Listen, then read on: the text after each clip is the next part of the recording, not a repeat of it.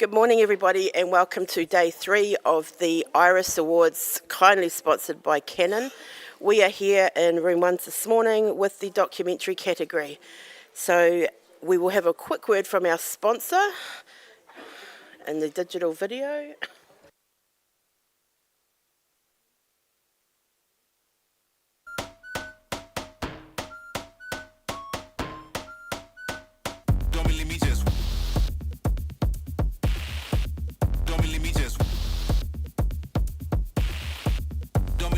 Watch. Thank you, Canon. Now, like I said, we're in the documentary category. This is kindly sponsored this year by the NZIPP. Yep.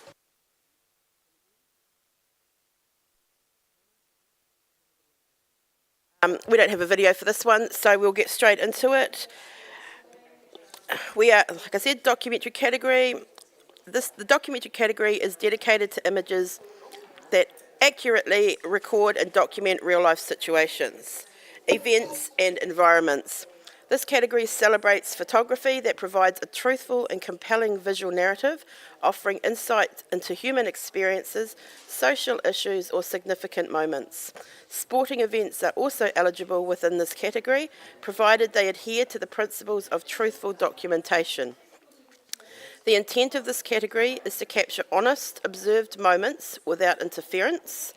Documentary photography should be a genuine reflection of reality with no staged or manipulated elements that alter the truth of the scene. The goal is to raise awareness, tell impactful stories, and foster a deeper understanding of the subject matter through powerful, unalterated imagery. Genuine images must be a true representation of real-life events and must be observed, not directed or staged. The photographer must not influence pose or arrange any element of the scene. If the subject has been asked to stand, sit or pose, the image must be entered into another category. This is a minimal editing category. These categories celebrate in-camera captures while allowing minor post-production adjustments that enhance the image while preserving the original capture. The entrant may utilise in-camera creative techniques such as intentional camera movement and multiple exposure photography. Only tiny distractions can be removed, ensuring the image remains true to the original capture. Composites are not allowed. Okay, judges. We have in the room today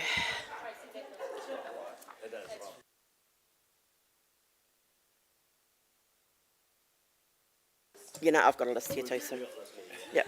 Okay. In our category today, our judges are Anthony McKee, Mike Langford, Johan van Kaan, Tanya Niwa, Joe Francis, Tony Stewart, Tony Carter, Catherine Williams, and Richard Wood, and Craig Turner-Bullock. Thank you, judges. Can we have to the table? Oh, run through, please.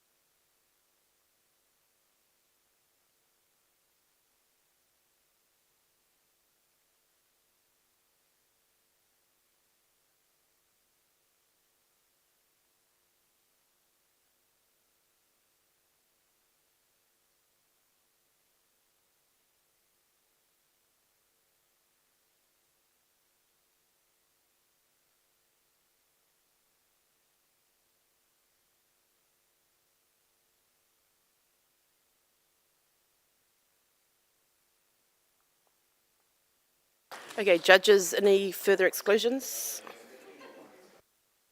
Okay, while we're waiting for that, welcome to the live stream viewers. We have Karen, Tony and Stuart out the back here helping us with the prints today. I'm Tracy Kennedy, and sitting beside me as assistant is John Foster. So welcome to the documentary category. Can we have Tony Stewart, Joe Francis, Johan, Anthony and Tanya to the panel, please?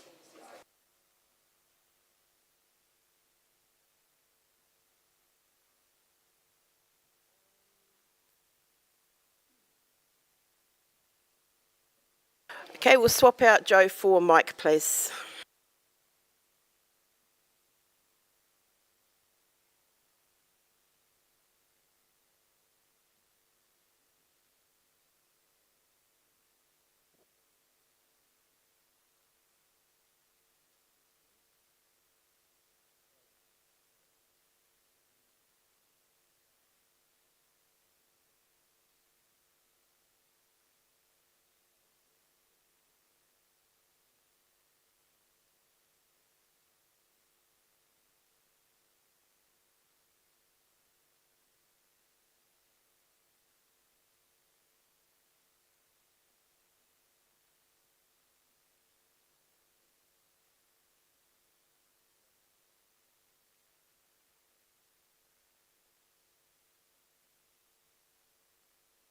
Okay, we've had the green light. Shall we have the first print, please?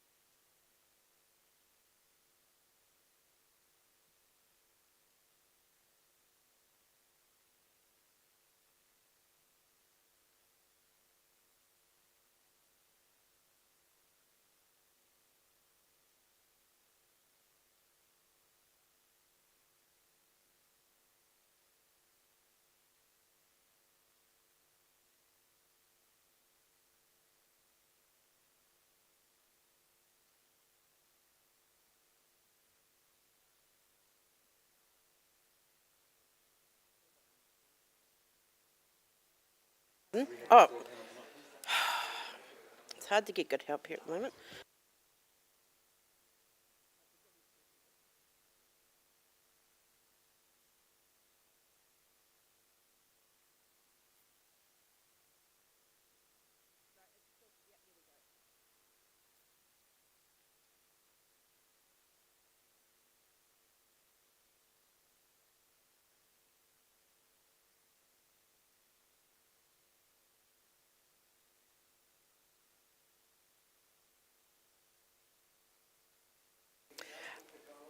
Okay, judges are all pretty even. We have a score of 82, silver award. Congratulations. Who would like to give some feedback? Mike? Incredibly powerful set.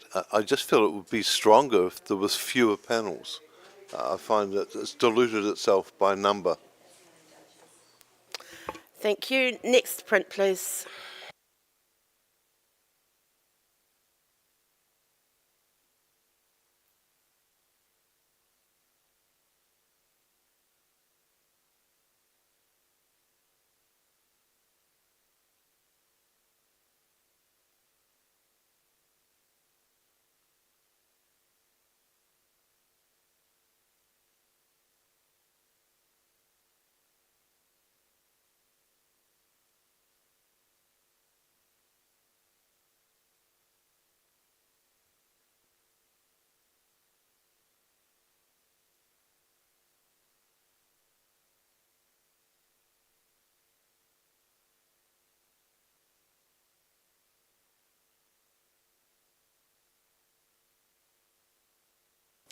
Okay, we have an initial score of 74, which is professional standard.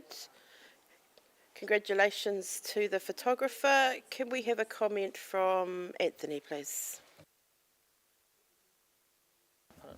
very well presented image, but and I'm looking for the story. I would like to see kind of like, perhaps if there was another person in the image engaging, or, a smiling person at the camera is, a fairly common image, like, show us that a little bit, get extra more, that's what I want to see. Thank you. Lovely, thank you, Anthony. Next print, please.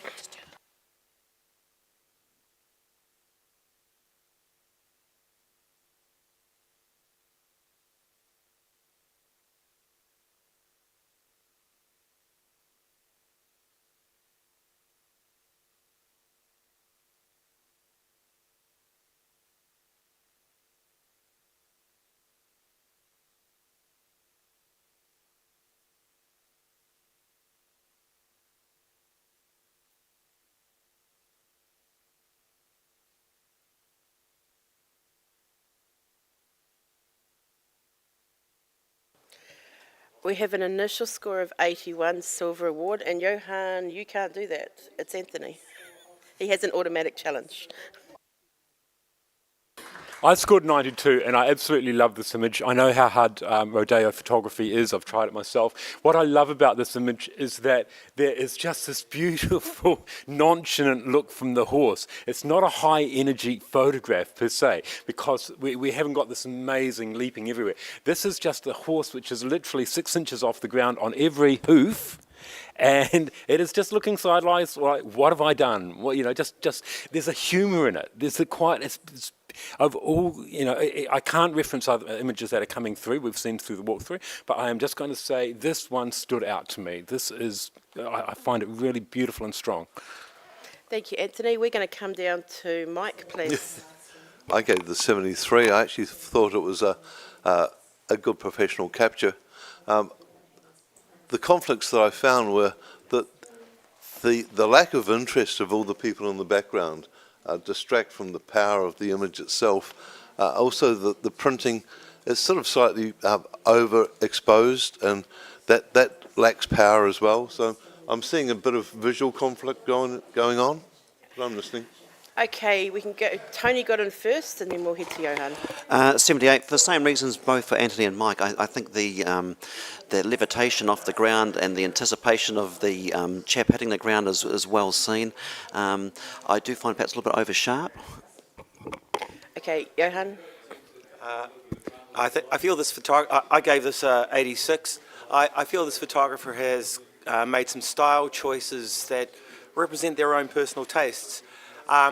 And I actually really like it because in a sunny environment it's allowed the photographer to capture the things that would otherwise need perhaps extra light coming in. I like the disinterest of everybody around the outside. It just shows the ridiculousness of what's going on and their lack of engagement. And I think there's almost a pattern form with everybody in blue denim with the white hats, and it's like an army. And then you've got this thing and this really live action happening, and the moment has been captured wonderfully because there is no contact with the ground. There is that sense of peril that's just wonderful. I gave it an 86, and I'm happy to come up. Okay, Anthony, back to you. Really quickly, I'd just like to say, yes, it is slightly over-sharpened. You have got those people in the back of the shot who are totally disinterested. If you've been to a rodeo, their prime focus is getting the next person ready for their event, so, for their run, whatever they're doing. But anyway, I want you to reward the moment, that quiet humour between the horse and the rider, and I think we can come up a little bit more and be kinder to this author, please. Rescore, please. Do I rescore? Good on you, thank you. I just put submit. Beautiful, done. Awesome, thank you. Don't tell anyone. Can you turn your mic off, please? Yeah, thank you. Okay, we have moved to 86, silver distinction. Well done. Next print, please.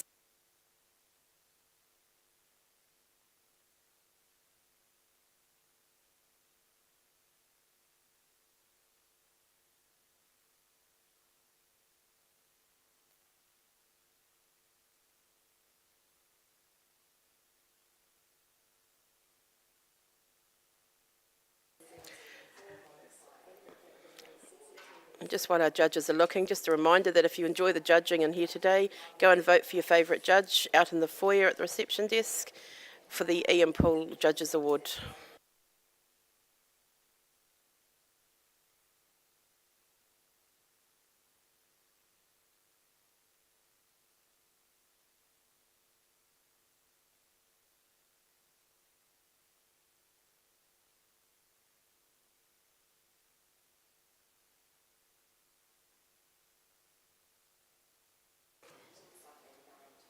We have a score of 86, silver distinction. Judges, you're all pretty similar. Could we have a comment from Mike, please?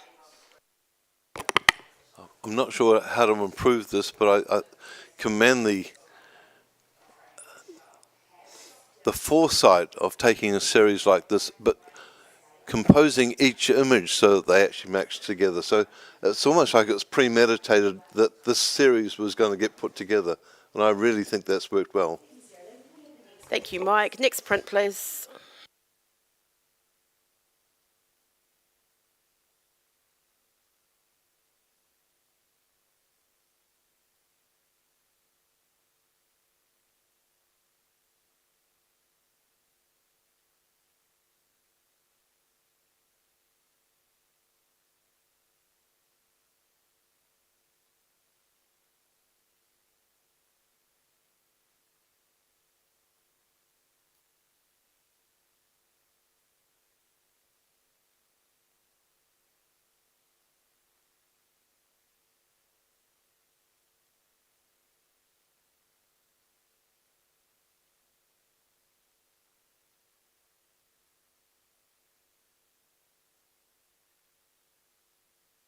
Tanya, can you put your score in, please?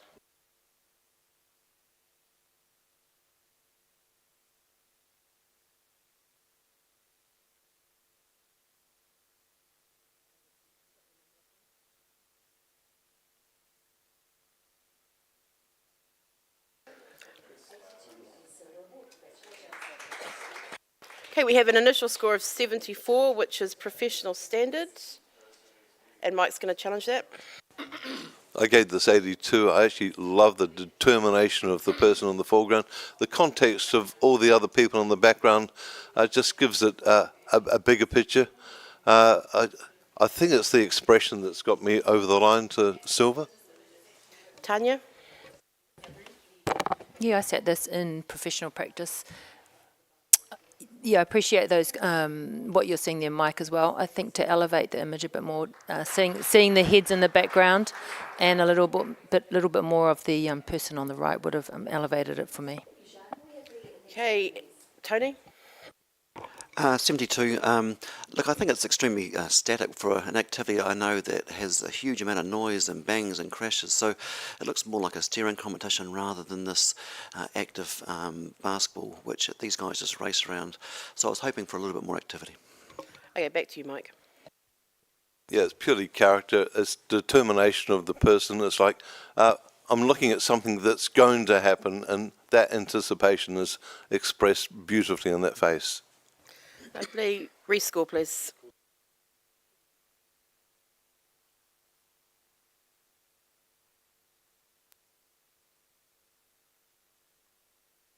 Okay, we have a score of 76, Bronze Award. Well done to the photographer. Could we have the next print, please?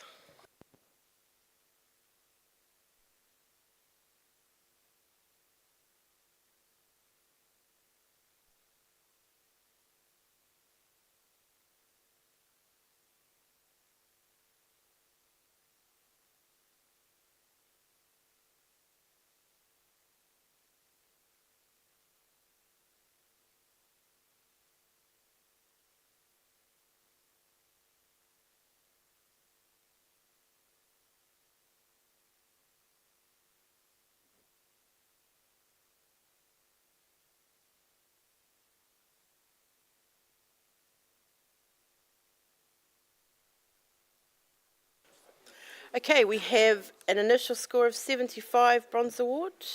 Johan's hand's gone up. Quite often when we're doing documentary style photography, we look at the people and the places and what's happening around. In this instance, the photographer perhaps has seen an image that has caught their eye, and without knowing what the story behind it is, they're telling us a story, whether it's the story of the event or whether it's their walking over the hearts of all the people. You know, it could be a protest. It could be anything like that. And I think without the context, it's harder for us as the judges, but I feel that within a context, this could be a powerful image. And I would like to applaud the photographer for, one, a beautiful image, two, possibly a potent story, and three, just stunning presentation. Right, Anthony, we're coming down to you.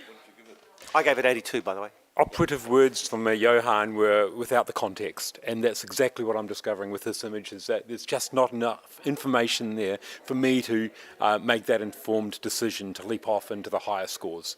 And I think there are days when we just need to see a little bit more information, whether it might be the back end of that boot, whether it be, my initial thought is whether or not we're looking at spilt hot metal or something like that, and but we need another clue in this image, and I would love to see that. What did you score it? Scored 68.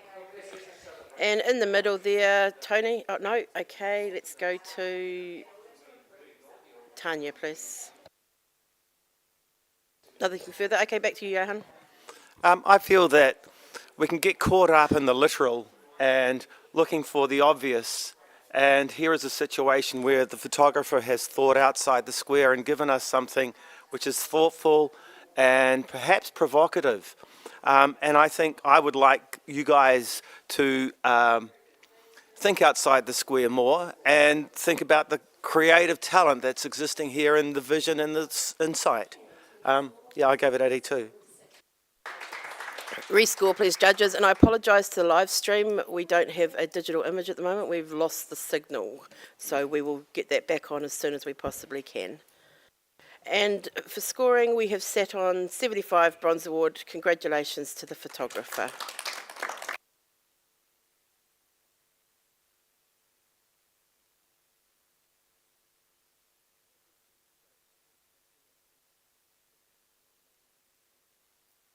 Next print, please.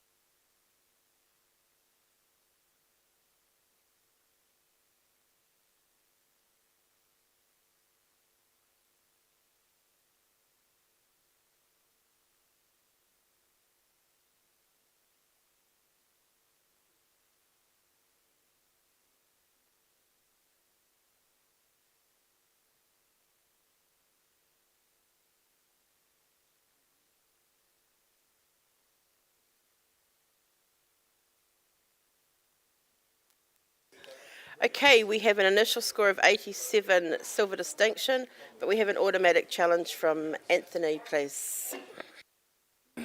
I've scored 91, and the more I look at this work, the more I'm convinced that it's a very strong, but in a sensitive photo essay. And we're looking at perhaps a collection that could quite easily be put into an editorial context to tell the story of people who have been evicted from their homes. I love the use of the light. There's some clever light play in there, and it's been really sensitively handled. Every image is actually a very strong storytelling moment. I love that shot near the top where we're just looking at a boat on water, and it's portraying the lifestyle that we would be singing, that these people love and enjoy. The story is telling us a lot, this photo, where we know that they're not living a lavish lifestyle, but they're living a lifestyle that we love. I've scored 91. Okay, Mike, we're coming to you at the other end, please. I gave this 84. I was looking for the element that tied them all together. You've said about eviction, you've said about lifestyle choices, but I don't see something that ties it together as much as you're suggesting. So I need a little bit more explanation of why this is a photo essay that's a very strong statement. Okay, and in the middle there, Johan. I gave this an 87. The story, Mike, I believe, is it's a community, and if you take note, the eviction signs are kind of all the way around, and I suspect that this community is being evicted, not just a single person. I feel the sadness of this image, of these images, of this documentary story. I'm a little bit confused on the design, and I do feel that the skies have been perhaps treated a little heavily, but I did give it a distinction of silver. Does anybody else have anything to add, since we're talking gold? Tony, quick. In terms of a little bit of context, if this is not the actual situation, it certainly mirrors one that is happening here in Canterbury at the moment, where is a multi-generational community based on sort of seashore that has been asked to move on by council and iwi, and they are claiming their ties to the land, and it's one of those things you can see the anchors through the maritime history. They've obviously got this rich affinity, but it's not fancy, it's ramshackle, but it's their homes. So they're clinging on for dear life to kind of say, well, this is what little we have, yet you're pushing us away. But there's also a little bit of a cunning reference there. I'm thinking a little bit with the house slipping down. It could also be a sort of a global warming sort of threat. Well, one way or another, you're being taken away at some stage. But it's their nostalgia that I believe that we're seeing here as much as anything. Okay, Anthony, back to you. Really quickly, the more you look at it, the more you enjoy the subtle moments in the picture. I love the dog the other side of the fence trying to come through just to make his own statement. I love in the top left of the picture that we've got that woman who's wearing a captain's hat, but she's also got that dressing gown on that with the love hearts on it. There's just, and the juxtaposition of that woman against a nice little pot-belly stove. Now, some of the design elements that are happening in here, as you look at this image, just keep getting better and better. And please, just give this a gold. Rescore, please, judges.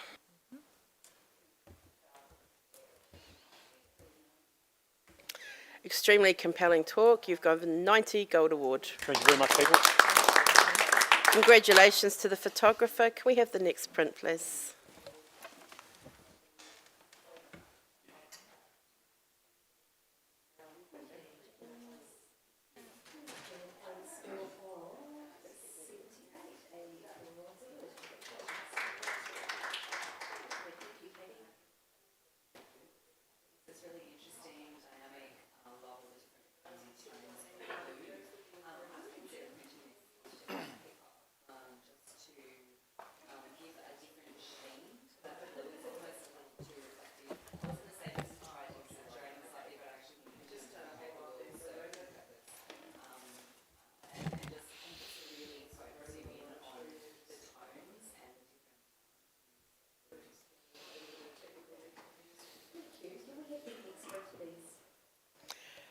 Okay, we have an initial score of 79 bronze. We're going to have to talk about it, so we're going to start with Mike, please. You're on a different level. I gave this 82. I actually love the whole anticipation of what's about to happen in here, both from in fact, mostly from the background interest of all the people watching. There's something that's really nasty about to happen, and I don't know what it is, but I think it's pretty uncomfortable. And we're going to come down to Tony Stewart. Only 4 points, actually, 78. I think this photographer definitely knows their genre in terms of anticipating the movement and the activity. I would have gone higher if I wasn't as distracted with the signage. It's a very busy compression of the main subject against the people and the signs. But the people make it because they're all looking in. But unfortunately, the signage is taking me away. And Anthony. I did score on 78. I will come up to Mike. The one thing I do love about it is I love the two hats in the bottom right of the pitch, and it's almost like leave your hat here. I do believe that to address Tony, the image probably could have been cropped a bit tighter to lose that signage at the top. But anyway, I will come up to 82. Okay, back to you, Mike. Oh, Yeah, look, it's a funny thing, but sometimes signs tell you that about the demographic of the people at events, and I think these signs add to that social element. So I think it's important. okay, rescore, please.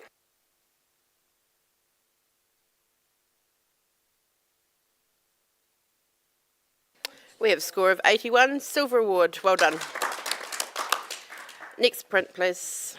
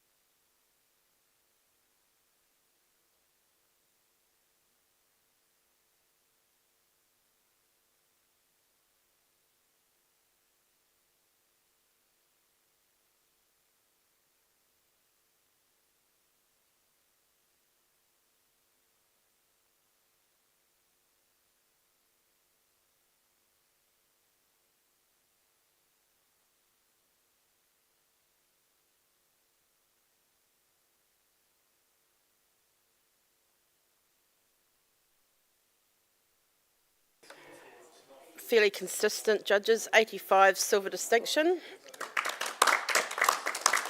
Could we have a comment from Anthony, please? I just love the darkness in this image. All these different, it's like a horror film genre to some extent, but it's just giving us all these little slithers of imagery, and every one of them's dark, you know. I just wouldn't want to be a sheep kind of like in that pen at the moment, wondering what is going to be happening at the next stage. Am I going to get a haircut? Am I going to get that other kind of cut? There you go. Thank you, Anthony. Can we have the next print, please?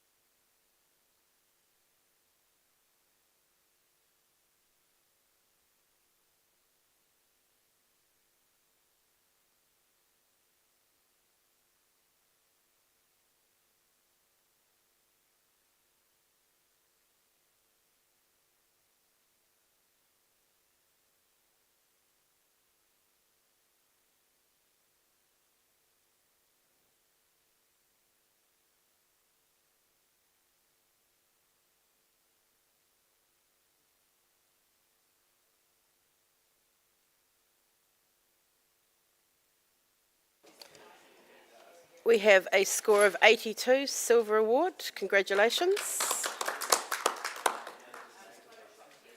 Can we have a comment from Johan, please? What a huge array of really interesting photographs. In fact, they're so interesting and so huge that there's actually too many, and there's quite a lot of chaos that comes out of this. The high contrast of the imagery also makes it very hard to rest within the photographs, but they are so fun. There's a lot of fun happening here. It's colourful, you get the message, and that is strong. Lovely, thank you. Can we have the next print, please?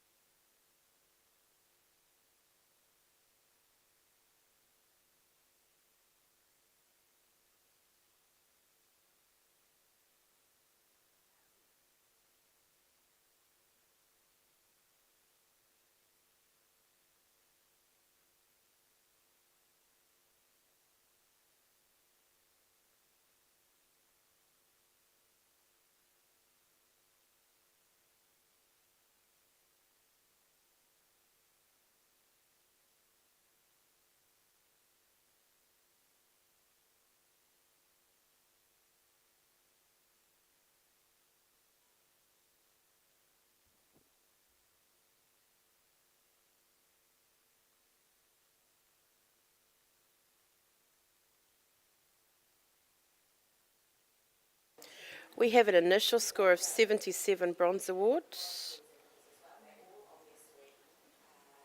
Okay, can we have a comment for the author from Tanya, please? Yeah, this image hits me with impact immediately. I scored this 82, but was happy with the overall, the bronze. Yeah, just a slice of life and just the what's ahead for these people really, really conveys a great message. Thank you. Can we have the next print, please?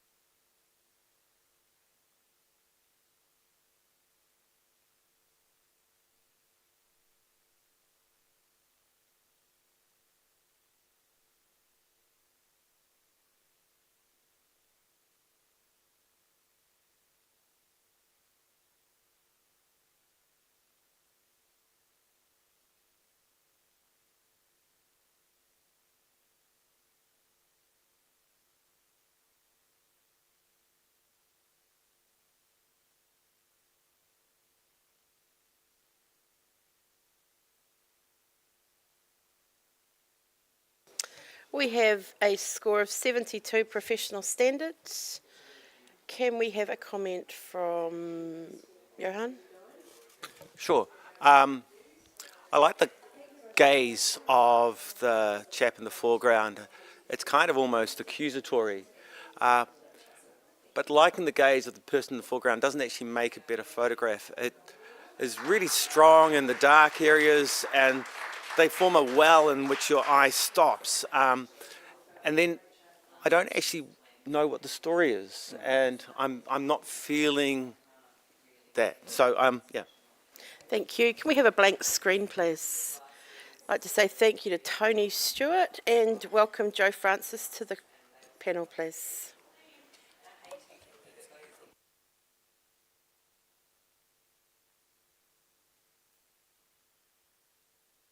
Right, can we have the next print, please?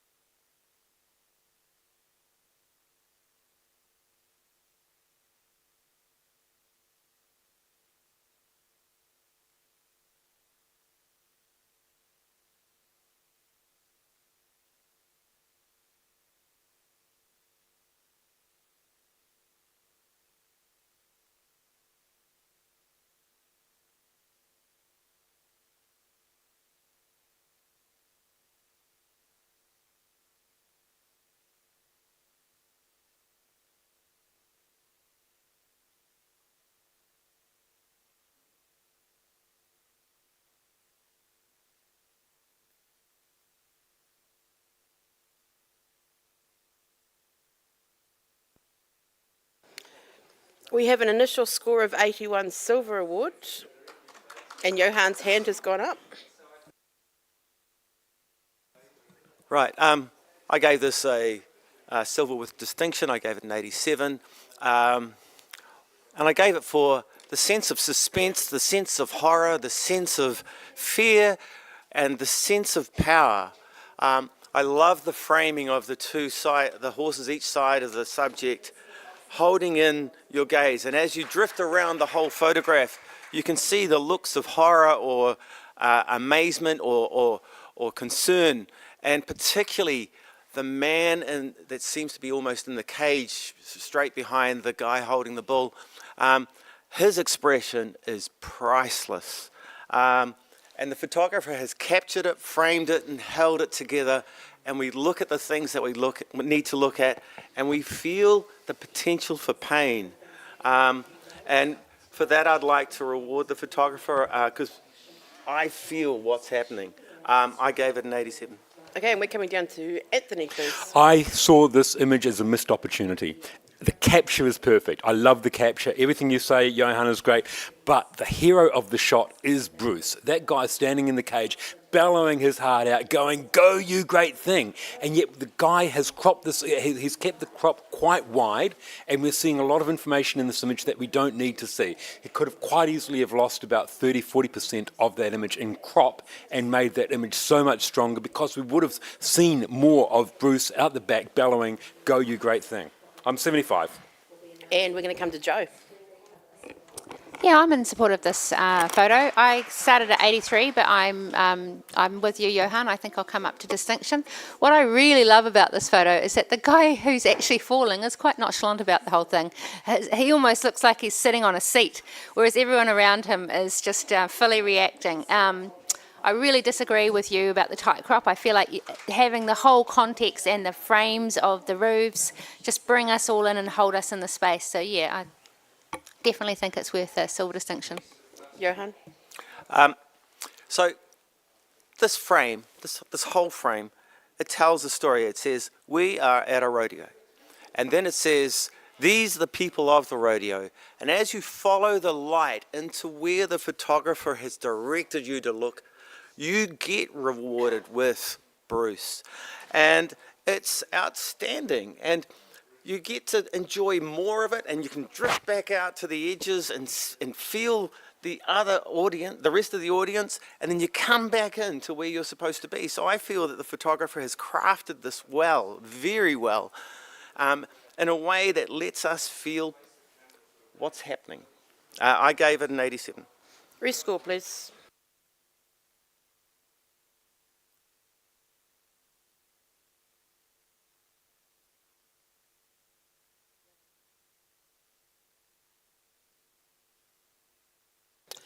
'87 silver distinction.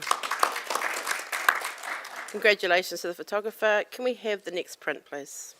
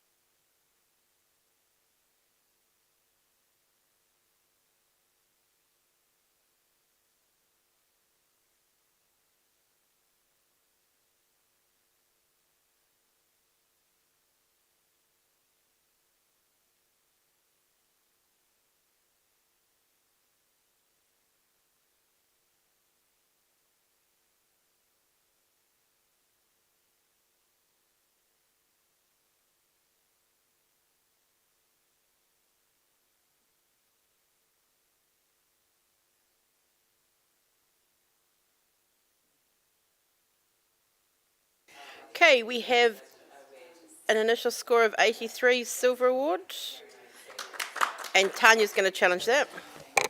Yes, I'm on silver distinction at 87. What a clever way to present us with blue as the theme of this series.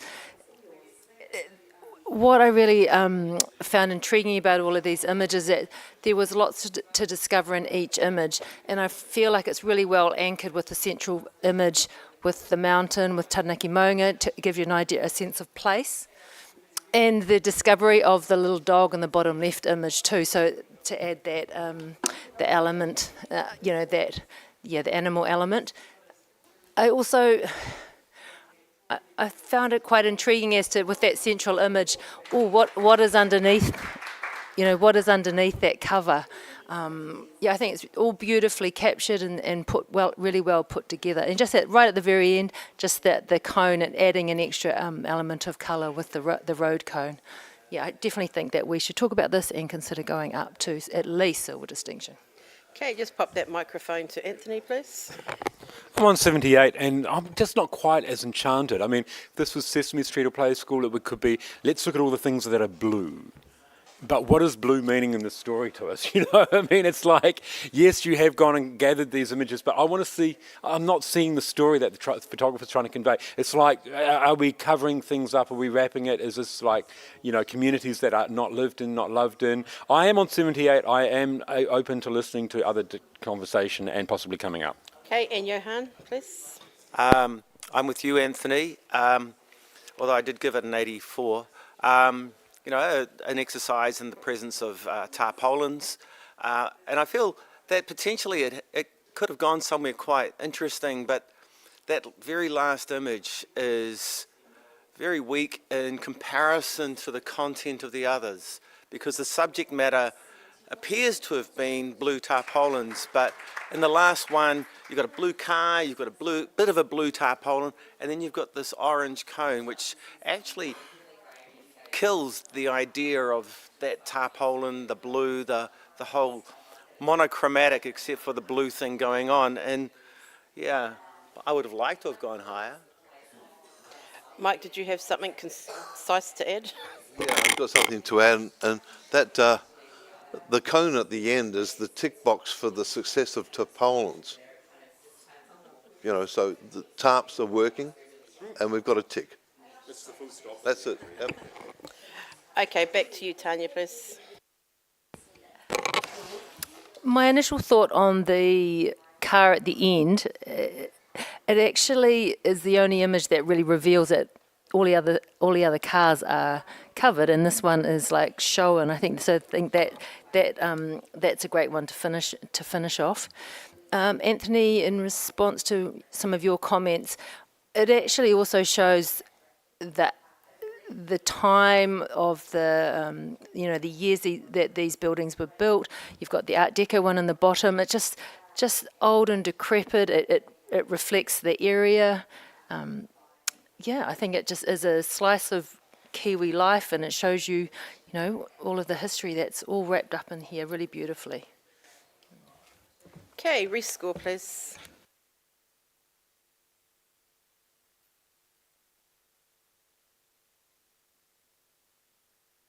'85 silver distinction. Congratulations. Can we have a blank screen, please? We're going to give Johan a break, and we're going to give Mike a break, thanks. And we're going to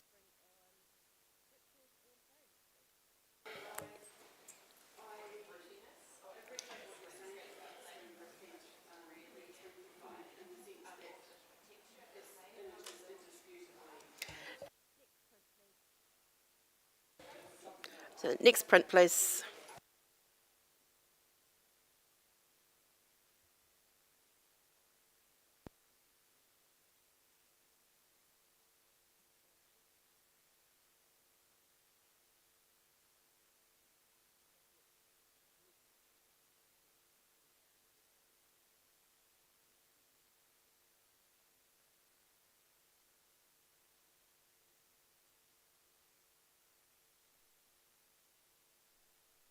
Judges, just wait to put your scores in. I've got a thinking problem. Well, I haven't, the computer has.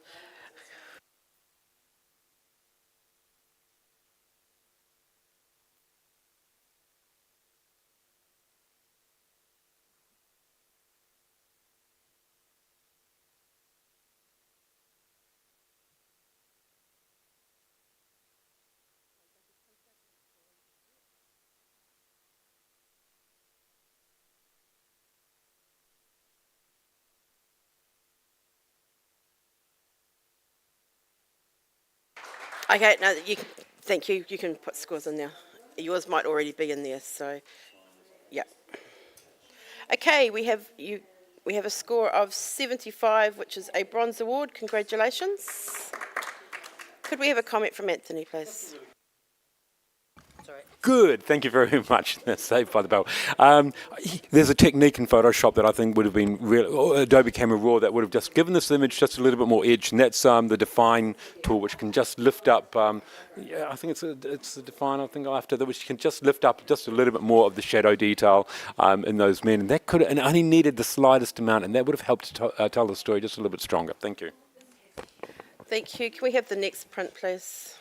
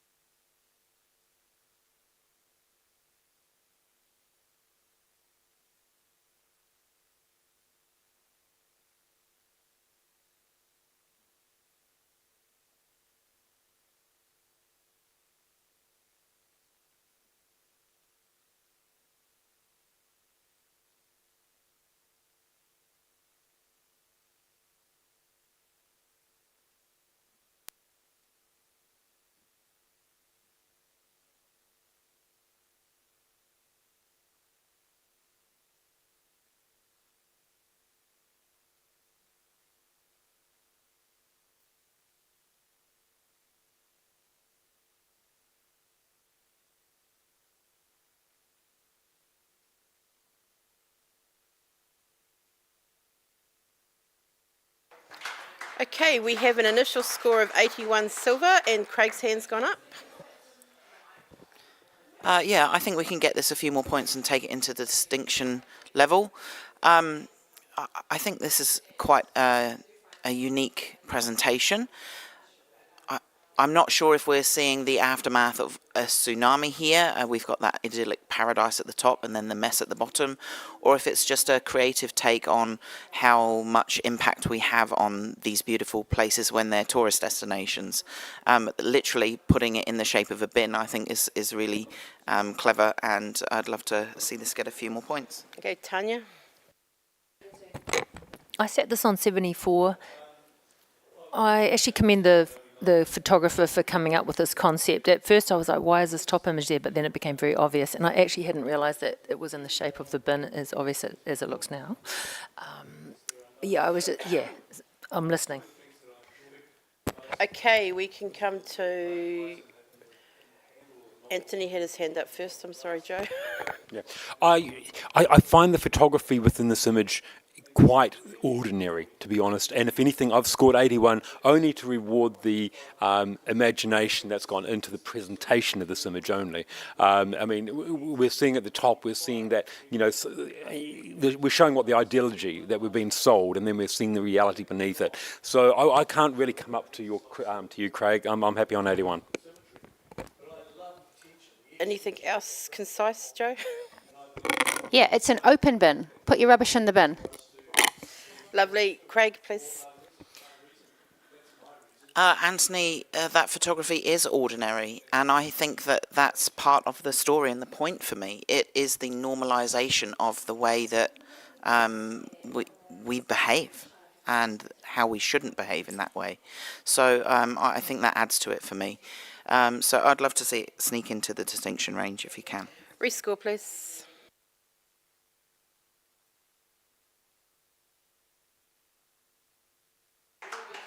We have a score of 82, silver award. Well done. Can we have the next print, please?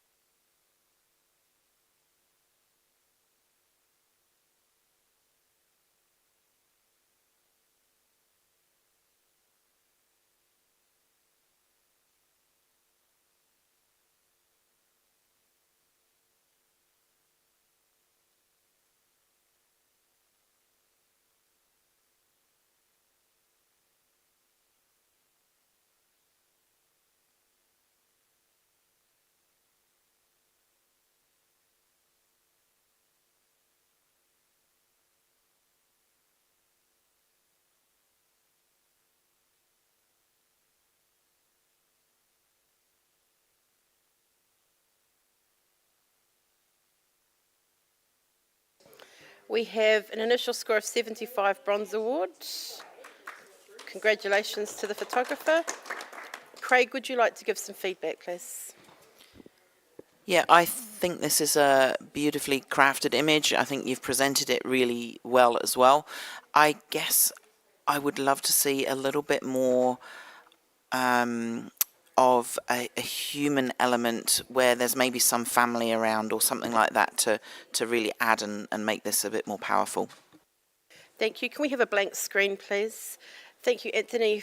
Go have a break. And Catherine, we'd like to welcome you to the panel, please. All right, next print, please.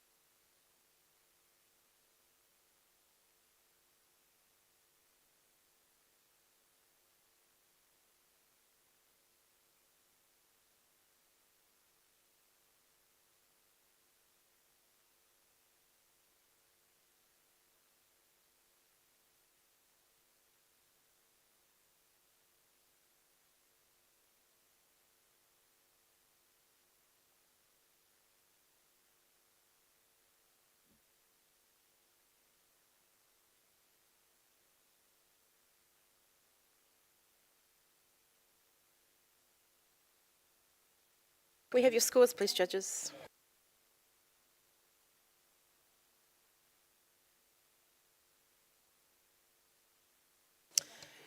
Okay, we have an initial score of 85, and Craig has an automatic challenge. I'm on 91. I think we all know what the story is here. And I have never seen it presented in this way before. You have that colour and the busyness and the hope, and that blue tone in that left image, which is kind of like the colour of medicine and hospitals and these life-saving people. And then you have the blackness of the loss of hope and the death of this animal on the right-hand side. And I think that's quite a powerful image in itself. And we should be rewarding this photographer for the unique and creative way that this story's been presented to us. Okay, Joe, you're at the other end. Yeah, I gave this a 78, and that's because I really struggled to read what the second image is. I looked and looked and looked, and I couldn't quite work out what it was. So for me, the narrative wasn't as clear as you're seeing it, but I will go and have another look, and I'm happy to rescore. Okay, sorry, Richard. Catherine got in before you. Sorry, Tracy, what's on currently? We're currently on 85, so you're right on scoring. Okay, so I was on 85, and I feel quite comfortable in silver with distinction. I think the right image is heart-wrenching and painful, and it does need the left image to give us some context, and so without that we're lost. But I don't find the strength of the left image. I don't feel that photograph is strong enough to bring me into the gold range, and I want to be pulled into it even more. I'm actually pulled more into the man with the blue coat on the right-hand side, the person with the blue coat. That is taking so much visual attention. It is taking away from that. The right-hand image, very visually arresting, in that the way the light is hitting, it feels like a tear, and it also feels tidal as I look above it. I think that's exquisite. But the fight, I can go up a few points, but I'm not in gold. Richard, did you have anything else to add? I did, but Catherine stole all my words. So. Okay. Right, back to you, Craig. I think I might struggle to get this one into gold, but I think we can definitely get it a few more points for its originality. I see that that dominant figure in the foreground, Catherine, as the person who's most desperately digging that sand to try and get this whale out of this mess. But yeah, let's rescore and give it a few more points. Okay, and Craig stole my words, so please rescore, judges.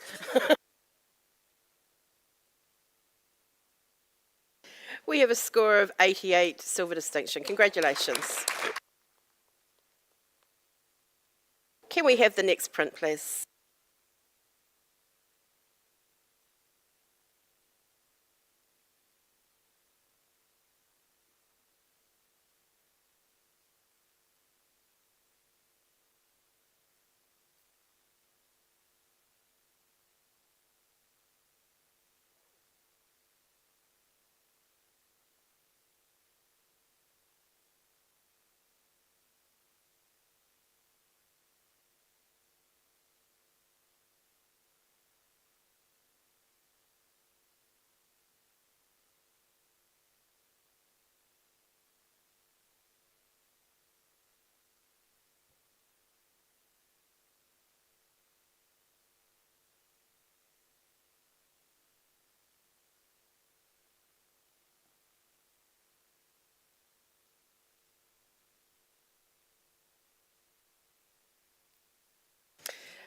Okay, we have an initial score of 79, and we're going to give it to Tanya to talk. Yeah, I scored this 82. I think there's an option to look at this literally for what it is, and then you could come back here and actually see that it actually takes on another shape of like a feather and a cross at the top. And I think the fact that the aircraft is actually not the main focus. It's actually what's coming out of the aircraft. I think it all works really well. The tension with the tight crop at the bottom and the space at the top works really beautifully as well. I think it's yeah, really well put together. And at the other end, we're going to come to Richard. It wasn't too far off, 78 and a bronze. Actually, I enjoyed it, but possibly not as much as the silver. But what I found intriguing was from here, before I stood up, it looks like a backlit feather or a piece of wheat, and you get up there and it's I guess the chafing of the plane. But yeah, so that was a little trick and play on my eyes, but I'm quite comfortable for what it is. Okay, can we move that microphone to Joe, please? Sure, I popped this just into silver at 80. I could be nudged up a couple more points. What I thought was quite intriguing is, yes, it is a feather, but when you get in there, against all that dark, there is the plane, and I think it was quite cleverly put together that the plane didn't get lost. Tanya? Yeah, reward it for its foresight, the vision that we see here of the two different shapes. I can't get the words out. Silver. Rescore, please. 81 Silver Award. Congratulations. Can we have the next print, please?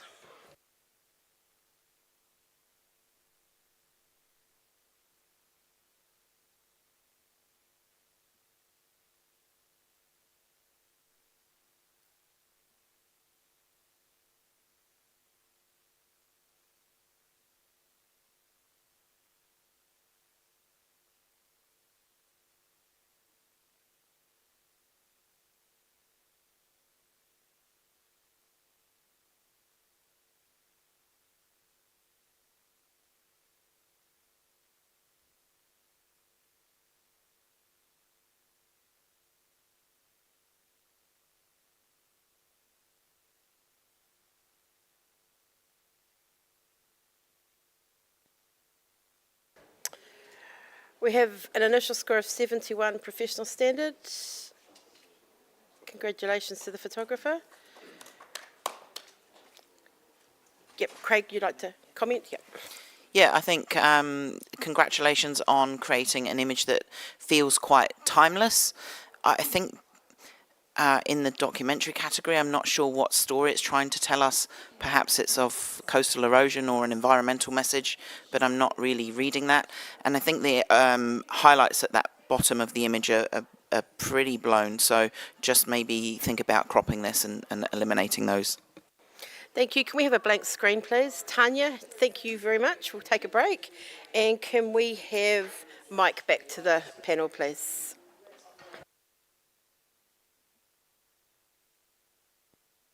Right, next print, please.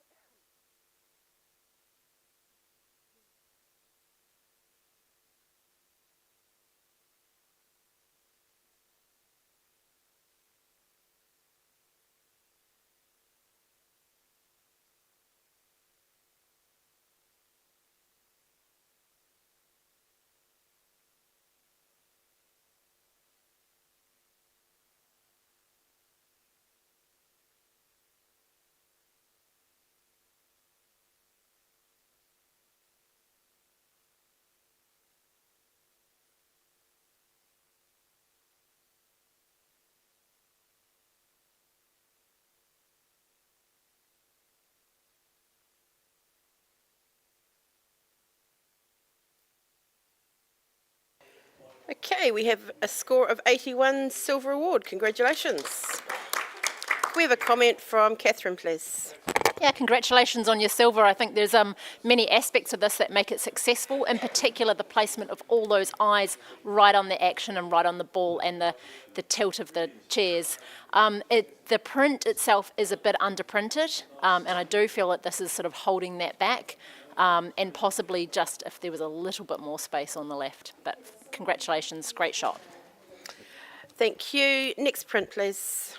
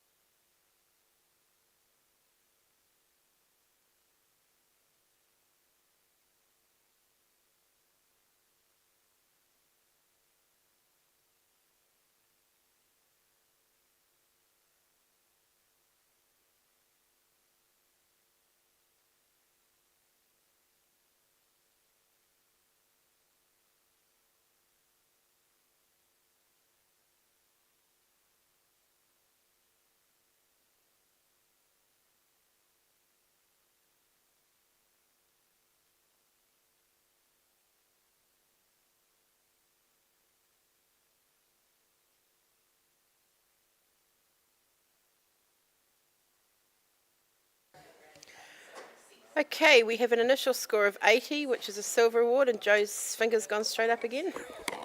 Yeah, I gave this 85, popped it into silver distinction. I just feel like there's so much dynamism in this photo.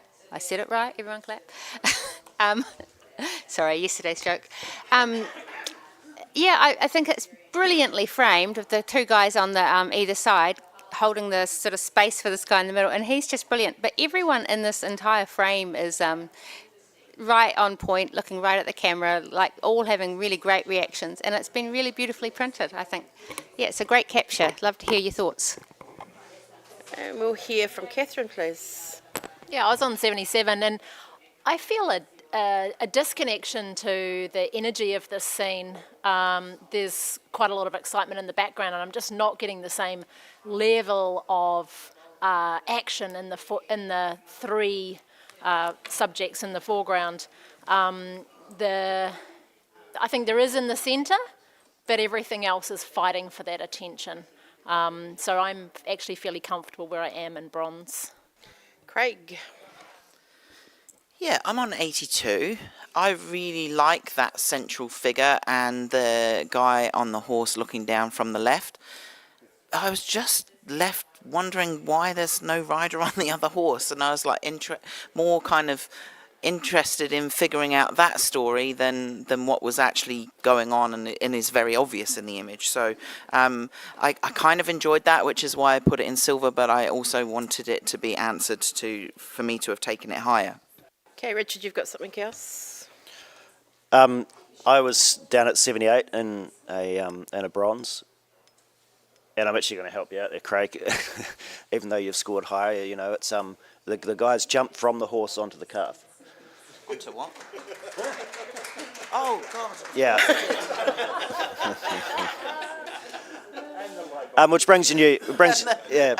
So that brings a new context for you. But I'm just, I guess I'm a little bit conflicted with, yes, the image is being framed by those two quite dominant horses on the right and the left, but I'm conflicted because my eye is also very drawn to them because they're almost more in weight than what's going on in the middle. But beautiful piece of action in the centre there.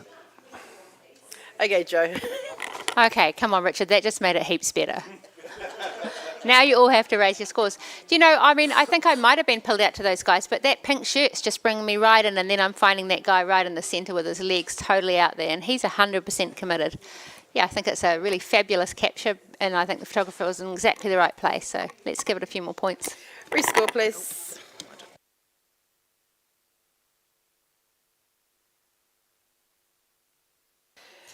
Well done, 82 silver award. Okay, can we have a blank screen, please? Catherine, thank you. And Johan, would you like to come back, please? Next print, please.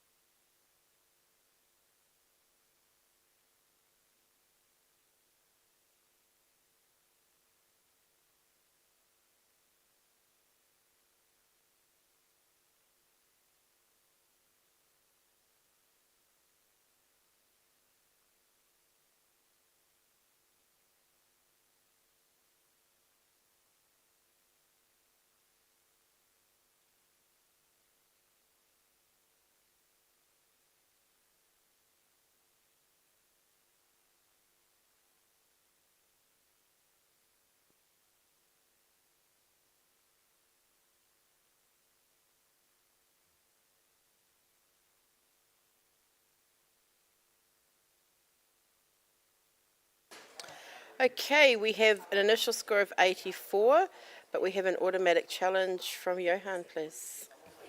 Okay, I gave this a 92.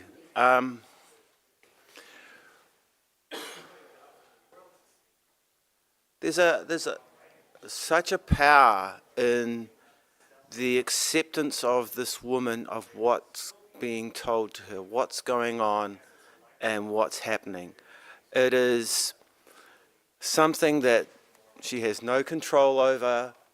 The photographer has brought in a subject in the background that we can probably assume is a person involved with this woman. Their solid but dropped shoulders reinforce that sense of acceptance of what's about to happen. And then just a small gesture from the nurse in the foreground. It's not a small thing, it's a big thing as represented by the length of those lines. Quite powerful storytelling. I'm very pleased that the photographer hasn't super contrasted this image and made us look at the photography as much as looking at the story. This story is powerful, strong, and well controlled. I gave it a 92. Okay, Joe, you're down there. Yeah, I gave it a 78, and I'm really glad you've challenged it so I can have a bit more time to sit with it. Yeah, I found the story very compelling. I see the man in the back as her partner, who's been her rock and her support. And I do love the fact that he is in the dark outfit, which brings us around the circle and then back to him as her support person. I don't really have anything negative about it. I guess I just felt overall it was a little flat as a print, and that kind of held me back a little. But yeah, I do find the story really compelling. So yeah, definitely listening. Okay, Mike, anything? I gave this 87. I'm definitely coming up to gold without question.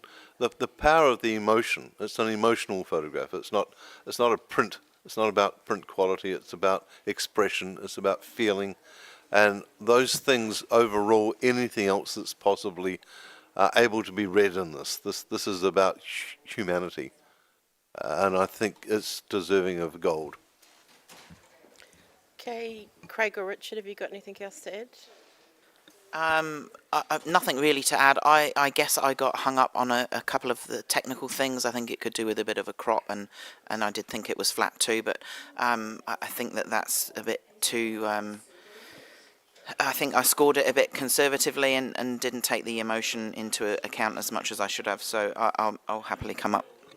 Okay. Right, we'll go back to Johan. I feel that the crop is perfect because you start from a space in the top and then go down to a very dark area where you can't go any further. And as you follow through, you start feeling resignation in such a way that this person is helpless, unable to change what's going to happen, but accepting of it. And how wonderful that the photographer has done. And the presence of that person, you know, there is very little dignity in what's happening, and it's just out of their control. Kudos to the photographer for doing that, and I'd like you to all resign to a score like a gold or something, if you could. Rescore, please, judges.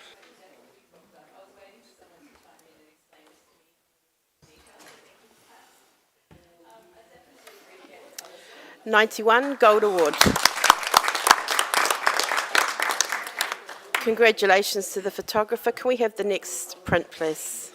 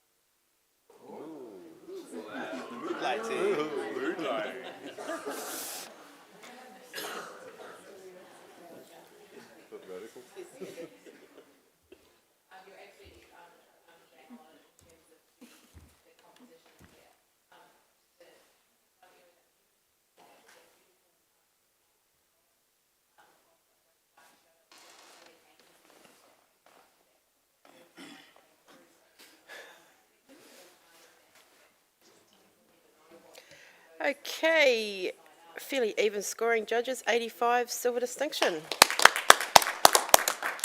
Could we have a comment from Craig, please? As RuPaul once or always says, we're all born naked and the rest is drag, which is, I'm sure, the intention of the drag sign at the top of this guy's image in his house. This is a really fantastic character study of somebody very comfortable in their own skin, and I enjoyed it for those reasons. I struggled a little bit with those blues. I think they're a little bit kind of, maybe the luminance has been pulled out a little bit too much. It's a little bit deep. And some of those highlights on his chest, I think we could have toned down just a little tiny bit. Lovely, thank you, Craig. Can we have a blank screen, please? We're going to give Craig a break and welcome Tony Carter to the judging panel.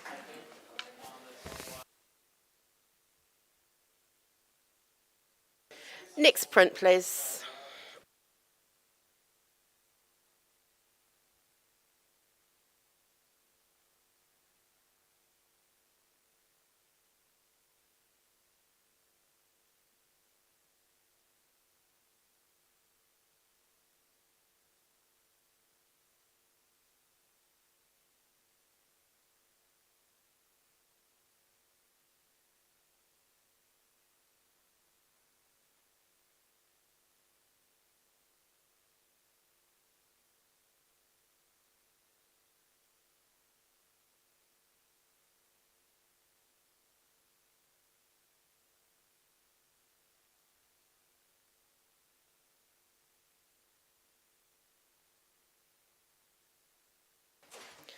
We have a score of 80s, and Joe's going to challenge that.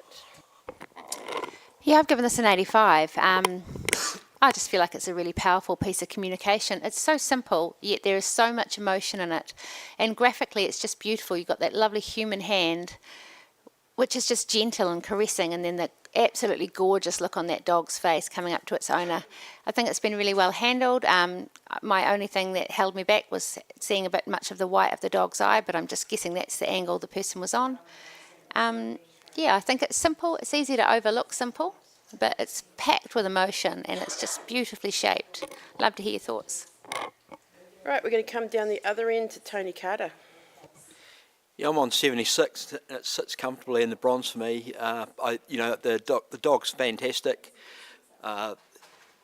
The person's arm and body language sort of feels like they've been told to stand there and do it. But probably the main reason that I'll probably stay where I am is actually the print quality in this category should be more honest, and it feels just overworked, and print quality is not really up to it for this category. Okay, Johan, you're there too. Yeah, sorry, I'm with Tony. And just another thing is, I wish the dog's nose was sharper, and in such a situation where control is so possible, it's a shame that it's not. I gave it a 78.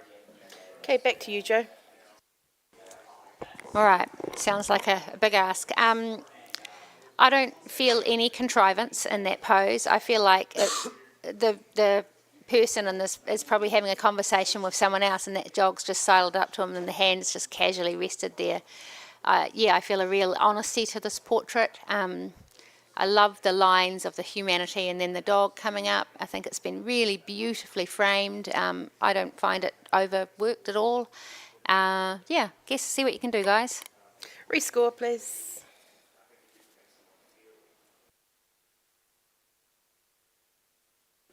$80 silver award. Well done. Can we have the next image, please?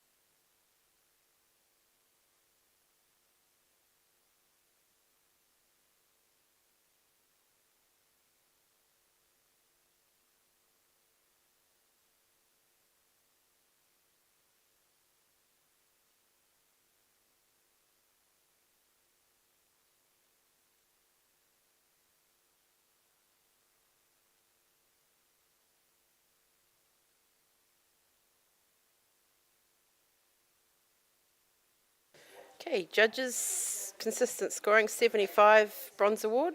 Congratulations. Could we get a comment from Mike, please?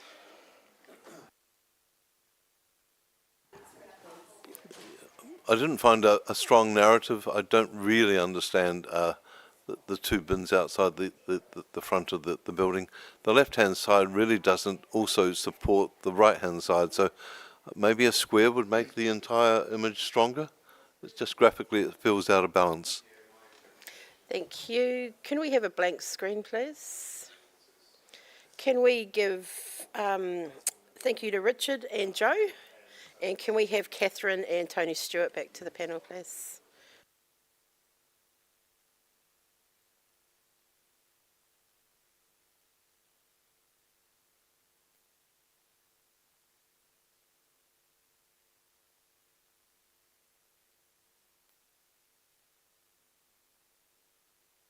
Right, next print, please.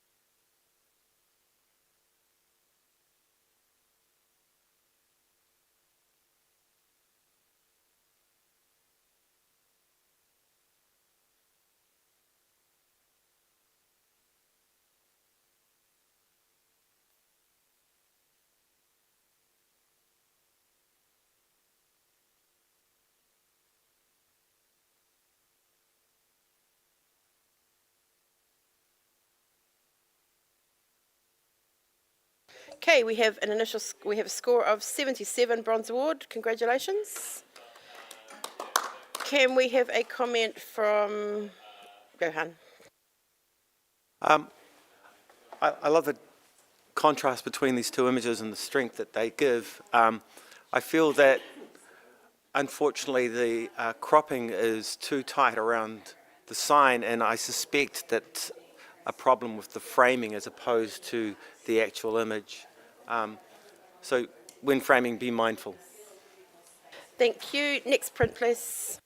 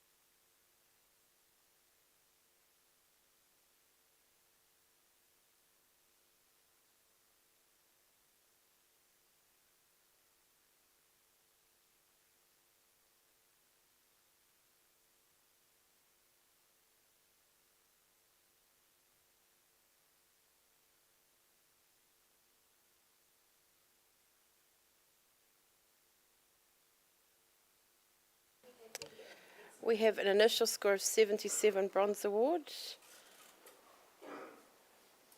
Okay, can we have, yeah, Mike's going to do that. Yeah, I gave this 82. I don't read the language, but I certainly understand that there is something very political going on here, and it's quite distressing. Visually impactful. I think the composition is very strong. I think everything about it's amazingly strong. I do find it distressing, but yeah. Okay, we're coming down to Tony Stewart, please. Look, I found the figure on the right. There's almost sort of the instructor. I'm telling you what to do here. You're going to be part of what this movement is going to be. I kind of enjoyed that element. I'm finding that the shooter itself is soft, so I find the technical execution with the elements that we needed to tie it together, the contrast I'm just finding it's not as tight from a technical point of view as I'd expect. Okay, Johan. Excellent. So I think it's not a photograph of the shooter, it's a photograph of the act of shooting and why somebody might be doing that. So it's not about the person with the gun, it's about the sentiment behind that. And I think that I gave this an 80, and I feel that the storytelling in this is quite strong, and the fact that we can't read the text makes us look into the context more and feel what's going on. And I see the narrative of the observer, and then they're almost disinterest, and then the tension in the shooting and the will to do what they're going to do is so strong. I think the photographer has presented us with a story for us to follow and, well, perhaps enjoy or feel something about. Hey, Catherine, you got something else to add? Initially, I was on 77 with this, and I felt a disconnect to the story, and then I realised that that was actually the intelligence behind it, was the disconnect from being a human being and how people can just cut themselves off. And I feel that there's actually quite a clever framing throughout this, with almost 3 panels, and even the fence line, which initially was a visual distraction, actually adds to that story. It does feel a bit chilling. And I'm going to go up into the next scoring range. And a quick word from Tony Carter. I agree with 4 this way, 3 this way, and I am going to lift my score to 80. Okay, Mike, back to you. I think the decision to actually make the sharpness in the background and the shooter is out of focus, and I think that adds to this entire visual story, and I think it's incredibly powerful. Please come up to a silver. Rescore, please.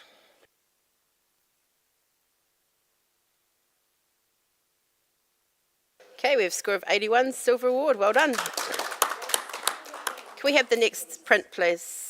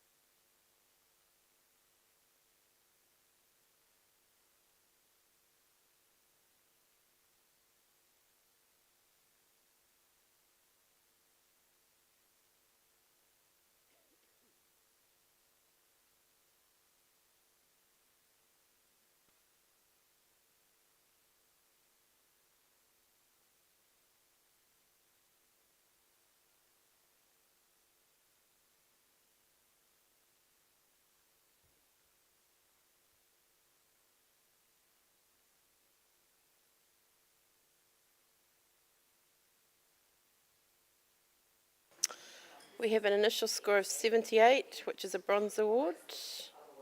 And Mike's going to challenge this one too. I gave this 80. I've only just scored a silver, obviously, but it's the space in here. It's the space that's giving this loneliness, this emptiness, this loss. It's about the space. It's about a time of reflection, a time of thinking, and the photographer's given us the space to do this in. And I think the power is in its lack of power. The power is in the absence of clutter.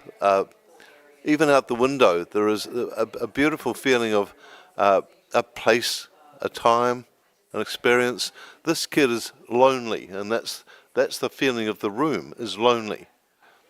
I think it's worth the silver. Okay, I have to come to Tony Carter first. Johan? Yeah, I'm on 74. I will come up into the award range, but I think something like this should feel like it's about connection, but it feels disconnected. I guess we all know what's going on, but there's no real feel to that, or no hint of what what this person is looking at. I just feel like it's an exercise in graphics a wee bit, which I don't mean to be that disrespectful, but I will listen. I'll be coming up into bronze, but if I hear a few more arguments, I might move up even a little bit higher than that. We'll just sneak into Johan first, Catherine, and then we'll go. I agree with you, Tony. I gave it a 76. That sense of connection could have been so much stronger with just the smallest and slightest of rays of the camera so that you could see where the boy's hands lay. And it's the laying of the hands which is the connection that you're not seeing. And that's the thing that we should be directed to by the photographer. And it was possible. And I feel that the photographer has missed that. But I still gave it a bronze. I gave it a 76. Okay, Catherine.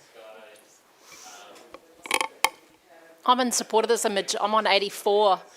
I feel that the story is not connection, even though there is connection present. This is the business of death. This has got a clinical, cold and uncomfortable feel for me. The positioning, the intentional positioning of the photographer is like the legs of all those crisscross legs, the chair legs. There's just a coldness and an emptiness in this that did bring a tear to my eye, and it was because of disconnect, not connection. I think that is the story, and I think everything leads you to that, you know, even the downlights at the top, you know, everything's just empty. And I feel that emptiness in that boy because of that. Okay, Mike. Thank you, Catherine. That's perfect, absolutely perfect. So it's loss. In terms of angle, Johan, if you came up, all of a sudden you'd have a candle stand coming into someone's face. The elements are all separated, the boy's head against the city in the background. Everything's sort of placed quietly. There's no jarring elements in here. The photographer has stood back and allowed us to feel it. He hasn't made us feel it, which is a slight difference. It's a different way of working. And I think I've scored this a silver because I haven't been told to look or feel. I've been allowed to look and feel. Rescore, please.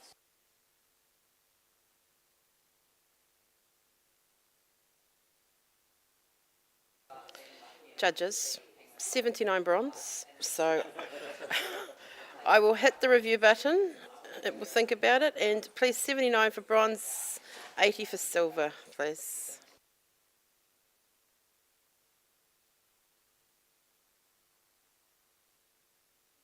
A 79 bronze award. Congratulations to the photographer.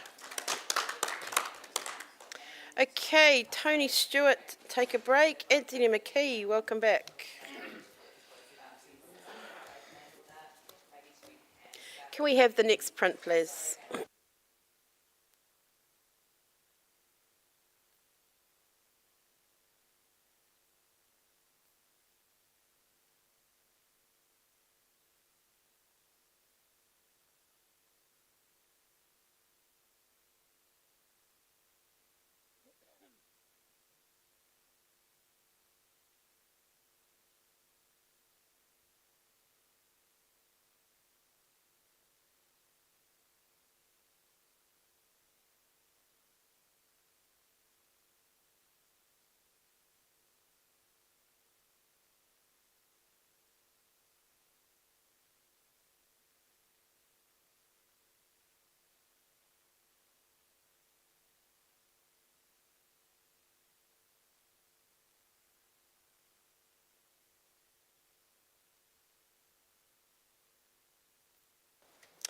Okay, we have an initial score of 79 bronze. We're going to have to talk about this or challenge it anyway.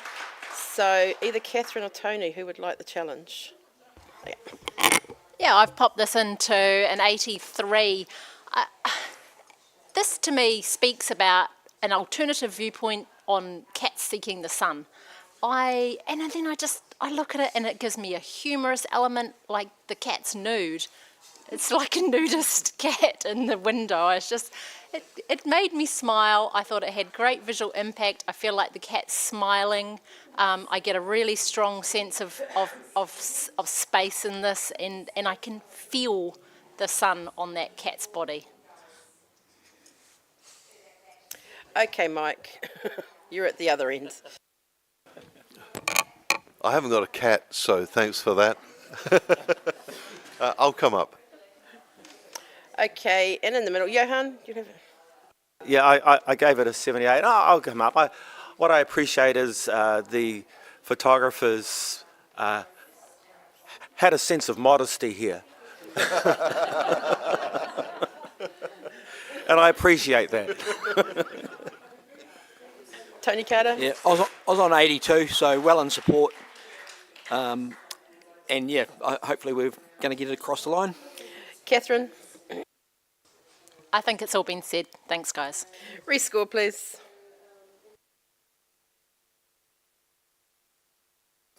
And a modest 82 silver award. Congratulations to the photographer. Next print, please.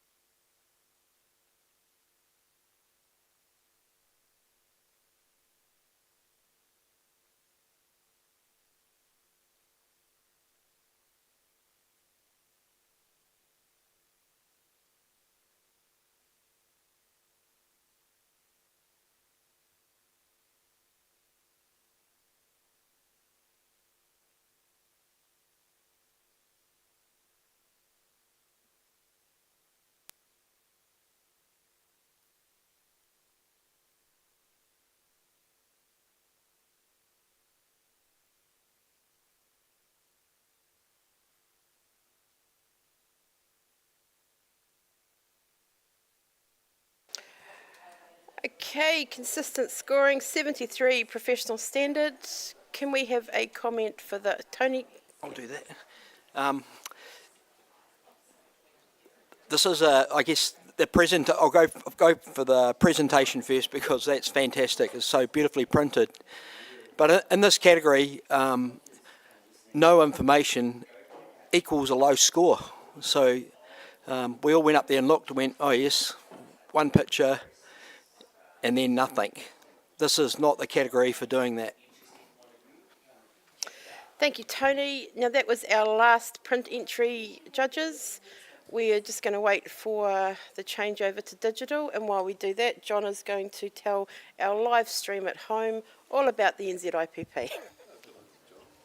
Thanks. Yeah.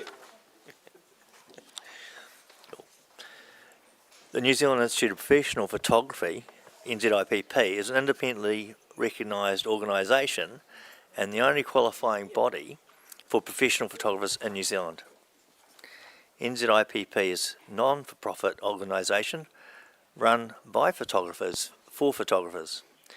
Established in 1938, we have a great appreciation for the history of the industry, coupled with a huge vision as we move forward collectively. Our aim is to encourage and cultivate friendship, collaboration and sharing of knowledge between members, alongside setting standards in technical, creative and business practice.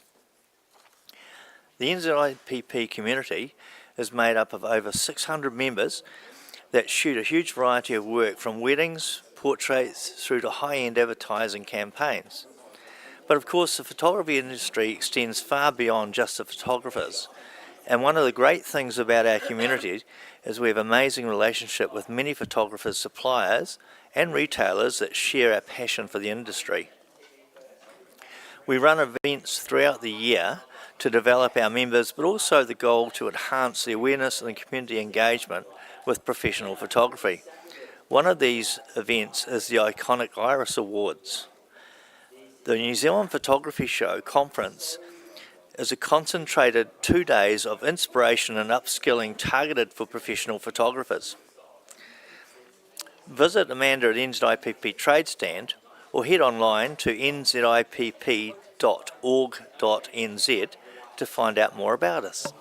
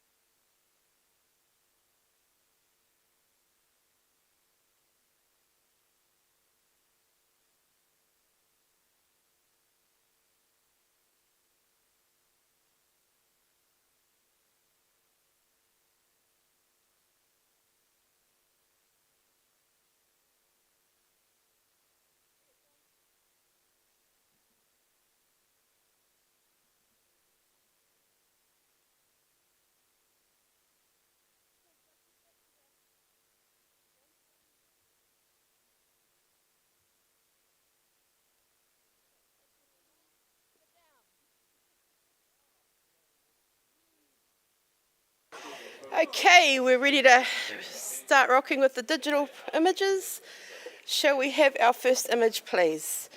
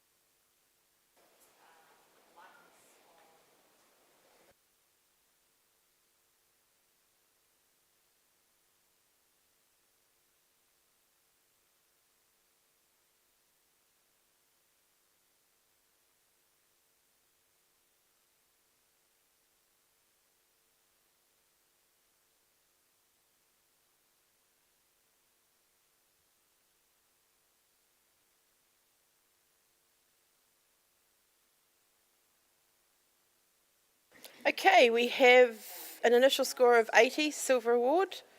And Johan, yes? I gave this an 88. Here we have a wonderful story, and it's very obvious what it is. It's us versus them. And the way that it's been presented is fantastic, in that on one side you have let's call it strict order, and on the other side, I'm going to call it chaos, but I don't mean that in a derogatory sense. I'm talking about an energy.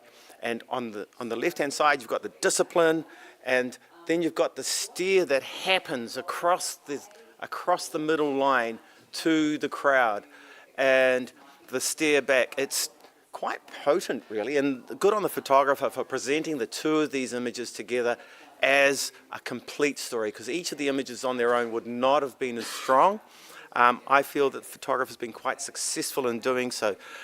80's good, but 88's better. Okay, Tony. Yeah, I'm on 73. I think it's incomplete. I don't see complete at all. I don't see the storyline. I just see two different crowds. I think that the shot on the right is quite powerful and you do get that energy, but there's no context around what this is actually about. So it's not really telling me a story at all. Okay, in the middle, Anthony. Microphone, please. Good on you, thank you. I do get the them versus us. Totally fine on that. But the right-hand image, yes, it's strong. Everything's working for it. The left-hand image, I'm looking at that woman. She's got her eyes closed a bit. We've got a guy waving, but we really can't actually see his face. The policeman there is quite a strong symbol, protecting them to some extent. But just there's not enough. It's just not a very good capture on the left-hand side. I just feel that's letting the side down. I'm on 82. I'm happy where I am. You got something quick to add, Mike? Yeah, I think it's important to know that the left-hand side is the acting Prime Minister of Seymour, who's just behind the chief with his hand up, and that is the visual protest. That is, I think you need to know a little bit about what's happening politically in the country to actually give this some context. So, thank you. Very much us and them. The political side, with their eyes closed, not hearing and just being, and then let's call it the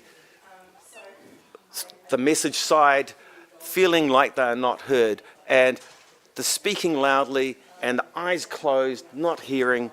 I'm not really listening. I'm just here. I think that's quite a strong message. I gave it an 88. Okay, rescore, please.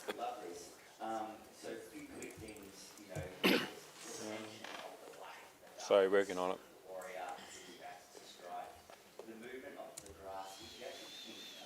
83, silver award. Well done. Can we have the next image, please?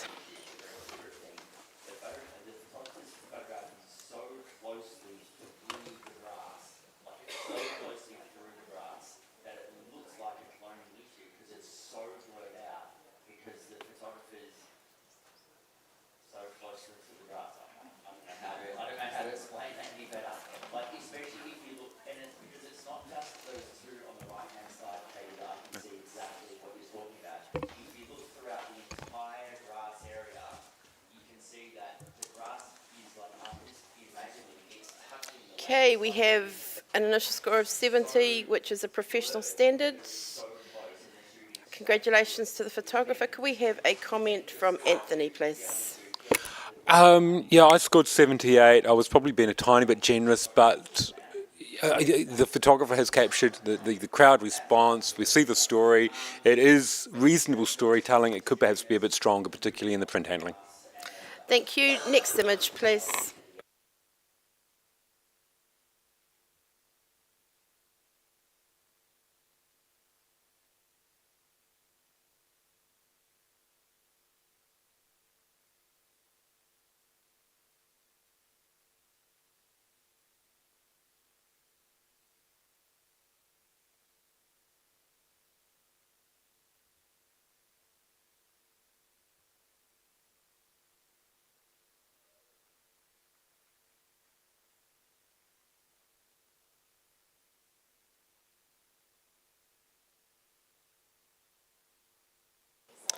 We have a score of 71, which is professional standard. Could we have a comment from Johan, please? Good freezing of the subjects with the exposure, with the shutter speed. That gives the image strength. I like the flow through from the left through to the right. I feel there's a lost opportunity there to make something with the shadows that come out of that. And I'm kind of lost on why it's, yeah, the documentary part of this. Yeah. Thank you. Right, we'll just have a blank screen. We're going to say thank you for the moment to Johan and Mike. And could we have Richard and Joe, please?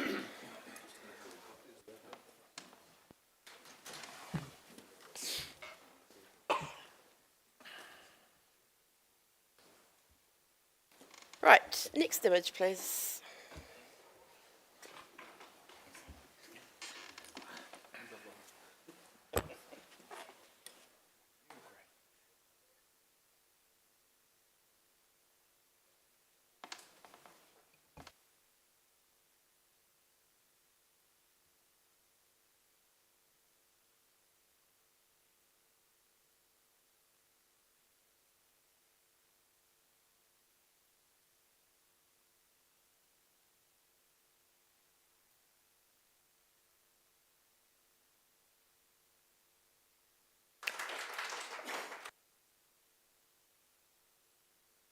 Okay, we have a score of 69, which is professional standard. Could we have a comment for the photographer from Tony Carter, please? I knew I shouldn't have pointed at Craig on that last one. The composition of this is quite strong, with they're heavily weighted towards the bottom. I'd watch your exposure and just the storytelling aspect of this is just a little bit lost, but yeah, and just control your highlights. Thank you. Next image, please.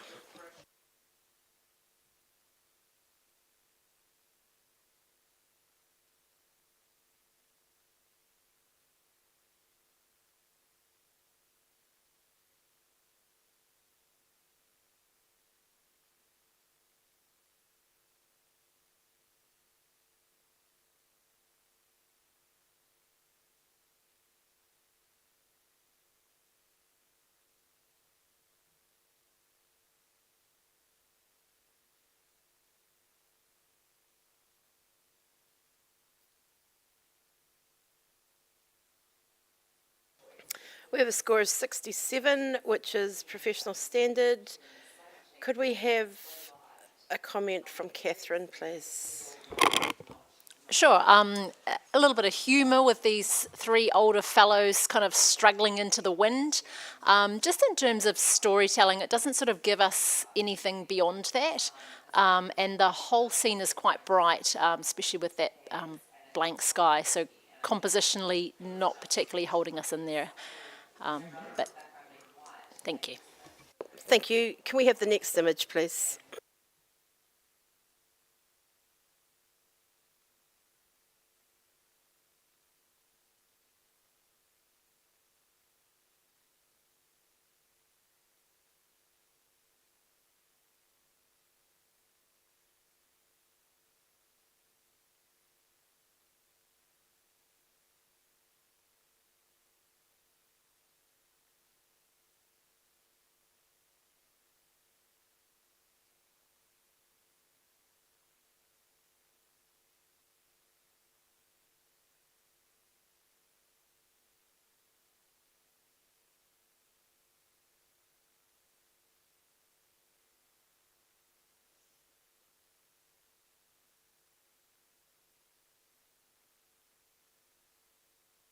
We have an initial score of 84, which is silver, and Catherine's got her finger up.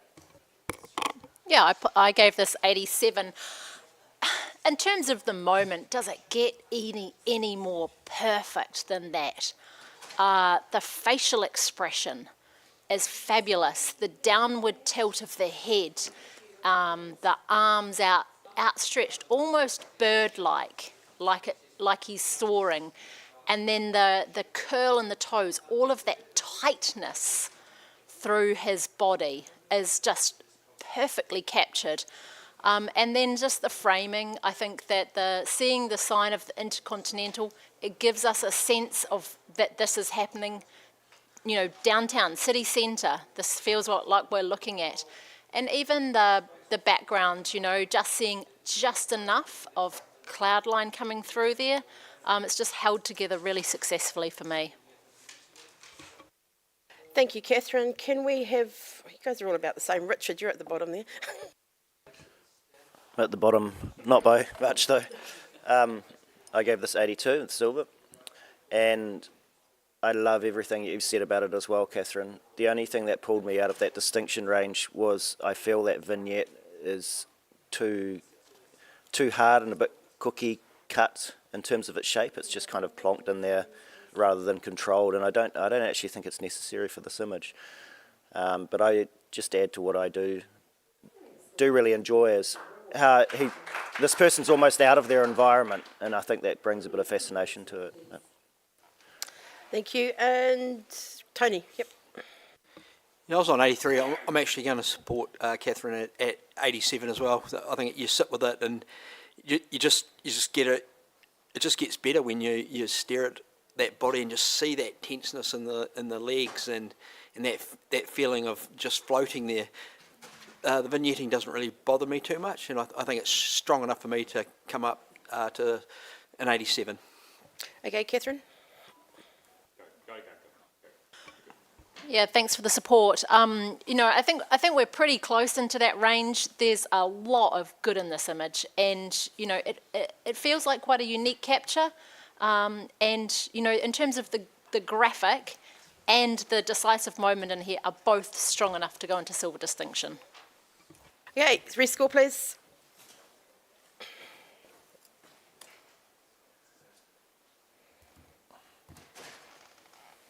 '86, silver distinction. Well done. Okay, blank screenish. Can we swap Tony Carter? Chris is looking for you. And can we have Tanya to the panel, please?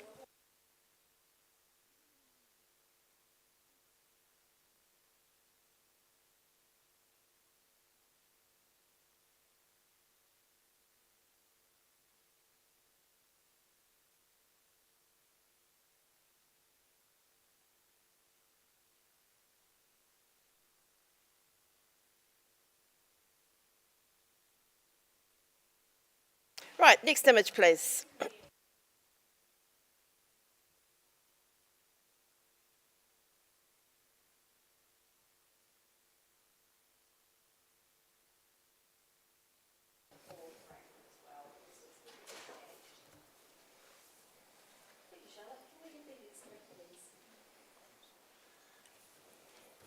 Tony Carter's gone. Oh, you want to hang on? It's just thinking about it. Yep, right, you should be good.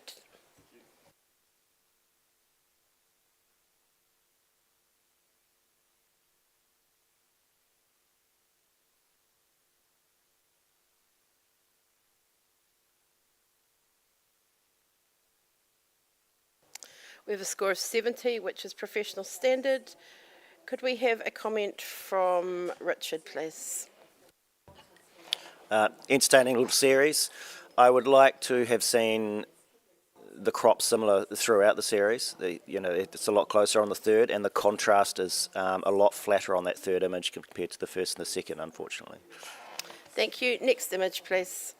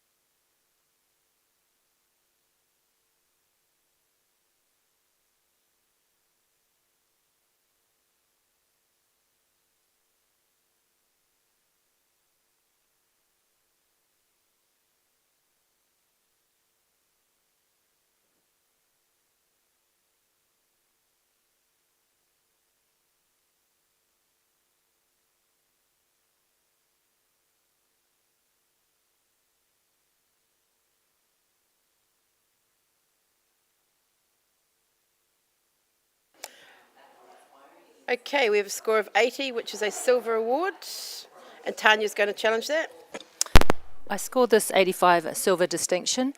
I think it's a really great reflection of a moment in time in our country. It shows, that Auckland City is stopped for that time for these people to cross over and express how they feel about the Treaty Principles Bill. The people on the right, there's a lot of interest in the image on the right. These people mean business. And the left shows community and everyone congregating perhaps afterwards to listen to what may be spoken about. The fourth image, I was a little conflicted as how that one ties in. However, that was resolved by thinking of indigeneity and connection to whenua, and then with that cityscape in the background, just to set it in place as to the location. I think it's a really powerful series of 4 images, and ask you to have a chat about it. I have to come to the lowest first, which is Catherine. Yeah, I was on 74 with this, and I feel with this, it is actually the knowledge of what is happening here that is giving some sort of emotion, but not the photographic content. To me, protest is charged with emotion. It is charged with passion. It is charged with all sorts of things. And I don't see that here. I see, yes, the street is stopped, things have shut down, but I see the entirety of the 2 bottom images are the backs of people. There's no emotional content there. It's not giving me the breadth of emotion that I would expect, and the sort of the closest of the people in there. So that's why I'm sitting where I am. Okay, Anthony, you got in there first. I'm on 84. I hear what you're saying, Tanya, but I cannot take it into the distinction range because, sadly, for everything that Catherine has said, this image, it's the photographer's decision to give us a multiple image display, panel that has brought it down. That top right image, we'd have been talking gold by now, but he has put those bottom 2 images there and it's just brought the whole thing down. I'm on 84. I'm comfortable where I am. Okay, something quick, Joe. Okay, so I was on this march, and this is an exact representation of what it was actually like. It was peaceful. It wasn't full of charge. There were little bits that it was, but a lot of it was just about community walking together. And that was what I feel like this has encapsulated what the spirit of this march was about. I was on 80 and I was shy. I'm going to come up to distinction because I feel like as a piece of storytelling, there was a peaceful start and then there was a walking home at the end. And in between there was community, community, community. And I feel like this has really, really caught it. And Richard, you've got something a little extra? Just something that's probably a little bit different. I actually really love the final image on its own. I think it's really strong. It's that peaceful walk home after the big event. They're in the land against the backdrop of the big Auckland city. But what I do struggle with is the lack of any emotion on any faces, or the lack of faces. I want to see more passion, more emotion, or what's going on. And I question the order. But I definitely do commend that last image. I actually really enjoy that last image. Hey, Tanya. Yeah, thank you for your comments. I was actually in another country when this was happening, and I feel this actually, the series of 4 makes me really emotional. The whole idea of it was that it was to be peaceful and that it wasn't to be aggressive. It was to show that we've come so far as a country, and yet we have a political party who want to digress. And I think this just says it very quietly. The people in the front, there's some the expression on the little boy's face in the top right-hand image, he's there with his family, and people of all ages were involved in this. I can see that here. It tells me that story. The right image at the bottom really has also really sat well with me now as I look into it further. It sort of it shows different generations. You can see by the shape of the figures and the clothing that they're wearing. It's intergenerational. There's a little child at the top and the shoulders, there's an elderly figure at the left. I think it just ties in really beautifully, and I'm really thrilled that you also were able to give it context in the world that I live in. This was the most powerful event of the year last year, and congratulations to the photographer for documenting it quietly and powerfully. Rescore, please.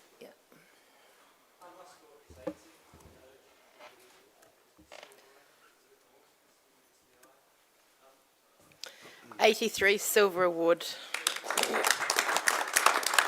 Congratulations. Next image, please.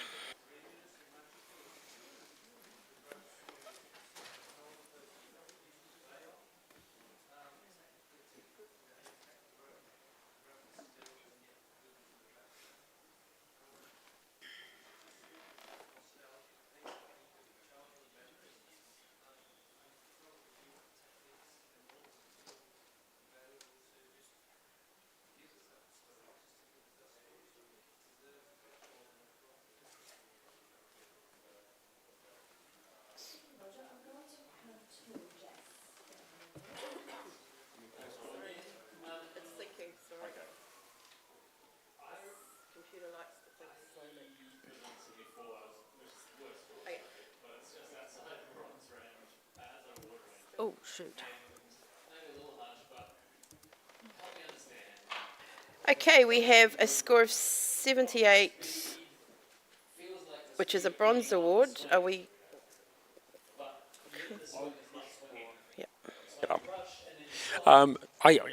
I've scored this 86. I think it is silver distinction.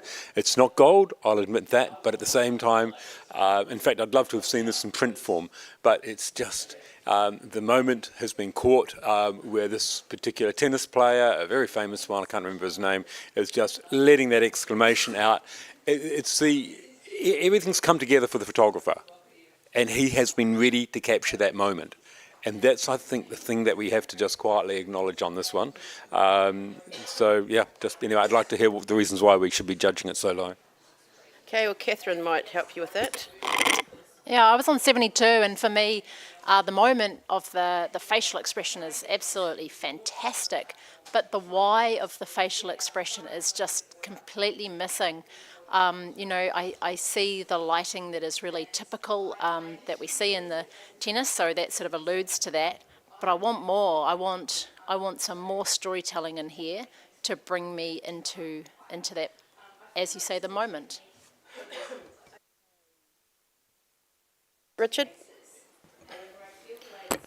I don't think we need much. Why, Catherine? I've placed this at 83, and I think the expression says it all.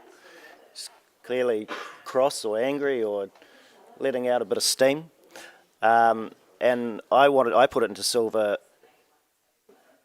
also for it's just the whole, from a graphic design point of view, I think it's so simple, but he's raging there at the same time. The colour, it's just such a graphic image. If you saw this in a magazine, you'd go, that's cool, you know. And I do think it belongs in the silver range. Okay, back to you, Anthony. You have to look at the little bits and clues that we have within this image. It's a white t-shirt. It's tennis, okay, people? He has got a really big sweat on. He has probably been running around the court like a mad bastard for the past 2 hours trying to get a point against his opponent. Thank you very much. Against his... he's... Okay, for the sake of people at home, I mean, we've got to look at the clues in the image. He's wearing a white t-shirt. It's tennis. He's got an exceptionally great sweat on. He's been running his ass off around the court trying to beat an opponent. He might be in the final. This could be a really big deal for him this point, and he has just got one over on his opponent, and he is letting everybody know. What is beautiful about this moment is that the light, it is almost like a spotlight has been put on it. If anybody from Melbourne knows the tennis centre there, we know that the light can be beautiful. It is picking your moments. Everything's come together for the photographer. I'm not asking gold. Please get it into the high silvers, please. Rescore, please.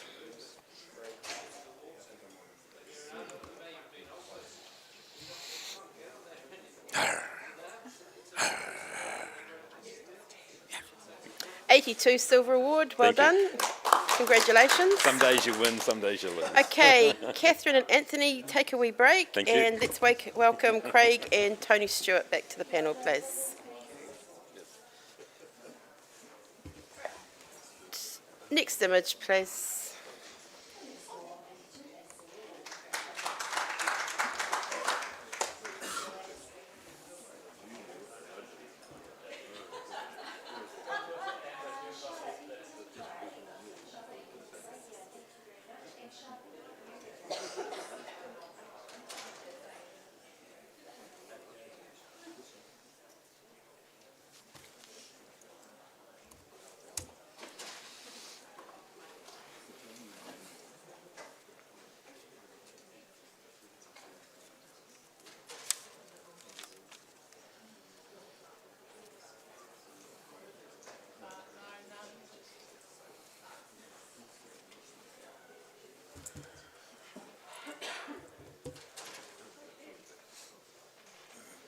We have a score of 78, which is a bronze award. Congratulations to the photographer. Could we have a comment from Tony? I think it's gritty and raw, and I think perhaps the excessive contrast may have actually helped here in terms of making him look a bit broken. So for one of the few times, I think your processing has probably aided when it's probably gone to extremes. Thank you. Next image, please.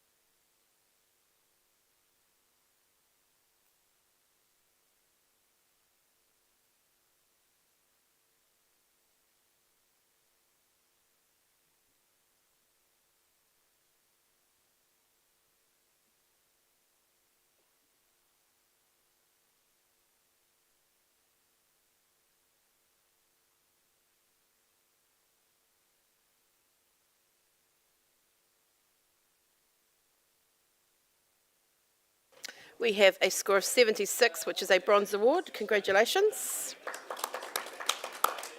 Could we get a comment from Joe, please? Oh, no, okay. Craig?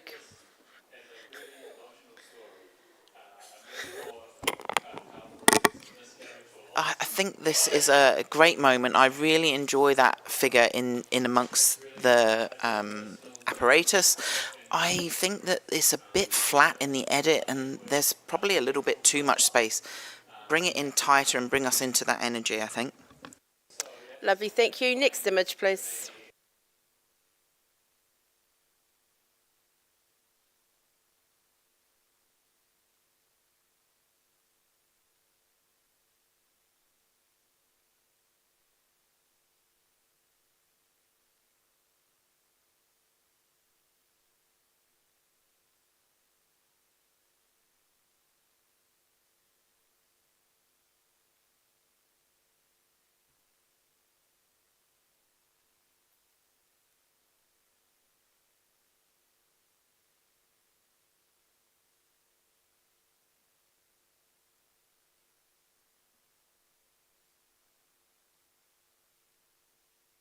Okay, we have a score of 75, bronze award.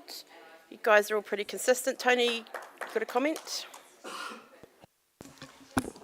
Timing and placement have certainly aligned to make this a very clever capture.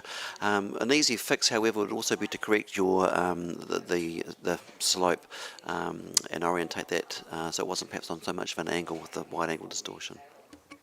Thank you. Next image, please.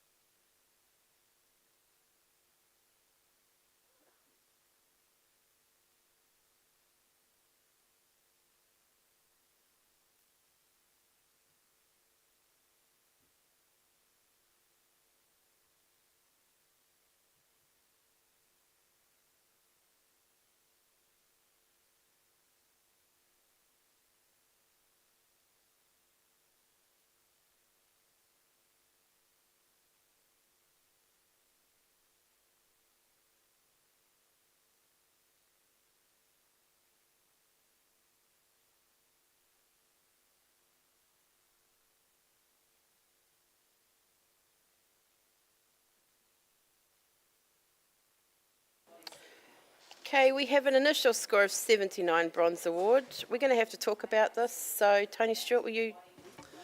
Look, I'd love to. 84. So I've got popped into a silver. I think this is a really clever and very humorous moment.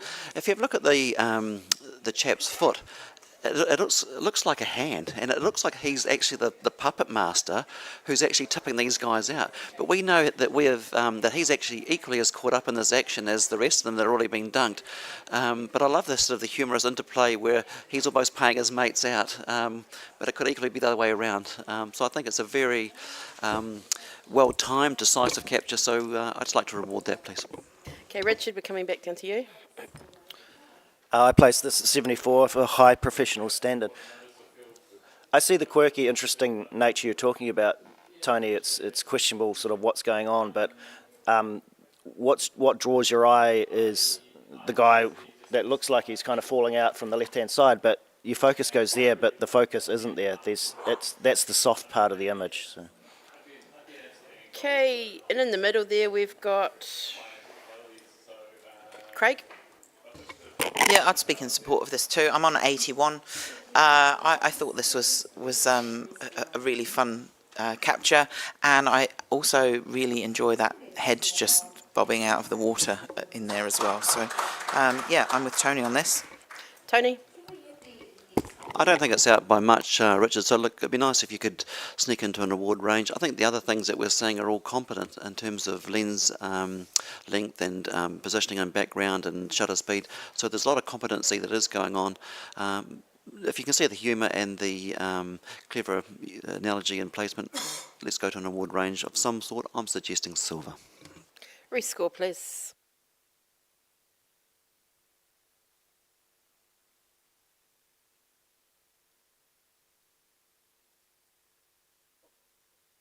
'81 Silver Award, well done. Okay, next image, please.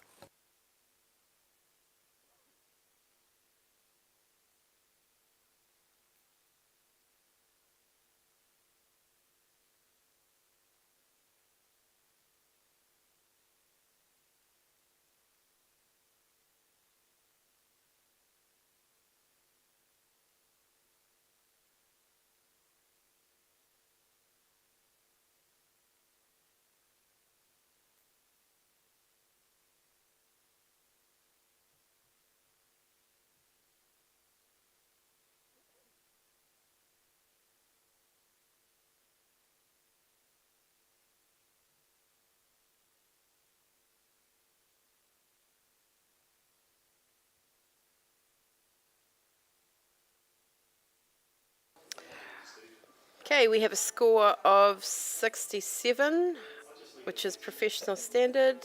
You going to challenge, Richard?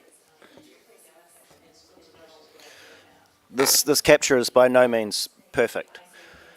However, I'm extremely entertained that Sunlight Liquid is advertised on potentially the crappiest, dirtiest building in town. And it's signed the whole way up that building. But then all down the sides of that building, there's this voyeuristic sort of look into all those people that live their lives. There's elements on almost every story that sort of reads into that cleanliness of sorts. They kind of litter the building as well. And then I really like the little pigeon that sits on the steeple at the bottom and sort of looks up through the image. I understand that there's some, that we could have done without the street light, but I think this has a really quirky nature to it, and someone spotted it. So I just slipped that into the awards realm at 76 bronze. Okay, Craig. I know you were coming to me. I'm on 58.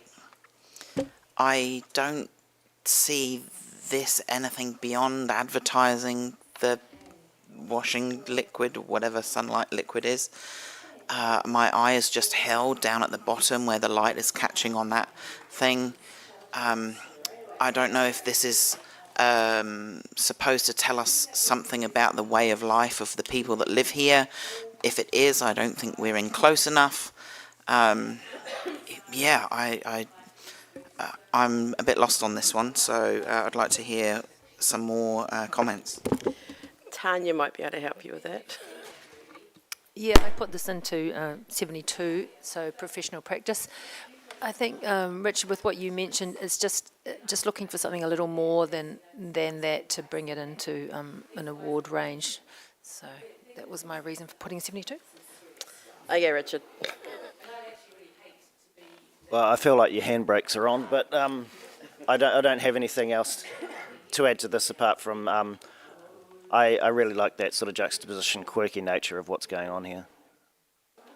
Rescore, please, judges.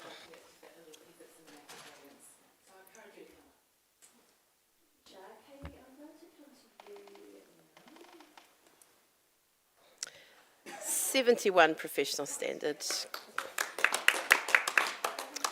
Okay, we're going to give Richard and Joe a wee break, and Mike and Johan, let's have you back, please.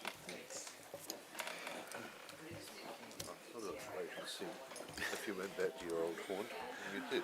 Right, can we have the next image, please? It's even got my name on it.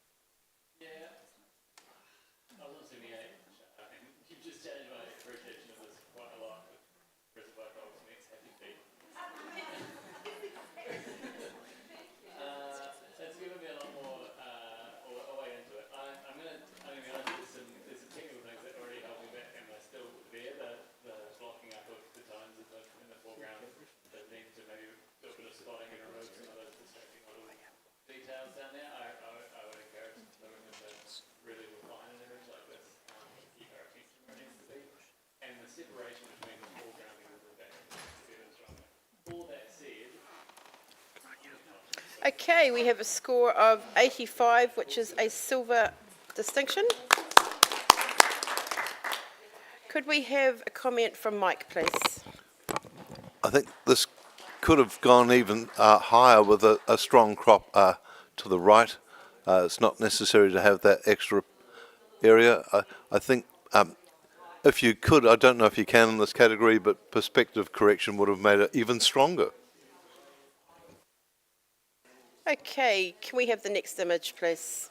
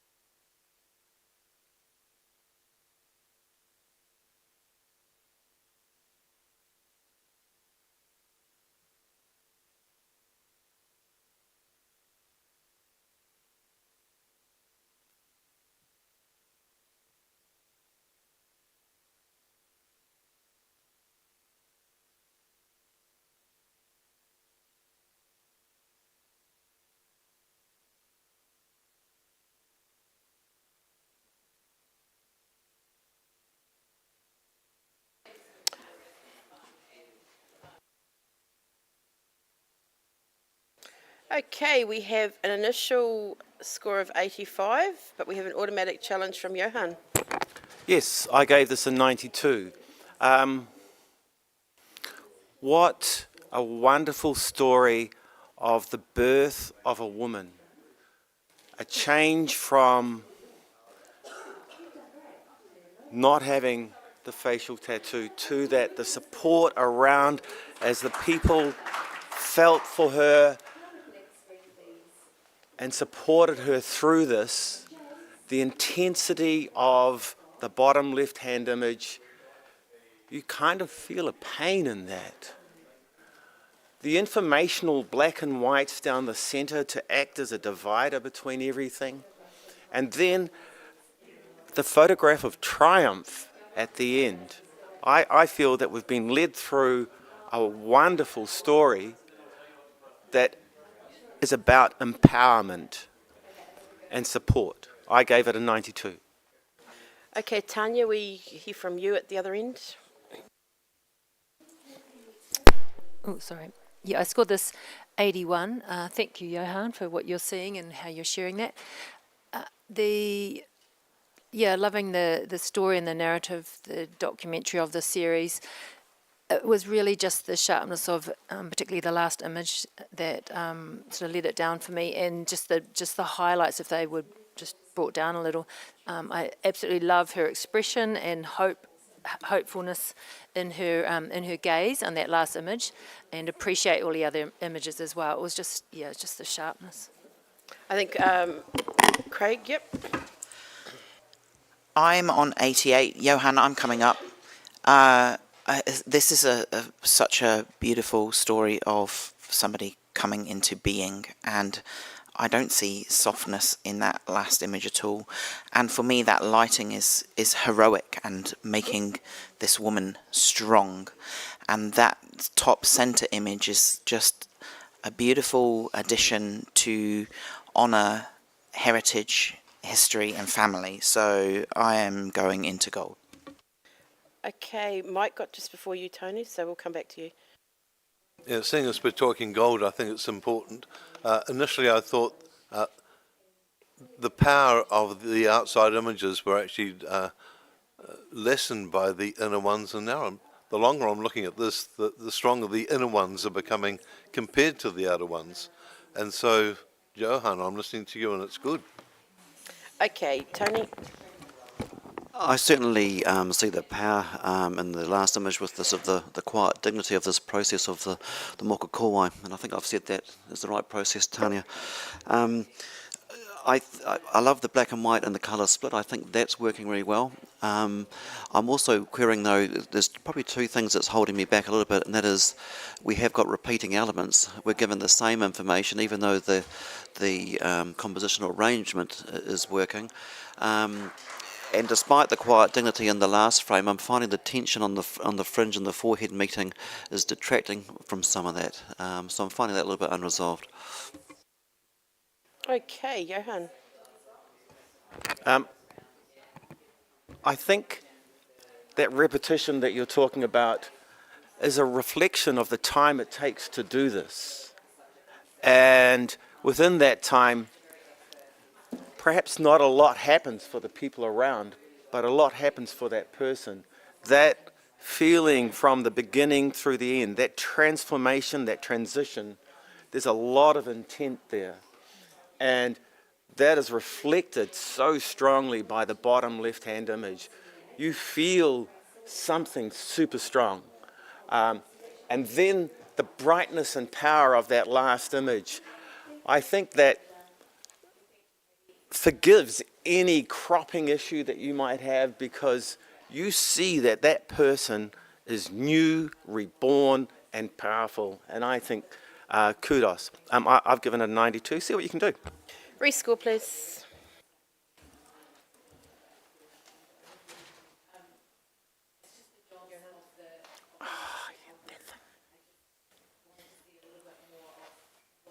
A score of 90, which is Gold Award.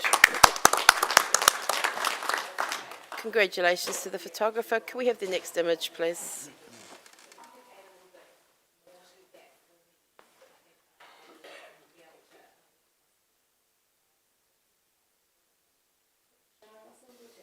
They're creating a perfect woman, gorgeous, silent, and disciplined.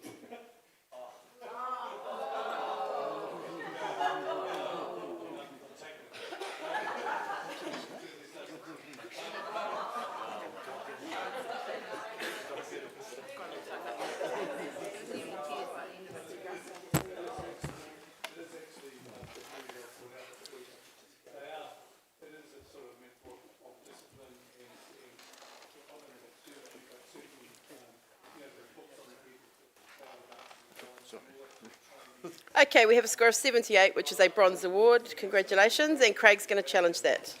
Yeah, I think we could take this up into silver. I'm at 82. I just thought this was such a this is such a strong, heroic figure in the centre here, yet he's hidden his eyes and he's looking down at probably somebody that he's lost in conflict, that he has potentially been in himself, and he's mourning that loss and also contemplating that it could have easily been him in the grave rather than his colleague. So I think this is a really wonderful piece of storytelling. It's very subtle. I think it's easy to miss what's going on here, and I'd love to sneak it into silver. Okay, I have to come to Tony first, and then Yes, bronze for me. I am reading the same story, and I too wondered if he was also part of an accident that led to a different outcome for one of his friends. That being the case, I was kind of wanting more from him. If this is someone dear and near and he's had involvement, I would be expected to see more within all of the people, but particularly for him. So I see his quietness is not quite meeting up with the storyline that I'd hoped to be reading. okay, Johan. Everything everybody said, I gave it an 80. I'm happy. I would really like this to get a silver. And all those things you can't see are represented in his hands. If you look at the grip on those and the feeling that that could have been me, that's pretty full on. Photographically, it's printed a little bit dense, but that's not going to pull away from the message of, it could have been. It's quite strong. I gave it an 80. I'm very happy if it goes up to a silver. Okay, Craig. I think it's all been said. Yeah, it's all about the hands. Let's get it over the line. Okay, rescore, please.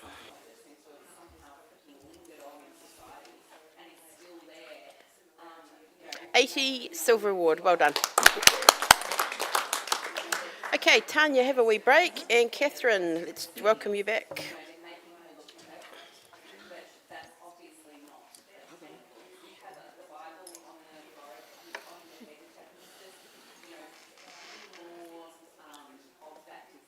Okay, let's go to the next image, please.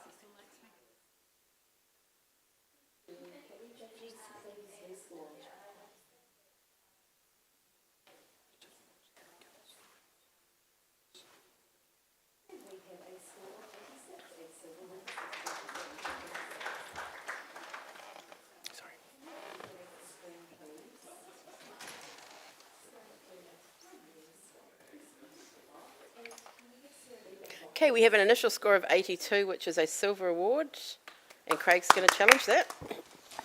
I'm at 86. I rewarded this for the power of the storytelling and the quality in those images. So I would love to hear some discussion and take this up a bit further. Okay, Johan's going to... Okay, I gave it a 76. I'm happy for it to get an award. Happy for it even to get a silver award. And probably even happier if you can give me a good, solid explanation why the top's black and white and the bottom's colour. And I just, in the reasoning for this photograph and the feeling of the photograph, I get the story about hands and arms and holding together and being a team, but white people were, mixing in. But I'm not sure why there's the black and white and the colour. Catherine. I gave this an 85, and I see it's a little bit more than being together in a team. These feel like really full embraces, and I feel the sort of circling around, even in the shape of the construction of this. I think that works effectively. To me, I looked at that black and white and colour split, and I really did sit on the fence a little bit with it, but I guess at the end of the day, it's not all black and white, is it? And I feel that there is some purpose to having the community shown in that way. And I do feel that every single one of these captures that shows different types of relationships brings emotion to this story. And I'm responding to the emotion in this. I think it's strong. Okay, back to you, Craig. Quickly.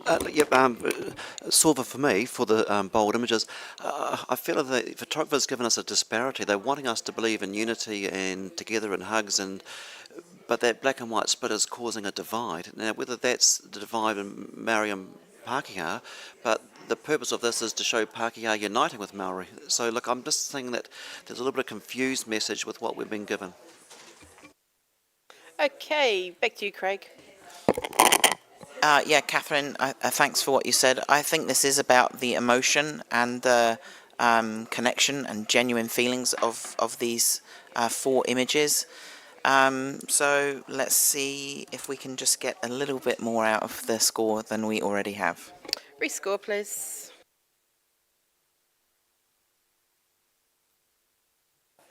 $83 silver award. Okay, Craig, take a break. And Tony Carter. Okay, Anthony, you're up.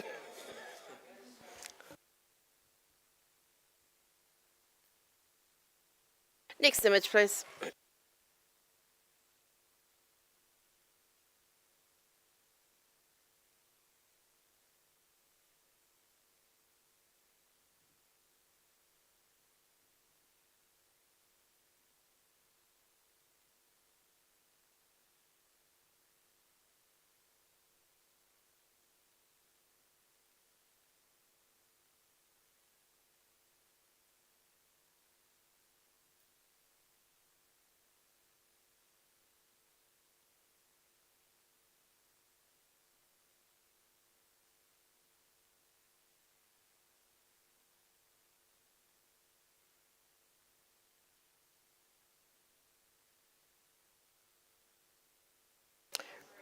Right, we have a score of 80, which is a silver award. Congratulations. Could we have a comment from Tony Stewart, please? Happy to help there. I think a very solid sports capture and a hell of a backhand from this player that's been well positioned by the photographer. I'm finding a little bit distracting between the legs on the net and the players in behind. That's taking eye away from what really should be the key piece of action. Thank you. Next image, please.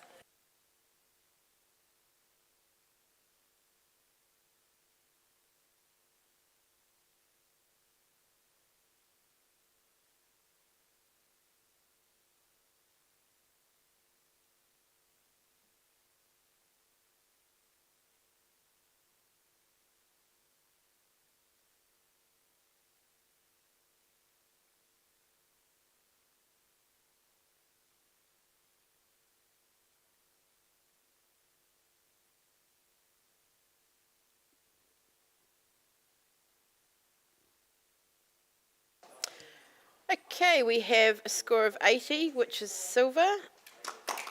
And Anthony's going to challenge that. I'll take this to 86 if I can, please. I've given it scored at 86. I think it's just a really nice piece of editorial capture. And if you look at this photograph, so many things are working for it. This guy makes surfing look so elegant. The arms are stretched. He's close to a ballet pose.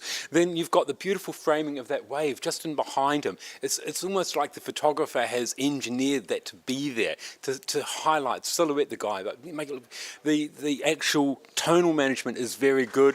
And what I love about it is if this was for a surfing magazine, any editor would love to put this as a double-page spread and shove their copy down the left-hand side there. So I kind of think that this is more than just a basic silver. It's silver distinction. Go there, people, please. Okay, Johan. I gave this a bronze, and I'm happy to come up, Anthony. So, Thank you. And thank you for the descriptor. I did feel it was just a little bit grey, and I would have liked a little bit more vibrancy, but that is not going to stop me from going to silver. Thank you. In the middle, we've got Tony Stewart. I'll also be coming up, and I think it was the ballet analogy that's done that for me, Anthony. So good job. Okay, back to you, Anthony. Everything about this image is successful. You mentioned it's a little bit of grey there, Johan, but seriously, he's used the full tonal range. We've got sunlit highlights in that water, but that's balanced beautifully against detail in the wetsuit. So I don't think the photographer could have done too much better. So please come up to my silver distinction. Okay, rescore, please.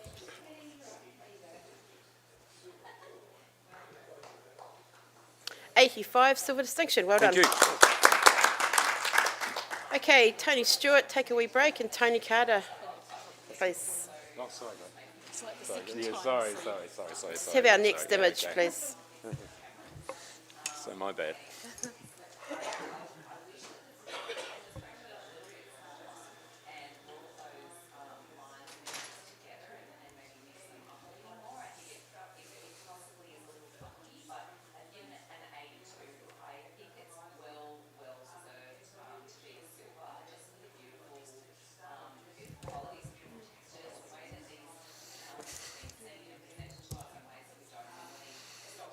Captain on our flight coming over was a woman's. Yeah, I know exactly what you're saying. It's all good.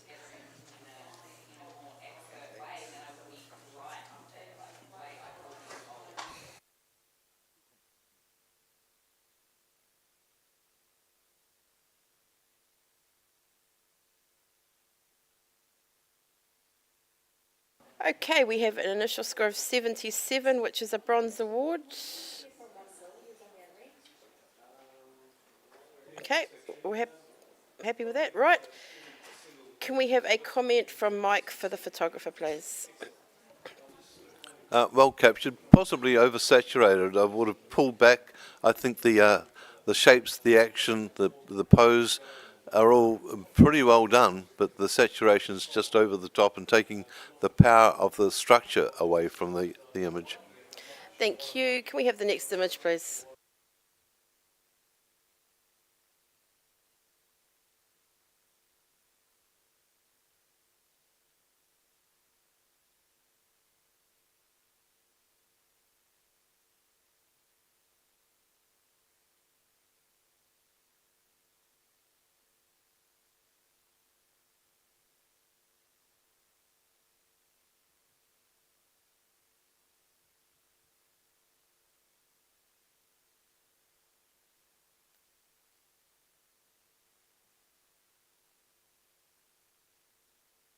Okay, we have a score of 76, which is a bronze award, and Johan's going to challenge that. What a wonderful use of scale to present to us. A story of what looks like a beached boat and the sense of the magnitude of that given by the person in the foreground. And their almost lack of involvement gives you another sense for the helplessness of the moment. I gave it an 84 for the strength of that. The use of the sky and the beach and the foreground and background to emphasize the helplessness of the whole thing. Yeah, I gave it an 84 for good storytelling. Okay, Catherine. I was on 71, and it's a good place to be when you can ask questions about what the real story is, because I feel that I'm looking at different elements that have been kind of pushed together, the inclusion of, the things that naturally just drift out of the ocean to kind of give a sense of something that to me isn't really there. I understand the beach boat, but it's just putting all those pieces together, and I'm feeling that that figure is actually quite lost against the background of the boat. It's just not all pulling together for me. I can come up into an award range, but I'm not quite where you are, Johan. Okay, Mike, you had your hand up. I gave the 77, which is an award. I can't go into silver, mainly because of the flatness of this. It's like we've got the major part of the image isn't the boat, and it's the sky, which has not much to do with it. The beach is possibly more important than the sky. The angle to the boat isn't dynamic, it's flat. There's pieces of driftwood on the edge of frame that are really quite distracting. So there's things happening in here that could have been improved, and yeah. Do you have something to add, Anthony? Very quickly, I think it's dynamic, Mike Langford, because there's a slight tilt on this image, which is the thing that's disconcerting to me. It just feels like the horizon's not straight. Okay, Johan. Right. Thank you, Catherine, for mentioning the beach. What we have here is more of a story than we're seeing or feeling, and that the stuff on the beach came in a storm along with that boat. And the receding clouds are important because they're the aftermath, they're the calm after the storm. And what we're seeing is the consequence of an issue, of something that happened within a storm situation, because there is no way that boat would have gone there if it knew what it was doing and if it had control, etc. So I feel that this story is there and we're being told it, but we're not being forced into it. And if we think about it a bit more, we can see what's going on. Yeah, it is a bit of a shame about that horizon. But I'm just looking for a little silver. There we go. Okay, rescore, please.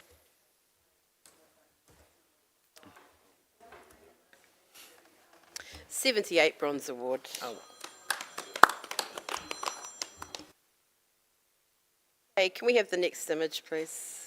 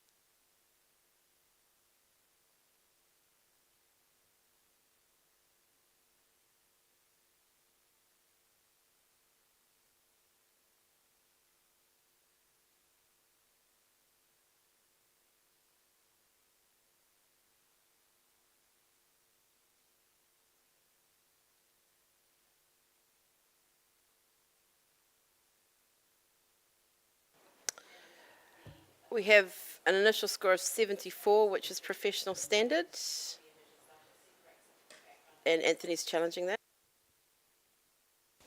I've scored 82 because I do believe that there is some merit in this work that is good storytelling.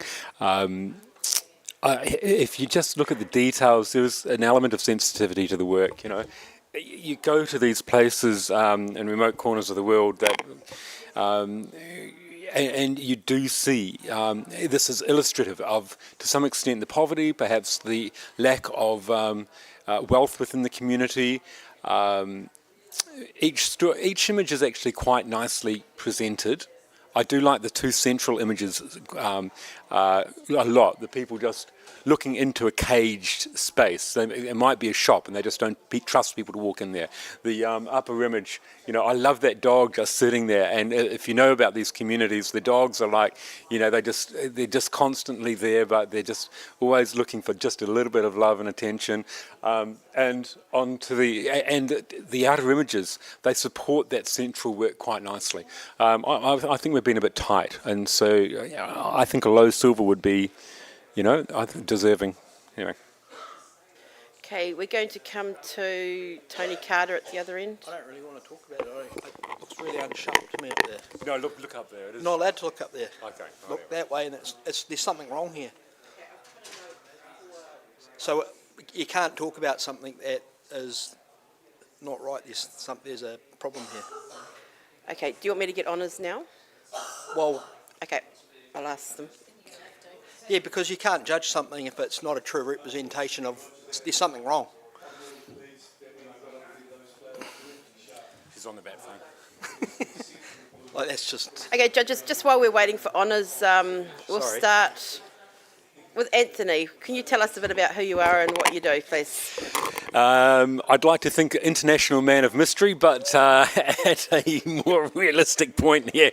I grew up in Christchurch, much like Mr. Langford. I studied at Wellington Polytech, much like Mr. Langford, and then our careers diverged drastically, I have to say. He became a wonderful, successful photographer.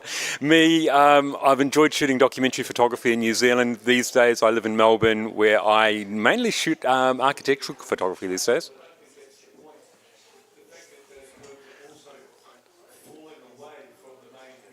Do you want me to keep ad-libbing? We can head down to Catherine, please. Hello, I'm Catherine Williams. I am 2 times winner of this documentary category, 3 times winner of the portrait category, and 2 times New Zealand Professional Photographer of the Year, former NZIPP President and NZIPP Grandmaster with 1 bar. And I run a portrait studio here in Christchurch with Mr. Tony Carter.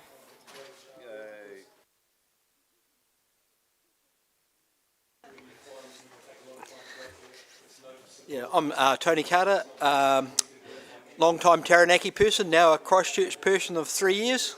I've even got red and black socks to prove it. I'm 7 times New Zealand Professional Photographer of the Year. This is my 25th year in the Institute, so that's quite a long time. And yeah, I think I've won this category a couple of times, and the portrait one a few times as well. Okay, Johan. Yeah, I haven't won this category. But I know a good story when I see one.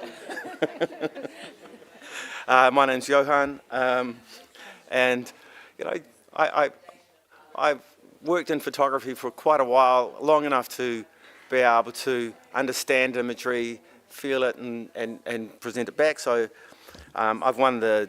If we're talking about winning, I've won Best Judge for a couple of times, and I when I was doing weddings, I won that when Tony would let me, yeah, I do architecture and business portraiture, and yeah, I still like people, yeah. And when he starts entering again, watch out. Yeah, true. Subtle plug for the Ian Paul Award there. Can we have Mike have a chat, please? Yeah, I'm Mike Langford. I've never entered the documentary category, and I think this is the first time I've judged documentary category. My background, I've worked 14 years for Australian Geographic, won Australian Geographic Photographer of the Year a couple of times. So have reasonable qualifications for judging, but for some reason I've never entered. Okay, just free up a microphone for Craig Turner-Bullock, and he can tell us a bit about himself as well. I've done this twice already. Yeah, but not in documentary, Craig. What can I say that's different for the third time? Have you won the I've not internet. Yeah, I'm definitely not a man of mystery. I think I lay it all out on the table. Really, I am a dog photographer primarily. I've been doing that since 2001. Before that, maybe you don't know this, but before that, I did do portraits and a few weddings and things like that, and I didn't really enjoy it for myself. So I focused on what I loved, which was my connection with animals. And over the last 5 years, I've been teaching pet photography a lot, and I have an online community with my pet photography education business, Unleashed Education. And I have my business partner, Charlotte Reeves, who is also here this year for the first time. I am a Grandmaster. I've here and the animal category, and yeah, I love coming together all as one in these events. I think this is a really important thing for our industry, to be able to come and celebrate the best work that New Zealand and Australia have to offer. Okay, thank you for that, Craig. Joe has been spared because apparently it's been fixed.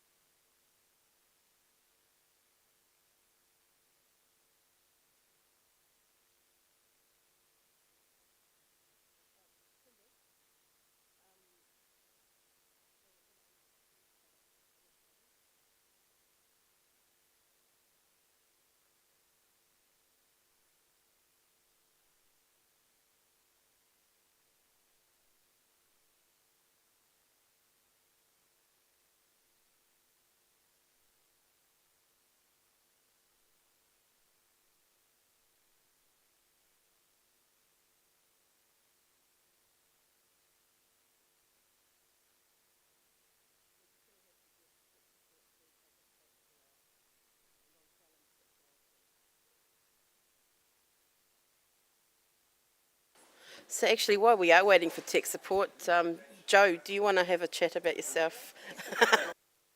The documentary team, people listening on documentary wouldn't have heard about you before, Joe, I'm sure. This is true. This is my first year judging documentary, but certainly not my first year judging. I'm Joe Francis, or Joe Francis Moore sometimes. I am a Wellington-based portrait photographer, primarily doing families. I don't even know, how do you say it, Catherine? Are we Grandmaster 2s, or what is it? What's our... Bar 2. That sounds really silly, but okay, I'll have that. I think we should rename it to something different, but anyway, I'm a Bar 2 Grandmaster. As of last year with the lovely Catherine. I have won the family category a few times and the portrait category last year, which was fun, and most recently the Australian Prize Family International category winner. Is that enough waffle? Okay, Richard, just have a wee spiel about yourself while tech support helps.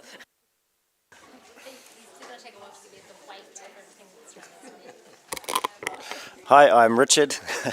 I'm from Hawke's Bay, predominantly commercial photographer and international educator for photographers.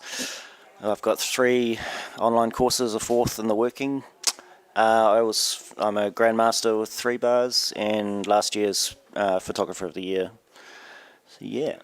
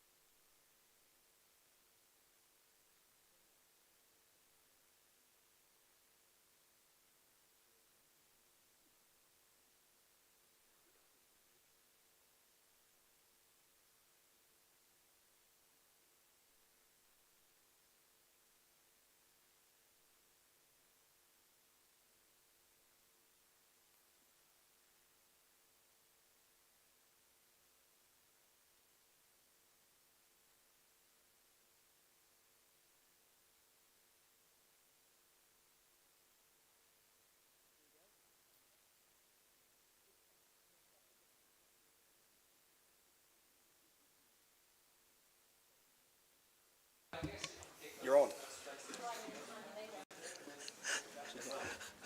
No one likes dead air. And thank you, Tony, for stepping in there. Look, I'm happy to help. Look, I'm Tony Stewart. I live in Christchurch. Same spiel perhaps as what we had the last couple of days, because not a lot's changed. Live in Templeton and do a variety of work from event, commercial. Not that many weddings these days, that's evolved a wee bit. But certainly my personal passion is landscape and documentary, and that's where I do a lot of my personal work that I enjoy perhaps the most. Happy to take questions. I'm not hearing any. Going. Oh, look, stop it. No, I didn't say Grandmaster. But no, yes, you're correct, I am.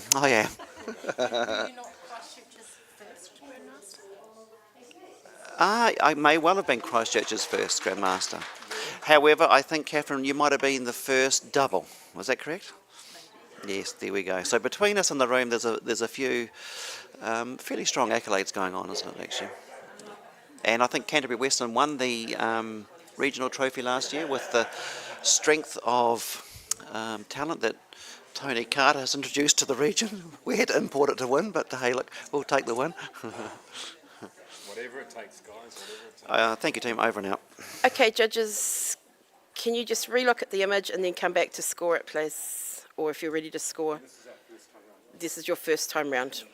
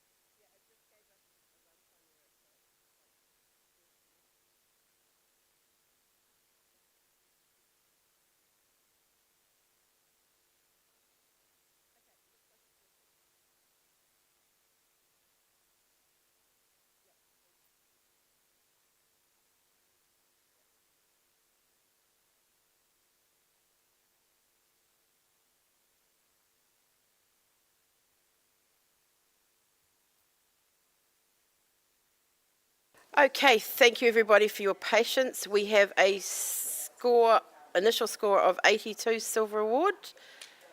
And Anthony, you're going to challenge that? I think the people have spoken. Thank you. Okay, thank you so much. Cheers. Can we have a comment for the photographer then? Look, I really enjoyed your work. I would like to see a tiny bit more human element to what I'm seeing, but I do enjoy your vision. So keep it up. Thank you. Okay, lovely. And after all of that, Johan, if you'd like to take a wee break, and Joe, would you like to join the panel?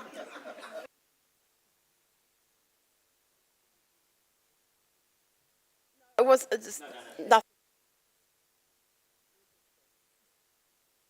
Okay, can we have the next image, please?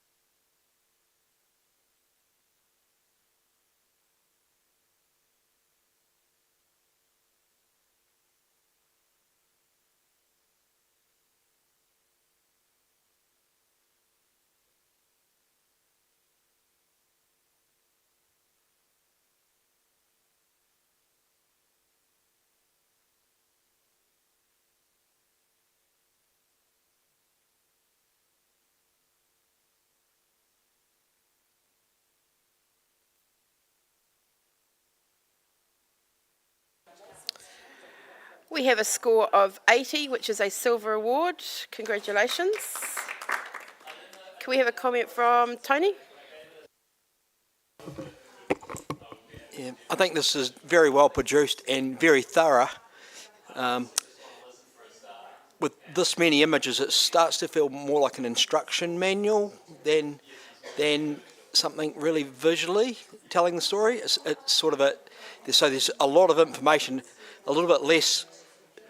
Could have gone a lot further in scoring, but still very well done, exceptional detail. Thank you, Tony. Can we have the next image, please?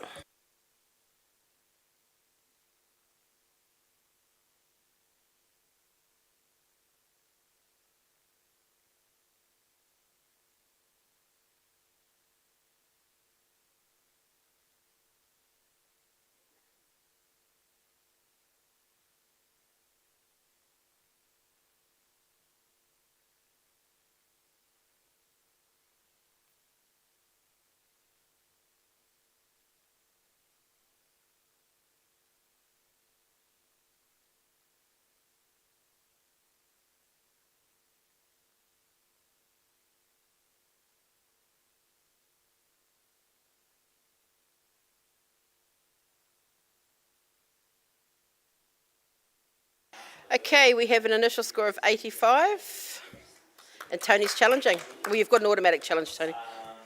Yes, so I'm on 93 with this image.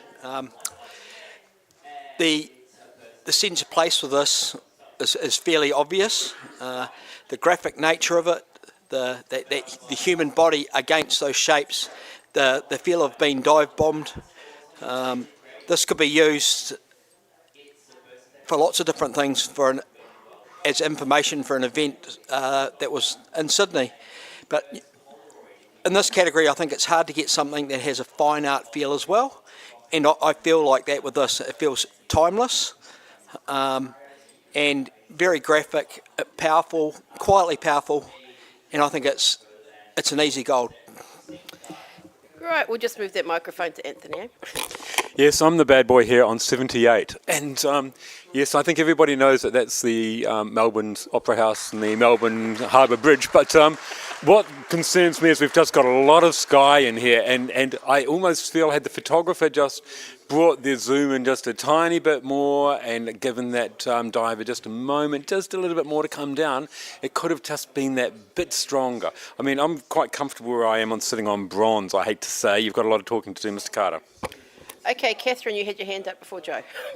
I was on, excuse me, 86 with this one, and initially I had that same response where I wanted the more space, but as I have sat with it more, I think having that space between the elements actually gives a greater feeling of the impressiveness of this act.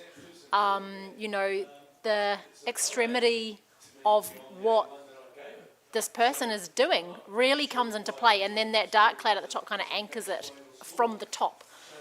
So you see the diver hanging down like that. It is not Melbourne, by the way. It's definitely Sydney. Quite iconic, and seriously original piece of work. So I'm going to come up in support of gold. Okay, Joe. Just briefly, I was a solid gold until I got up there for the visual impact, but I just can't find anything that's really sharp. So that I just felt like that was kind of, it needed to be sharp. Something needed to be sharp for me.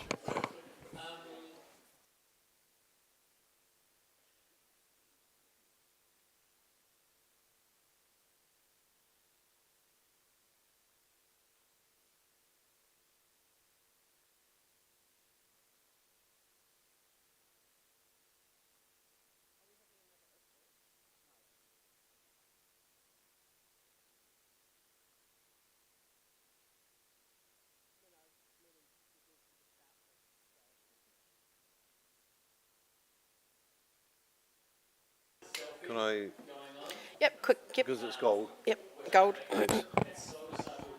I gave this 84. I'm definitely going up to gold. I think the fact that the only thing that's sharp in here is the diver, which makes the diver the hero of the photograph. If everything had been in sharpness or in focus, I think you wouldn't have looked at the diver as much. All the Harbour Bridge and Opera House are doing is giving us a location, an environment. It's about the diver.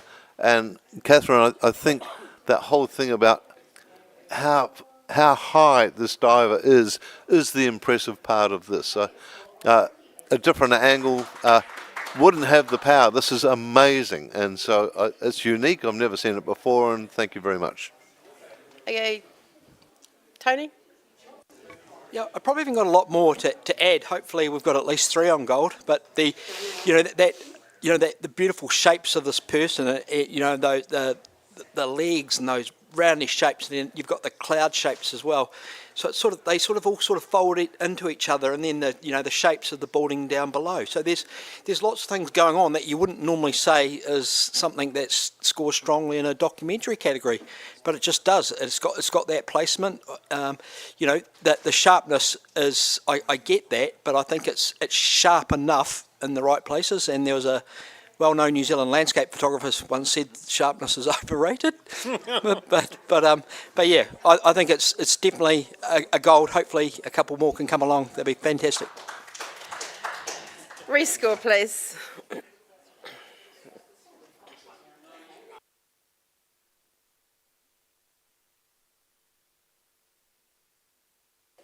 $91 Gold Award. Well done. Okay, we might give Mike a wee break. And Richard, would you like to come back, please? Yeah.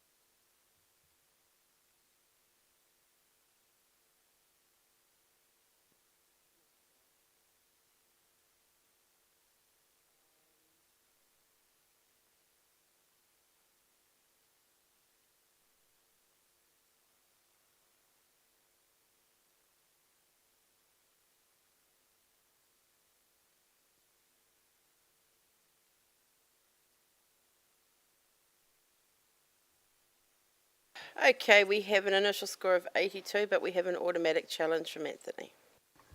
I enjoy the storytelling here, and every image has got actually a beautiful element to it. That, you know, quite often we've seen up to 20 images on a panel in this category. This is 6 images, and every one of them in their own right is actually quite a beautiful photograph. And the storytelling starts with Dad on the phone in a Zoom call to the family, possibly a FIFO worker, possibly working in another country, but whatever. We get the feeling Dad's not here, and everything else is about Mum trying to cope with 2 kids, possibly 3 kids, but you know, just all that challenge that goes on for the single parent who isn't actually a single parent. And I love the storytelling. I particularly love that photograph of the young child looking to get a drink being poured. We see the remoteness on that last image. Mum's still breastfeeding. Oh, it's just chaos for Mum. And yet, and so the storytelling here, if it was a news piece on the subject of the challenges of remote working for parents and anything like that, this is an exceptionally good essay to adjoin that photo essay to adjoin that text. Okay, Tony. Okay, by the way, Anthony McKee is asking for 92, just in case you were wondering. I was on 75. I'm going to come up, but probably into silvers, because I think the storytelling, you know, you do get that straight away with these 6 images. I sort of find it quite clumpy though, and not very very finished as far as you know, the quality of the files that we're looking at here. So I've sort of struggled with that a wee bit, but at the moment I'm looking at coming up into silver. But I will listen to what the other judges have got to say and as well. So. Okay, Richard, you wanted to have a chat?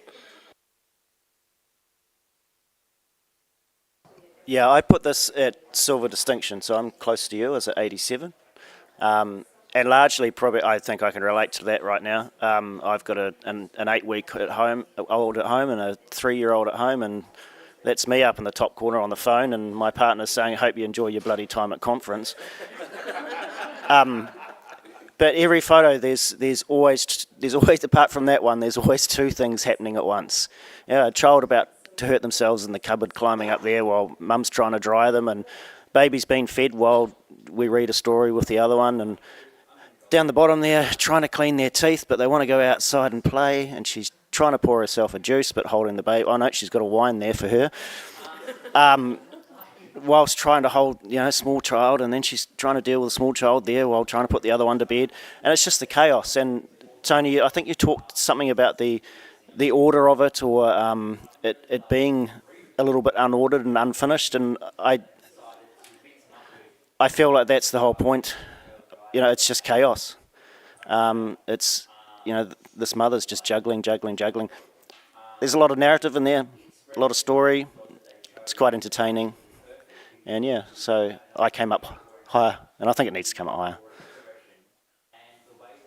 Yeah, Catherine? I was on 80.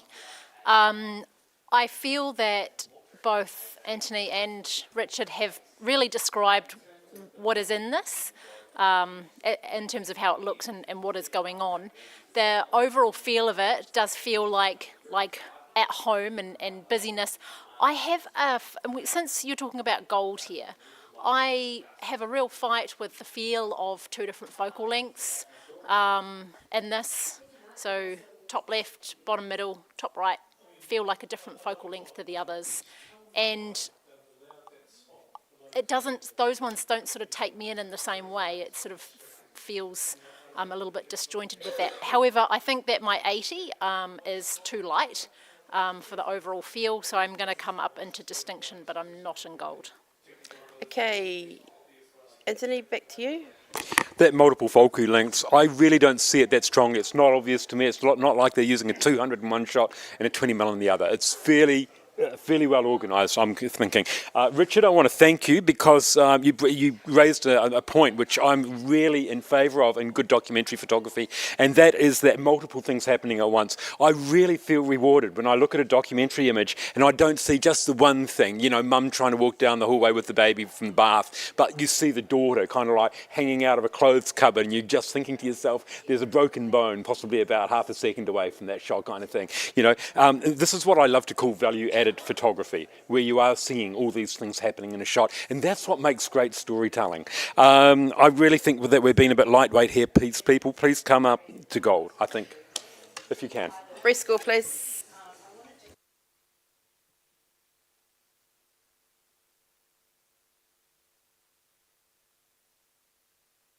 $90 Gold Award, well done.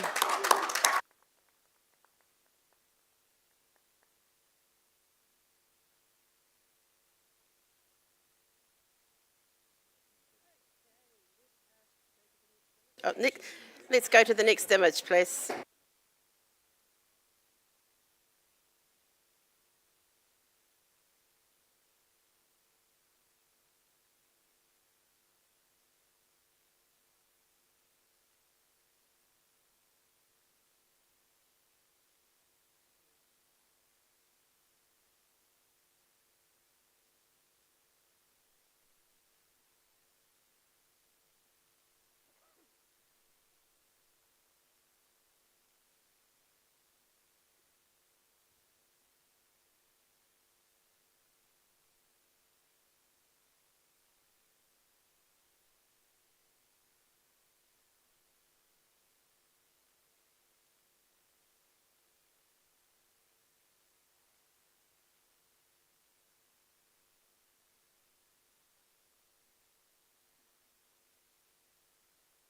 Okay, we have a score of 77, which is a bronze award.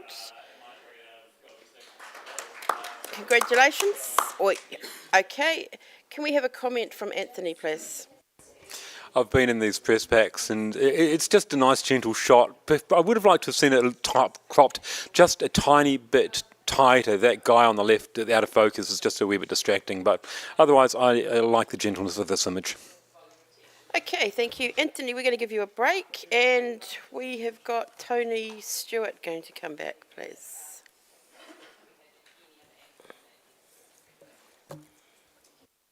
Right, next image, please.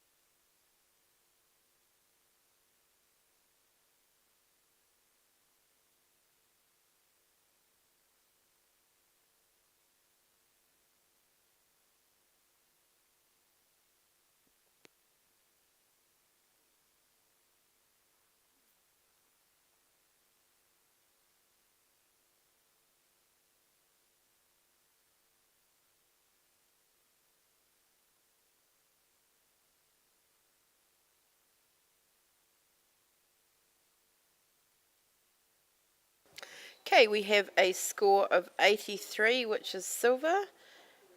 And Joe, you're going to challenge that? Yeah, I just squeaked this into silver distinction at 85. My overall feeling of this image is just one of deep satisfaction. Everything is just working. I just went up there and went, yeah, well done. I think graphically it's beautiful with those lines coming in from the bottom, leading out to his arms, the way his legs are just off the ground, and just that perfect placement of the tennis ball in the shadow of the racket.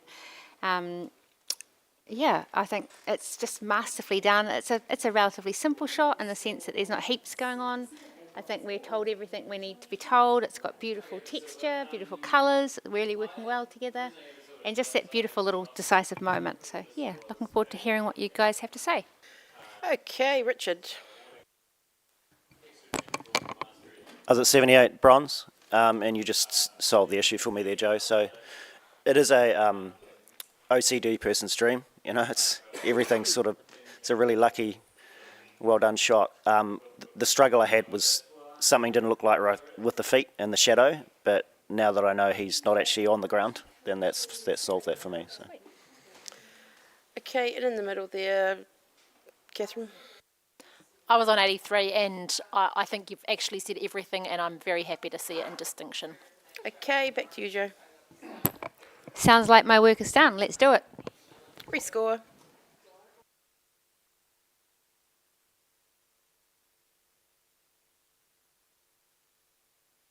$85, silver distinction.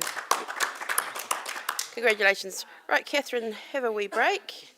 And we're going to invite Tanya back, please.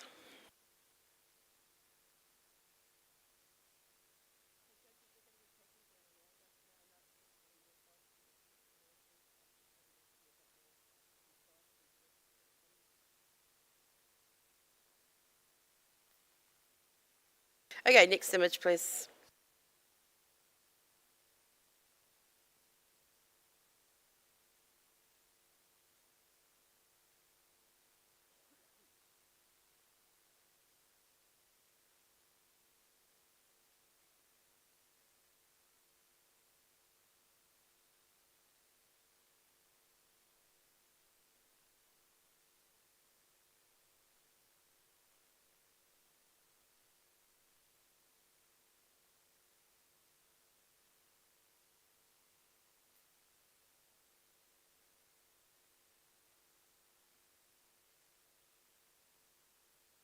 Okay, we've scored 74, which is a professional standard. Could we have a comment from Tony, please? Tony Stewart. Oh, sorry, let's go to... Look, I think a very competent sports capture showing the motion and intensity of the players, which is not an easy task to do. I think perhaps, if anything, your brightness is a little bit high, so just pull the exposure back. Lovely, thank you. Next image, please.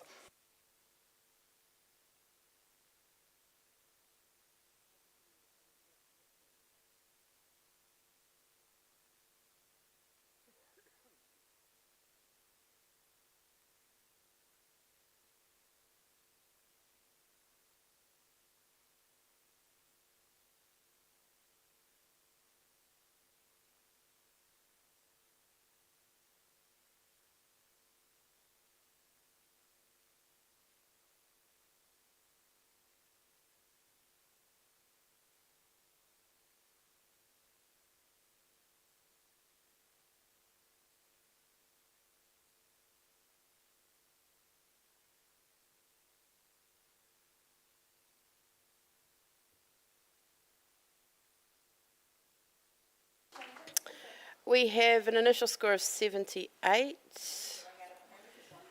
Tony, you're going to... Look, I will go into bat for this. 87 silver distinction. And there's a story that I've read into it that I'd like to share, and that you've got this player flying through the air like a sort of a missile. There's a player that's already on the ground that's been hit, the damage has been done. There's another player looking on who's anticipating this could have been him and sort of shock and horror, and the other one's that sort of braced for what's about to happen potentially to him. So we've almost got the gamut of sort of the impact described through what is effectively 4 different players on this pitch. And that's without looking at the fact that everything else is actually spot on in terms of sharpness, focus, framing and the like. So if you believe in that storyline, you too may wish to come up to silver distinction. Okay, Richard, you're at the other end. Yeah, I'm at high professional standard, 74. I thought it was a good, clean shot. During the game, a well-timed capture. I believe potentially this player has leapt up to catch the ball, and there could have been a connection there. Yeah, I guess I'm pretty happy where I was at. I can come up to bronze if you convince me, but I think, yeah, silver distinction is a little bit high for me for what it is. Okay, and Tony Carter. Yeah, I'm on 81. I'll actually come up. Tony's story, I think, is fantastic, and you can read quite a bit into that. But probably what is going to pull me past that and bring my score up to silver distinction is actually the the faces of the guy tackling, the guy with the ball, and the guy behind, and just the intensity with that, you can just really feel their sense of concentration and this ice, the feel of this mid-flight stillness has really shown the power of that and what the game's all about. Also just that the person on the ground, the red player there, perfectly framed within between those legs, which sort of matches the intensity of the colours in the crowd. So there's quite a bit to look at in here, but I think the intensity of the players will get me up to an 87 as well. Okay, Tony Stewart, back to you. I think I heard someone say before about you got the handbrake on. might have been you, Richard.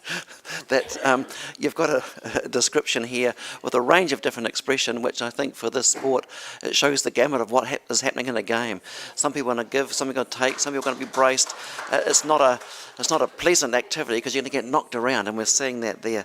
I'd also like just to say this is not just the work of a beginning pro. So I think just to have professional standard is beyond that, well and truly. So look into yourselves and see what you can get. I'm asking for silver distinction. You go to where you believe somewhere in award range. Rescore, please.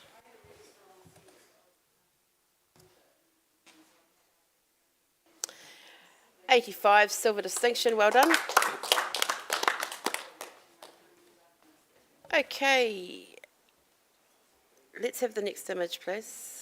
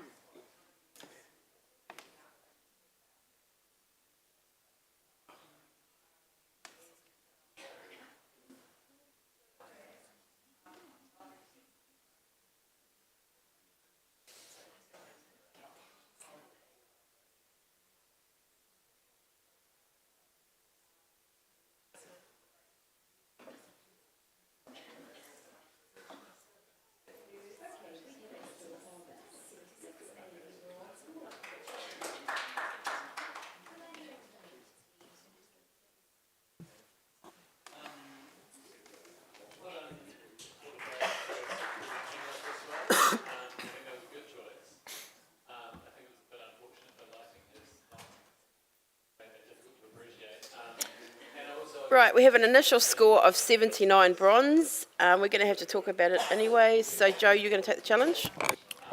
Yeah, I put this at 83, solidly into silver. For the storytelling, really, it's just a beautiful little end-of-life story for this wee dog. We've got all the bits that the vet is using to collect mementos for the family. And I feel like it has been quite sensitively handled, given the story itself. Like, it's not about the vet, she's anonymous, but it's all about the dog. It is quite brightly lit, but a vet's practice is usually pretty brightly lit, so I feel like there's a reality in that. I feel like it's a story I haven't quite seen before, and it's just been done really sensitively, so love to hear what you have to say. Tanya Niwa.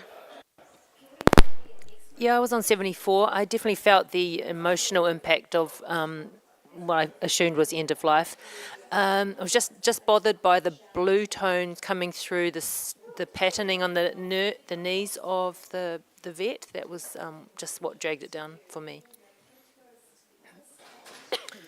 Okay, Richard, you're up there as well. Would you like to? You good? Okay. Anybody else would like to have a chat? Tony Stewart? I'm 78 bronze, and I think for the tender moment that you've described to us, you've mentioned it about from looking at it from the dog.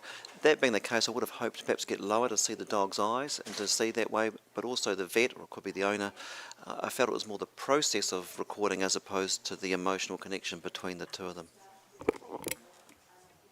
Okay, Joe, sorry. Yeah, I agree with you. There is a feeling of the process, and that is one of the things I love about it. I actually love that this is the dog story, not the vet story. The vet is doing it with compassion, but obviously this is something that the vet probably does all day, every day. But I really feel what we're being given here is the gentleness of the dog. So I can't actually see the blue, Tanya, and I think if you can see blue, just take a few points off. No. So yeah, just see what you can do, guys. Rescore, please.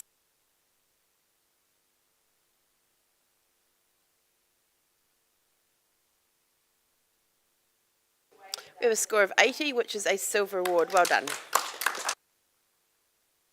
Okay, we're going to give Tony Carter a wee break. And we're going to welcome Craig back to the panel, please.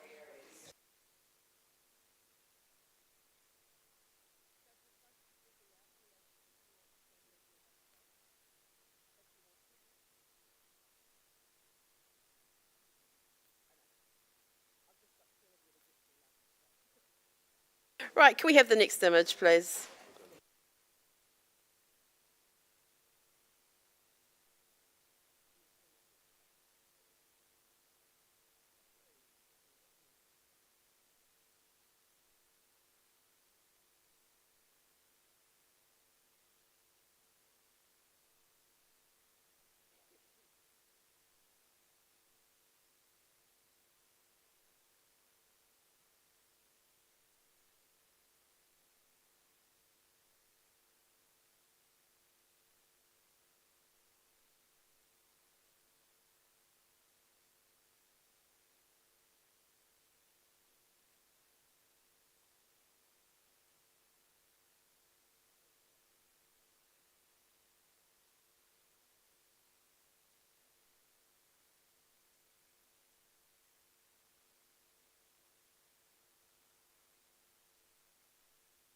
Okay, we have a score of 78 bronze. You guys are pretty even over the scoring range. Could we have a comment from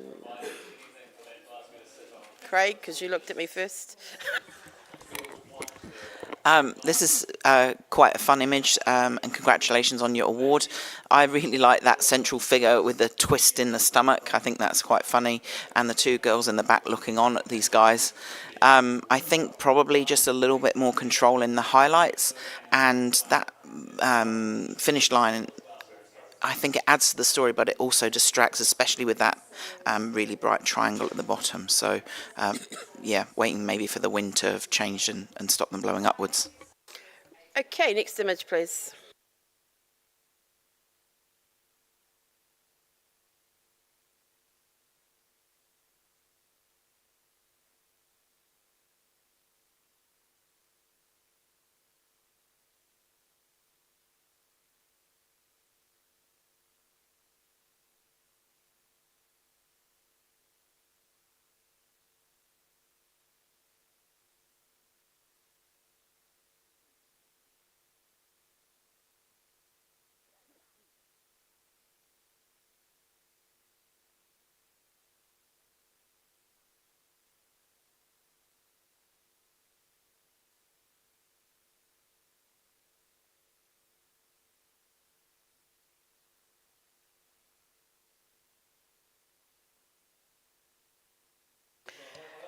Okay, we have a score of 70, which is professional standard. Pretty similar across the board, judges. Can we have a score, a comment for the photographer from Tony Stewart, please? I think there's a lovely intergenerational opportunity here with, could be the mother or the grandmother with a bride, and I think making a stronger connection with the ring, the wedding rings on both fingers through increased depth of field would really assist that process. Thank you. Next image, please.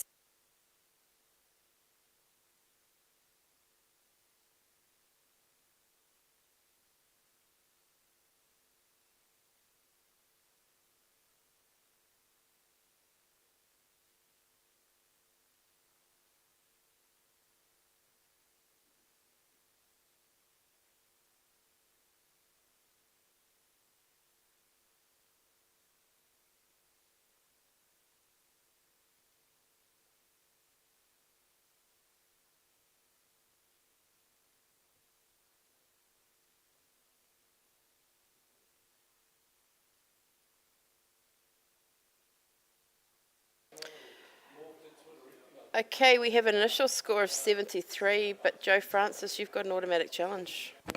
Yeah, I put this at 85. The timing and the humour of this moment is just brilliant. I think it speaks volumes about siblings and sibling relationships without telling us really a whole lot about the person in the front. It's all about the little dude and how he's admiring his older sibling. I love the fact that it's tilted and it's not quite straight. I feel like that really adds to the whole quirky kind of squiffiness of what it is to jump on a trampoline. So I feel like this sensation of jumping on a trampoline and being in the bright sunshine and hanging out with your sibling has been really well documented here. I think the story of this family has been beautifully documented. I probably would have gone higher if it had a bit of crop. I feel like the information on the sides is a bit unnecessary, but I am forgiving that because it is just quirky, full of fun and full of connection. Craig, you know I'm coming for you. I know you're coming for me. I'm at 62. Look, I hear what you're saying, Joe, and I think this is Dad teaching the little one how to do it. I think the framing is fantastic.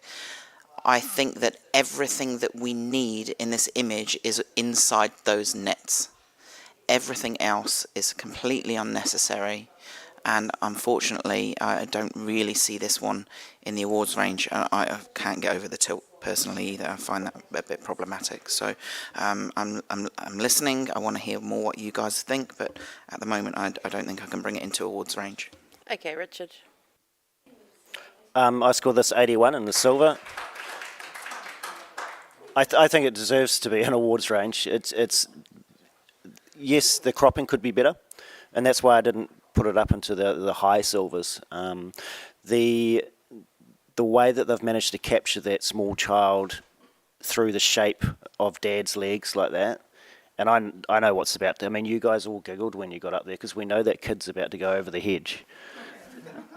And yeah, it rang with us a bit, and I think it's a timely capture, and the way it's been, the way they've played with the shape in there.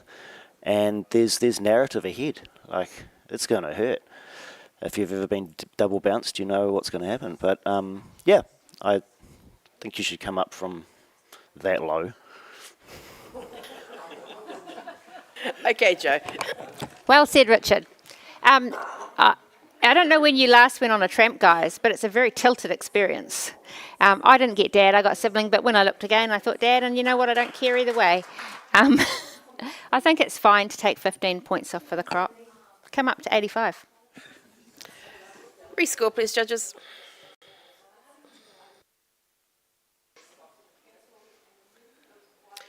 Okay, you've bounced that into a 78 bronze award. Well done. Can we have the next image, please?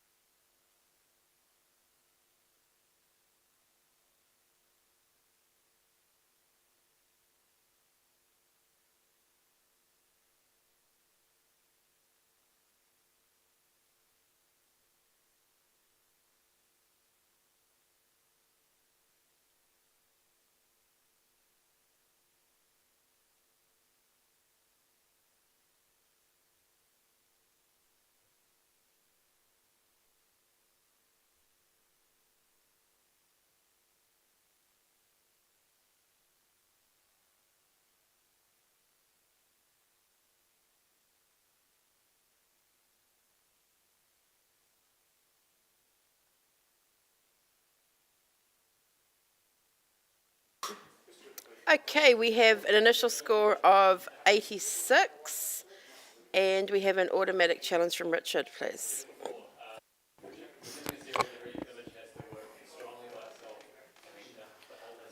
I knew this would happen. I put this at 93 in gold because when I went up there I was fighting back tears. think judging makes us emotional sometimes, isn't it? It's the story of the little girl's relationship with their grandchild.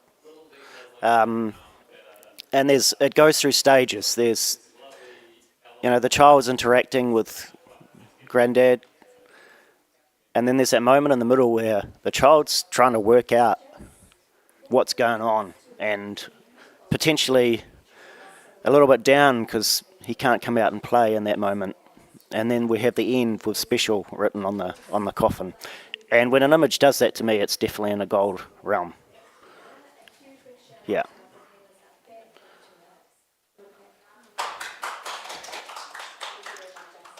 Okay, Tony Stewart. Similar reasons silver. I get it. I get the connection with the grandfather, but I don't find that it's been given to us as a particularly enamoured or strong connection. Like the top image, they're in each other's proximity, but I don't see there's the eye contact and warm embrace. There's just a simply togetherness there. I love the fact that she's wondering perhaps what's happened to Grandad in the centre, or that, as you suggested, he couldn't come out to play. I get that. There's again somewhat a little bit of a disconnect in the bottom. So look, I get the story.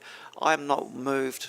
Call me heartless with that same sense of tears and emotion. If anything, I feel that it lacks that to a little bit of a degree.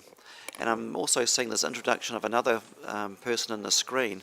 So there's another element introduced into the end, which I'm not sure I understand how that's resolved. Okay. We'll go to Craig first, and then we'll come back to you, Joe. I'm on 84 with this. Richard, I will come up. I immediately got the emotional feeling from this, and I think that I just let a couple of technicals keep me down again. That top image, Tony, for me, the way I read this is the hand gesture of this person at the top, pointing out, they're looking out into the bright future of this young person. And then she's looking in, realising that that future is going to be a little bit more lonely because she doesn't have her companion to go out and play. And then the finality of the bottom image. And I don't know about the sibling or the extra person in the image, but maybe they're not there either anymore, and maybe the basket at the bottom is some relevance to that or something. But I think that final image is really striking and really strong. So yeah, I get the emotion, and I'll join you, Richard. Okay, Joe. I started on 90, and I was a little bit pissed with Richard for scoring higher, so I didn't get to challenge, but now I'm really pleased because it means I can lift my score. The longer I sit with this, the more I get, because this little girl is right at the age where the relationship with a grandparent transitions to one where they're just enamoured with each other, to one where the child separates. When grandpa's story reading, block playing and things like that aren't as interesting as all the other things going on in her life. And that's been masterfully told through these three frames. The first frame, they're still together, she's listening to him, she loves him, but there's not the gooey connection there would be with a 3-year-old. This is entirely age appropriate for this little girl. The next one, I think, is the most powerful image of all, because she is looking at her childhood. She's looking in at Grandpa with his blanket on, like all old people on couches sit when they're old and tired, with his blanket and his socks, and she's looking at him and she's wistful. She's wistful for the relationship they had, even though she's already out there riding her bike into her own future. And in the end, in the last frame, the body position of this little girl is just so powerful. She's awkward as hell. This is her first death. She doesn't know how to cope. But he's special. Yeah, I'm going to come to 95. Okay, Tanya, did you want to have a chat, or has it all been said? Yeah, I'm in support. I was in 82, happy to go up. And the socks really do it for me, because that's end of life, poor circulation, cold, and that's what actually made me cry. Yeah. Okay, Richard. I don't think we need the cuddles and that kind of cliche expected, you know, what we kind of expect in this environment quite often. You know, it's more real, and this is the documentary category. These are real moments, not go and cuddle granddad moments. Also, because it's a documentary category, I don't want you to sit with the little tiny technical parts. This is, again, reality. But these three images, for me, tell a story of learning. It's about learning. And the first image, look at the body language with his hand. There's an explanation there. He's talking to her. She doesn't really realise what's about to happen yet. She's smiling. He's talking. So the first image is about explanation. The second image is complete confusion, as some sort of reality is starting to come into the picture. And then number 3 is the full circle of understanding, because it's happened now. It's a documentary, a really moving documentary narrative, and it needs to come up into at least gold. Rescore, please.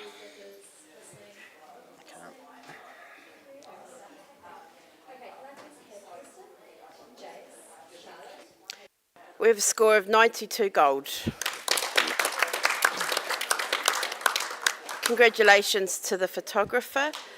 I'm going to leave you for a short stop, and Belinda's going to look after you.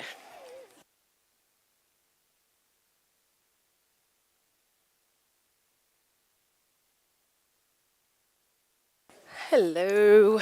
Okay, we all ready? Next image, please.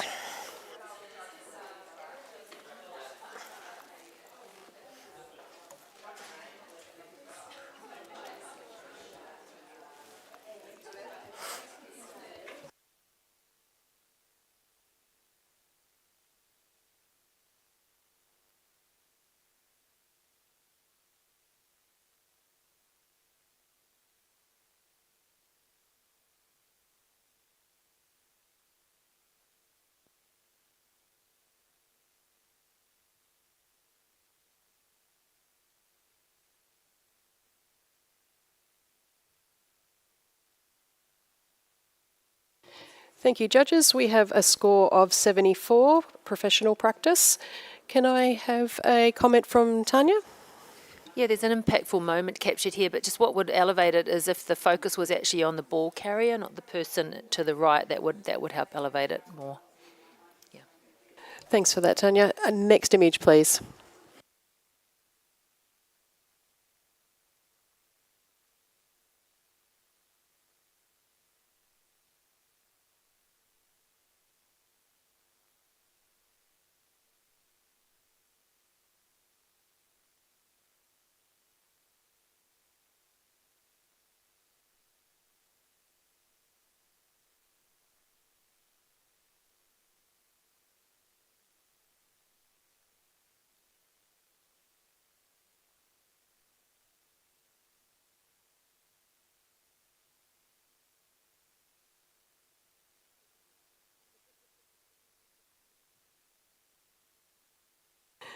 Thank you, judges. We have a score of 76, bronze award.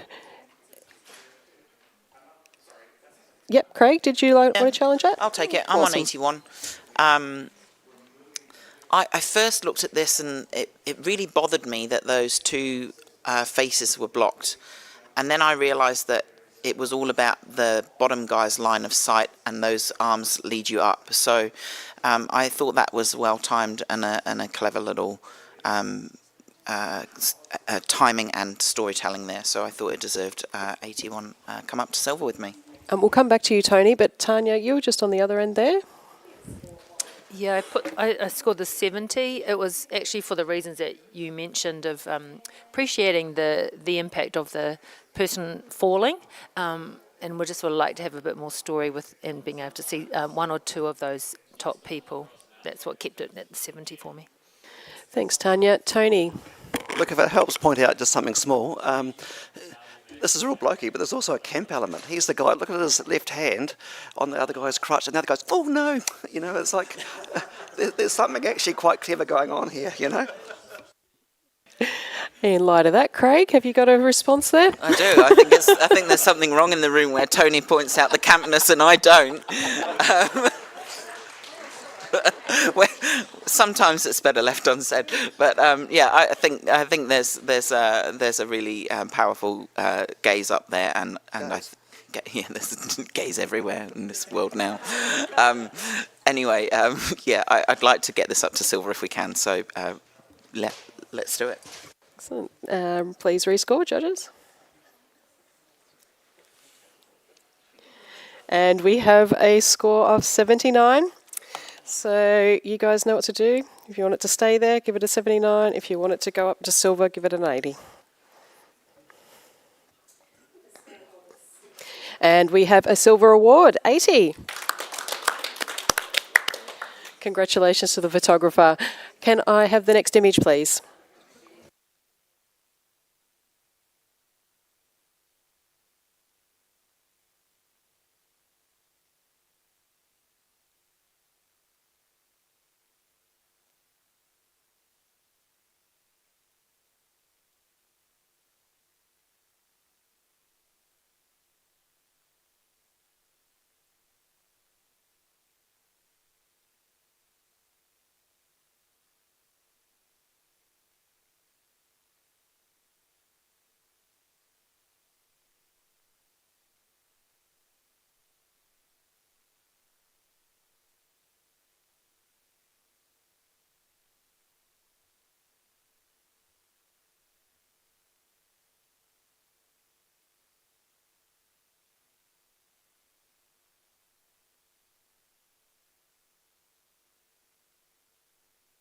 We have a score of 85, silver distinction.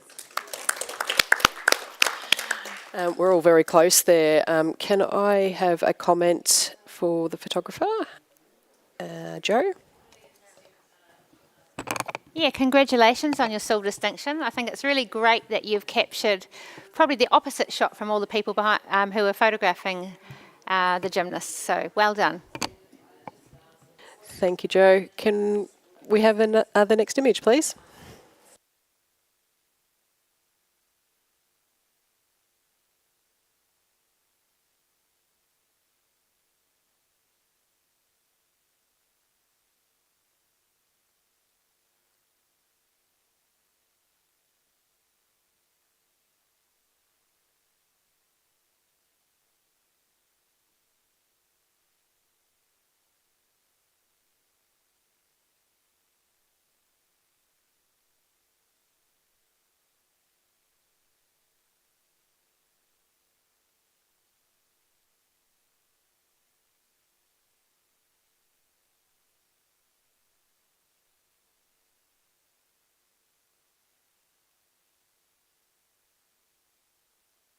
And we have a bronze award at 75.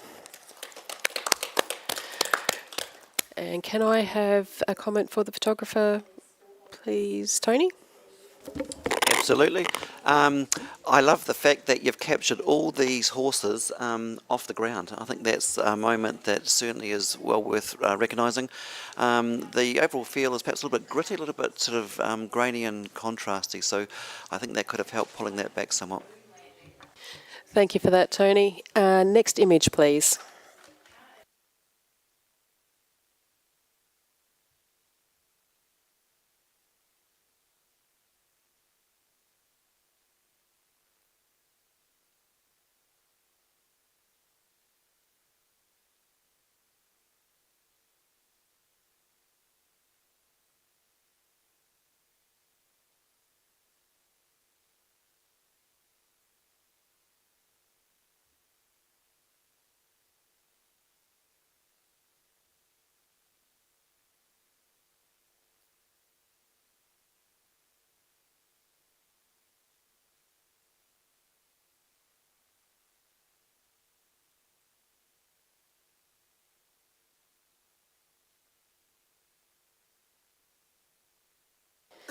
We have a score of 76, bronze award. Yeah, and Tanya, you'd like to challenge that? I scored this 83. I really appreciate and enjoy the absolute focus on the central image and the support that that person has in the background, and particularly the woman with her mouth open, sort of, just waiting to see what happens next. Initially, I felt there was a bit tight in the foreground with the foot, but that adds to the tension of the overall image. Could have come in a little bit on the left for that distracting, but I also like that there's a sort of bit of a nonchalant look on the expression, or sort of a lack of expression on the image, on the person on the left, which is quite the opposite of what's going on the right. Yeah, and just the grittiness of the image. Thanks, Tanya. Tony. I had 70. The peak motion has been captured, which is absolutely brilliant, and you see the pressure on the face, which I think is outstanding. Overall, though, I feel my eye is going to bottom on the left, the sign at the back, the window, the arm that's got that tension is against the bright concrete. So I think you may have said it, Tanya, if you were to step to the left and shoot more into the lovely sense of community that's supporting this person, it would have solved a lot of those problems to make it a lot stronger. Thank you, Tony. Can I hear from someone in the middle? Craig?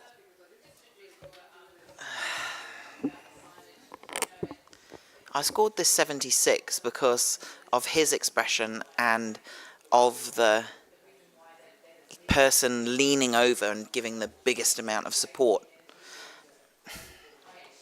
Unfortunately, Tony, I think you've brought some points up that make me think that I will probably take a couple of points off, because I am really bothered that we can't see that arm fully. Yeah. Thanks, Craig. Tanya, write a reply. Ooh, that's a tricky one. Thank you. Yeah, I see what you're saying as well, and I appreciate all those comments. Going back to what I mentioned before, just the sheer guts and determination is what it's brought it up into silver for me, and that connection with the audience, and that's up to you guys how you go.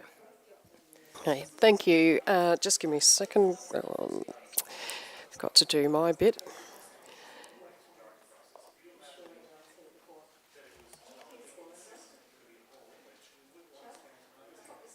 Thank you, judges. Please rescore.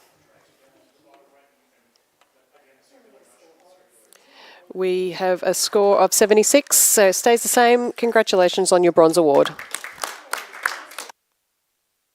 Can I have the next image, please?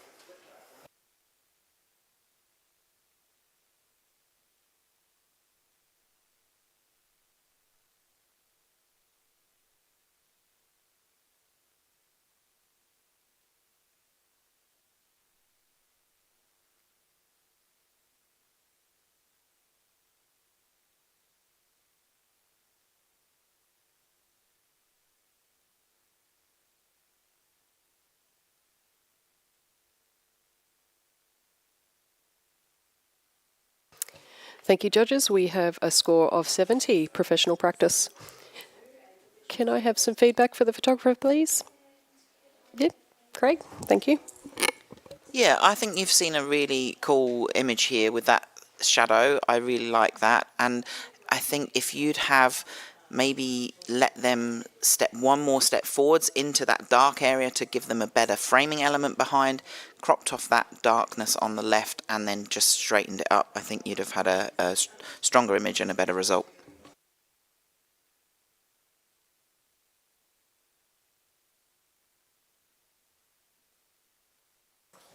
Sorry, thanks for that, Craig. Can I have the next image, please?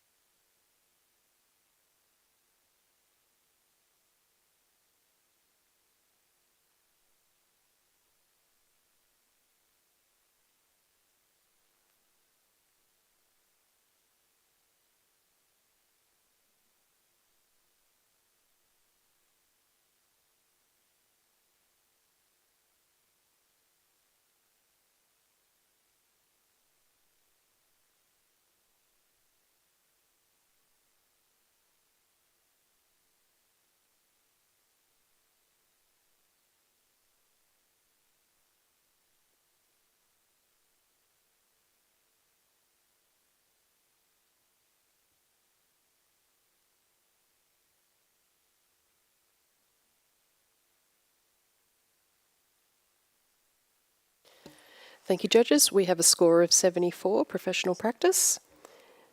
And can I have some feedback? Oh, Tony? Yep, Tony, you can challenge. I'm not going to push hard. I'm going to push a little bit here, just into bronze, just to recognise that the photographer has captured a moment where the musician has become one with the audience, and I think that's really powerful. And just in case you missed that, I think maybe just have a wee think again to see if that's enough to get you into bronze. I do get this a little bit cluttered at the base and probably benefit from a crop, but if you believe in that and see it in your heart to go bronze for that connection, audience and musician, that could be worth it. Okay, Richard, you're at the other end. I'm at 70 in professional practice. I felt, for me, he wasn't quite one with the audience because he's not in focus and they are, so he felt very separate. And I agree with the clutteredness at the bottom. There would be more unity, I think, with a higher crop right up there, so it's all faces. And just a little highlight control issues around the bottom there. There's something rolled up on the left. Okay, thank you for that, Richard. Joe, you had something to add?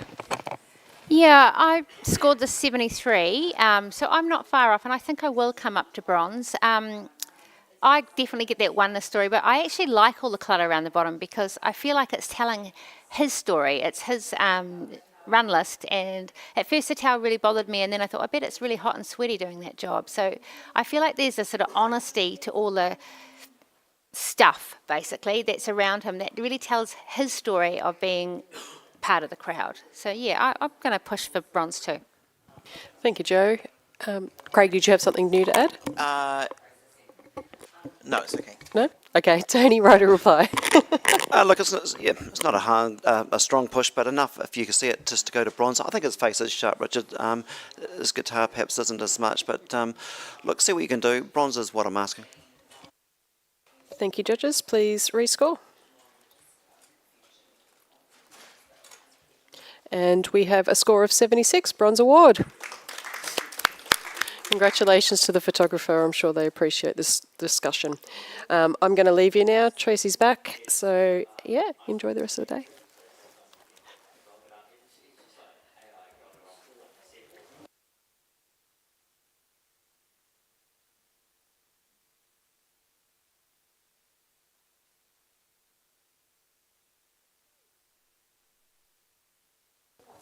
We're going to get Craig to have a break. Johan, if you want to step back in.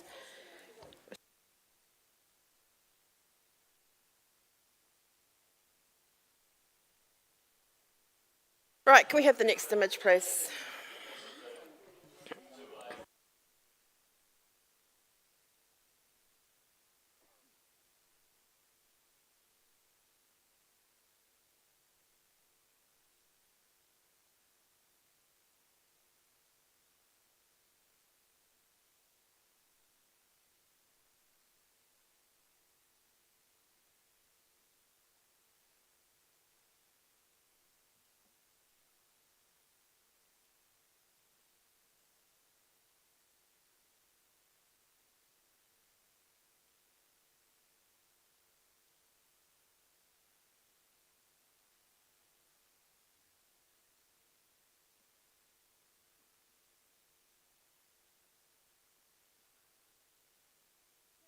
We have a score of 70, which is professional standard. You're all about the same. Could we have a comment from Tony Stewart, please? I think the most compelling comment to say here is about the skin tone being the same as snow, so it's about exposure control. I think with that fixed, as judges would probably look at this with a different viewpoint and seek to reward you slightly higher. Thank you. Next image. Oh, actually, before we do that, Richard and Joe, go grab some lunch, and we're going to have Catherine and Anthony back on, please.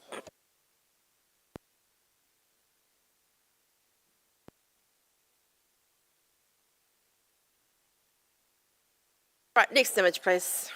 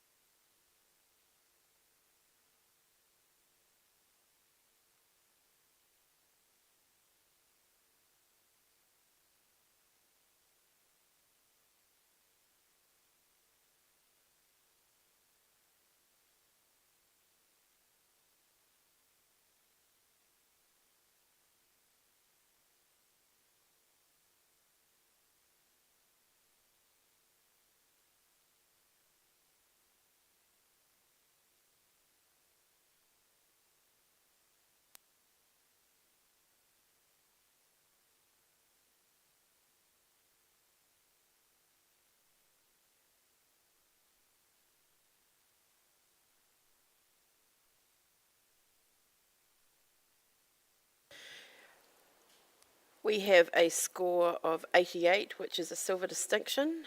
Congratulations to the photographer. Yes, Johan, would you like to give feedback? What a wonderful sense of willpower. Here you are, you're seeing that this person has struck the ball and then they're following it through with the mind power to push that ball even faster.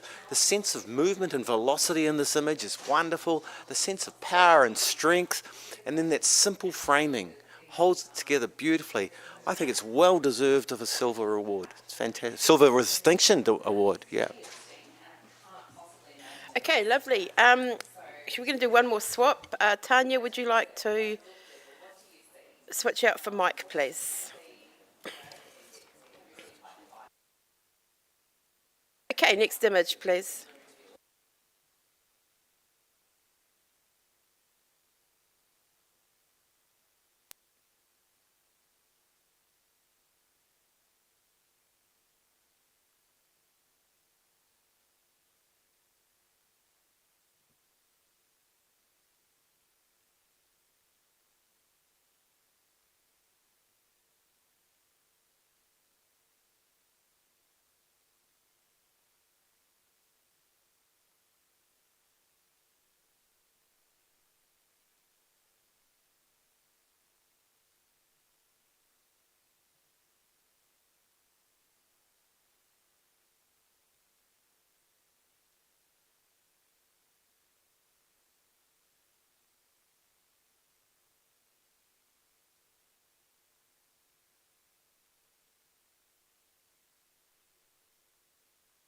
Okay, we have an initial score of 80, which is a silver award. Yep, Tony's going to challenge that. 86, I snuck it into silver distinction for the message I read in this was, look, we've got our flag, which is our symbol. We're then going to champion it like a crusade on the horse, come sun or rain. This is our cause. We're on it thick and thin. So I like the fact that we've actually got this connection between a car and a horse, the old and the new. We've got the sort of the sovereignty sort of symbols that I think there's a lot of subtlety in some of the messages that we're getting, both looking forwards, both looking back, old and new. I think it's very clever. Mike, you're at the other end. I gave it 75. I actually found the central image, the middle image, a disconnect between the elements and unnecessary. I think the story is told by just two images and the third one complicates it. Okay, Johan, did you want to? You're in the middle-ish. Yeah, I gave this an 84 and I'm happy for it to get an 84, and I would have creeped over into excellence with the silver distinction. I just felt that the warm tone of the top image conflicted with the colder tones of the bottom, but I felt the storytelling was so strong that I still wanted to reward it. So I think maybe a little bit of silver from people, I think, yeah. Tony, back to you. Correct. I think silver, some form, is the answer. I'm asking silver distinction for the concept of steadfastness, and that centre image is about being grounded, regardless of what's around you, if it's weather, circumstance. He's holding his ground, and you see that also in the car and in the horse. I think it's very clever. Rescore, please, judges.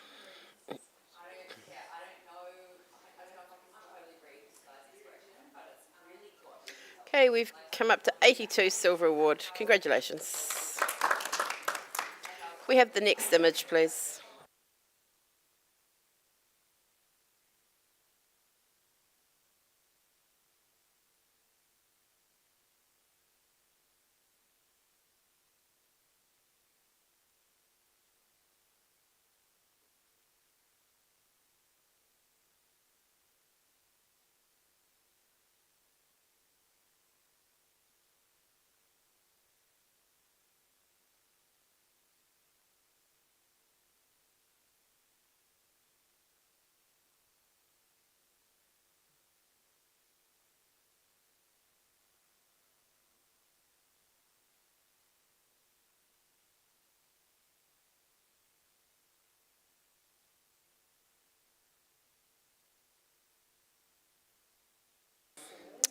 We have an initial score of 75 bronze award. And Johan, would you like to give comment for the photographer, please? I really appreciate the sense of, in this harsh, sterile, sort of unfriendly environment, there's a moment of compassion. And I think that's well presented. Maybe the foreground highlights too much and it would lead us in more if we weren't pulled down by that. I think we could have a better image.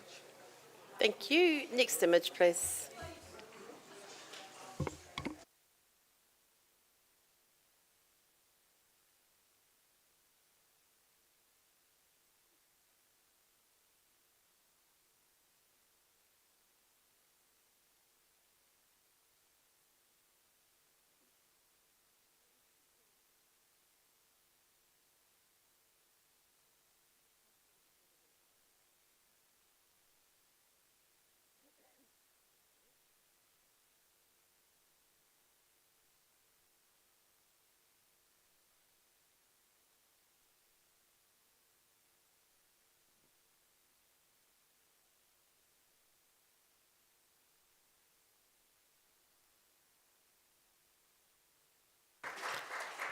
Okay, we've landed on a 79 judges, so we're going to have to do something. So Johan, you're going to challenge this one? Yep, I gave it 81.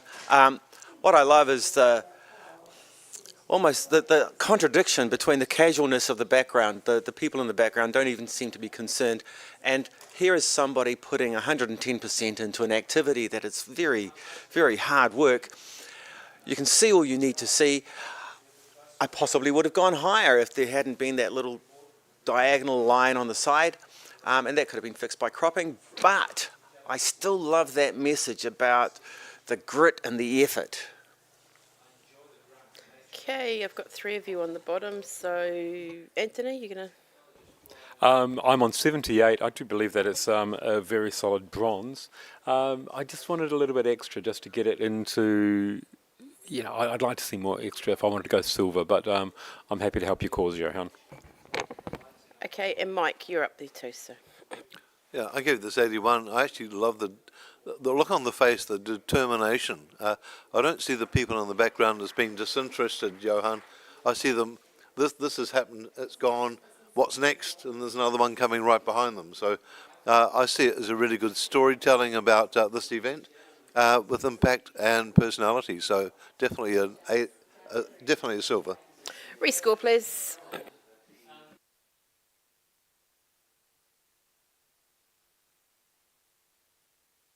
$81, silver award. Well done. Can we have the next image, please?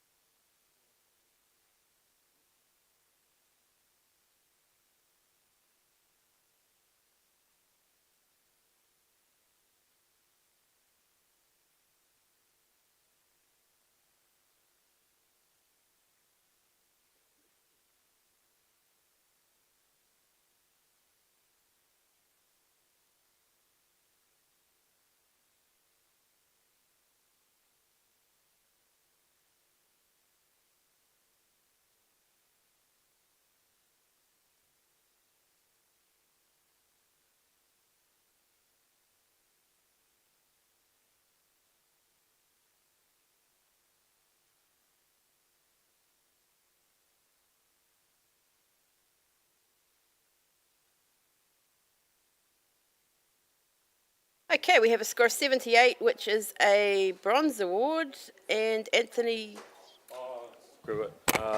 Yeah. I'll very quickly just say that I do enjoy the design element of this image, and what I really enjoy about it is just we're not looking at a bland background in the shot. We've got those beautiful wave patterns just up on the sand that I think really, and the fact that we've got these diagonals going left to right, and then we've got those long boats running north-south on the shot. I just think it's quite strong, and then you look into the storytelling, you see everybody getting ready to go out there and punish the water, so I feel it's a nice little silver. I gave it an 83. Okay, so we're going down to Tony, please. Look, I thought it was professionally done, and I think that could even be the photographer down the bottom right corner operating the drone, so a little clever inclusion potentially. But other than the graphics and the, sort of the toothpick nature and the preparation, I was perhaps looking to see a little bit more activity, a bit more purpose to the documentary capture of this as opposed to just vantage point alone. Okay, Mike, you wanted to talk? Yeah, I gave the 76, certainly deserving an award, but the left-hand side, the bottom left corner is quite distracting, and I think a vertical crop to the centre would make it incredibly stronger. Okay. Johan, did you want to have a chat? Yeah, okay.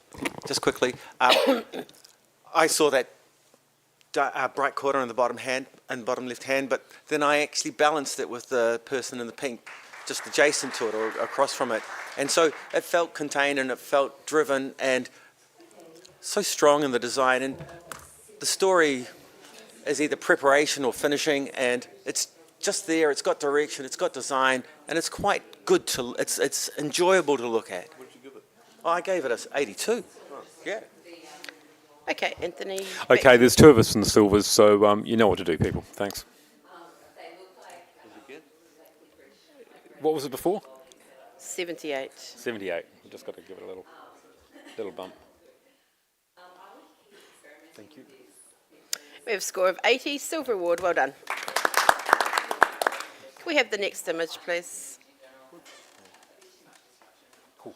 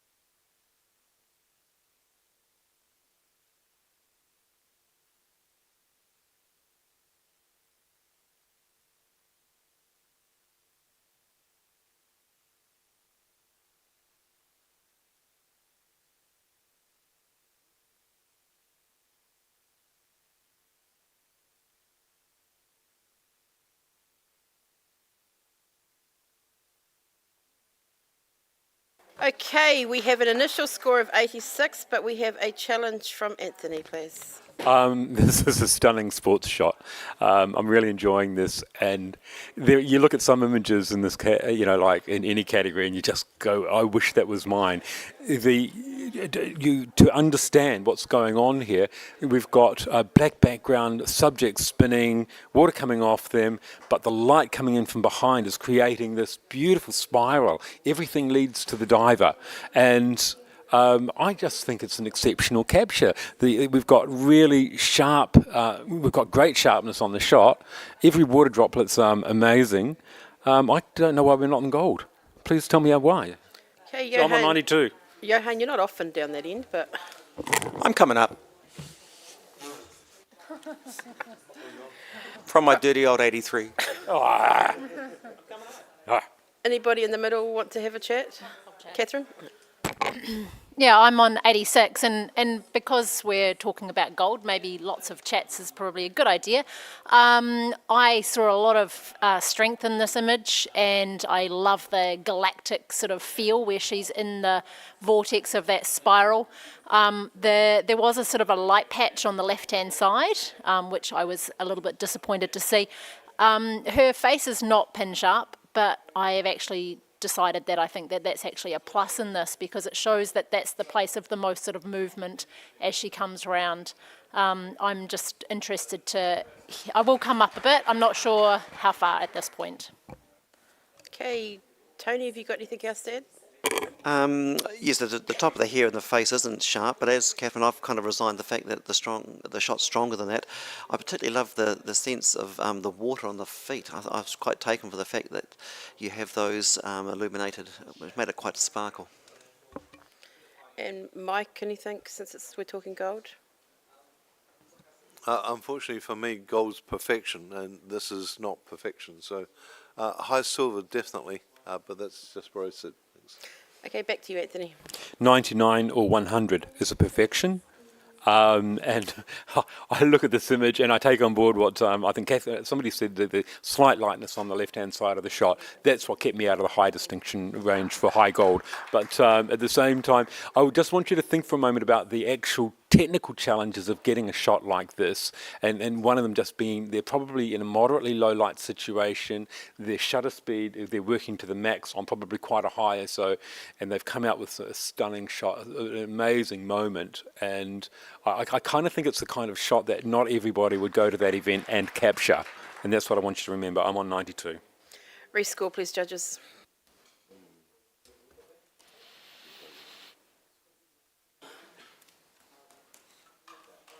$90 Gold Award. Well done. Okay, we're going to have a slight change. Tony Stewart, go grab some lunch, and Tony Carter. Can we have the next image, please? Absolutely. Come on, ditch the next picture.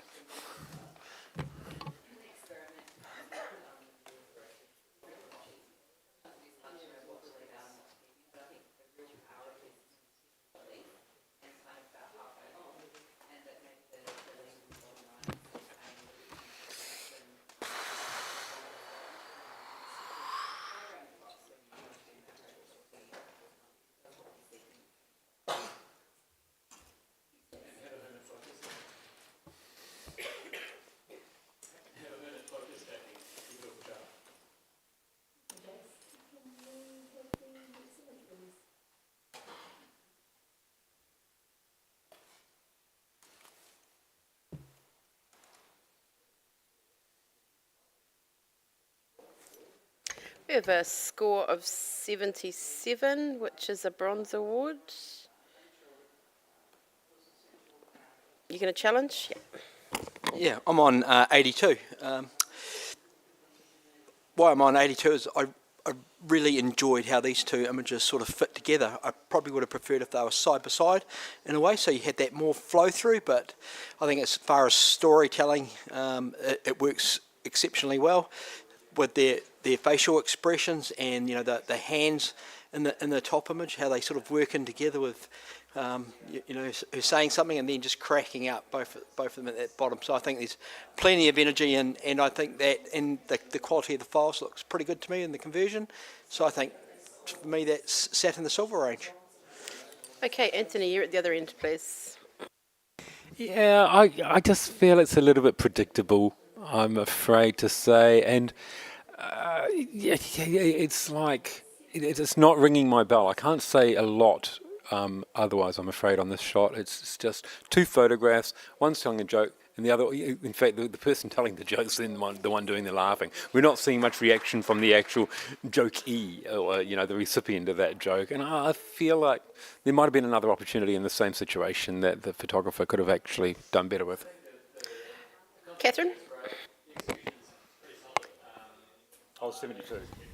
I was on 78 with this, and I was comfortable there until I sort of felt a little bit more, and that was the fact that you can't see her expression. You don't need to, because there's embarrassment, and the hand tells you that she's embarrassed, and that is enough for me to go up a few points. Anything further, Johan?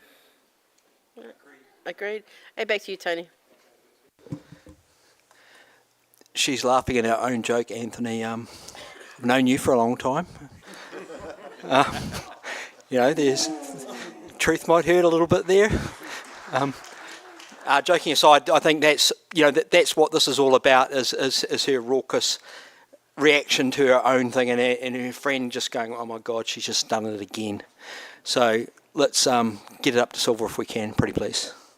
Rescore, please.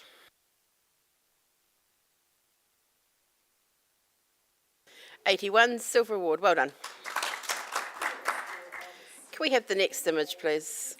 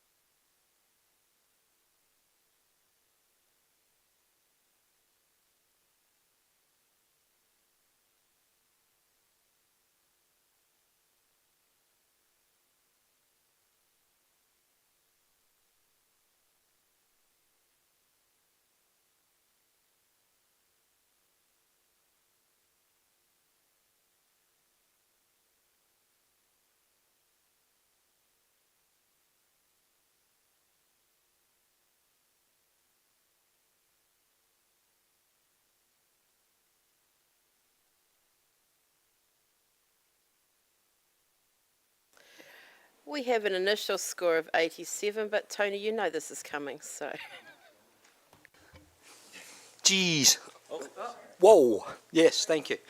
That's way better. I'm on 94. What are we looking at here? We're looking at a landscape. You know, you can just feel the way these people live in this world. That sense of the one person with all the green around there and how that works. You sort of roll right through this urban landscape right up to that, you get beamed up to that satellite dish there at the top. I think this is very minimal, but it says so much in a very powerful way. I think it's digitally presented here, big scale, is fantastic. Your eye just goes right around there, but we all know what's going on with its simplicity, and it's saying a lot about humanity in quite an artful way. 94. Okay, Anthony. I'm on 70. I'm way at the other end. And all I can imagine with this shot is that the Body Corp gets a lot of complaints about that red satellite dish. I get the repeating ideas, but at the same time, I see it, as you said, a landscape image. And I don't think it's a strong documentary image that's...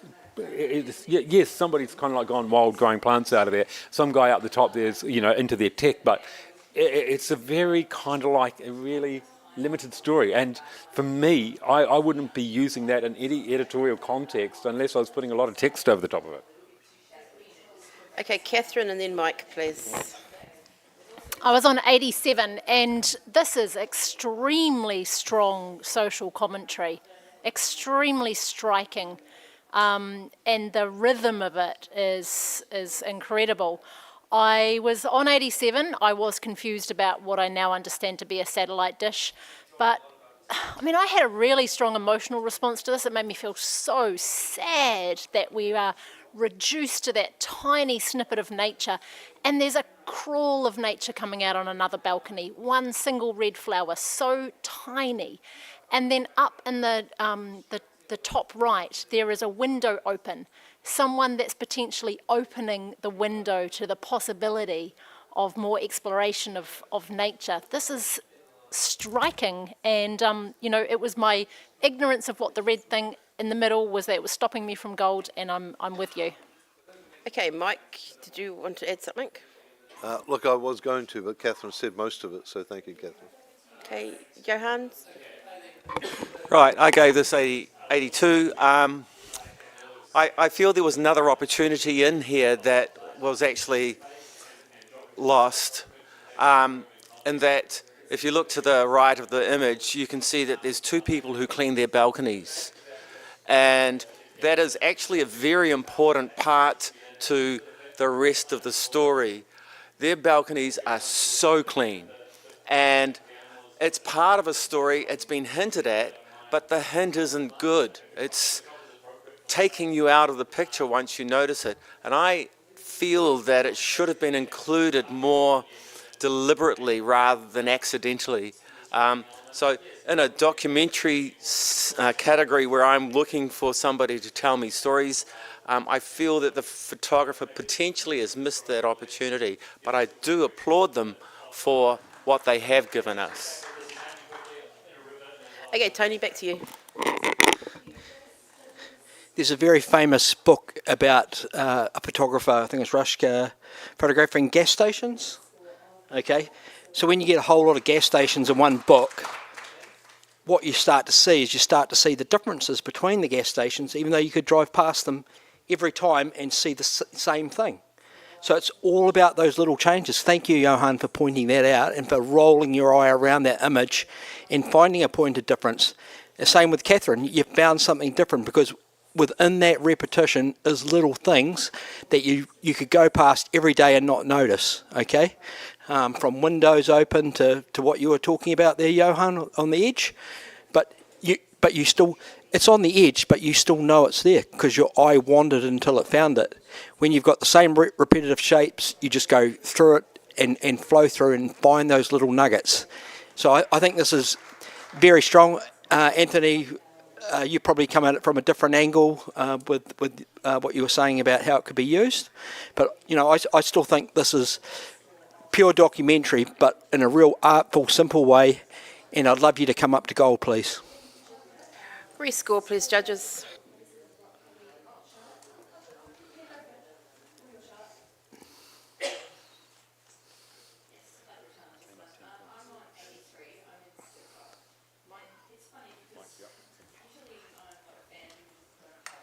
$90 Gold Award.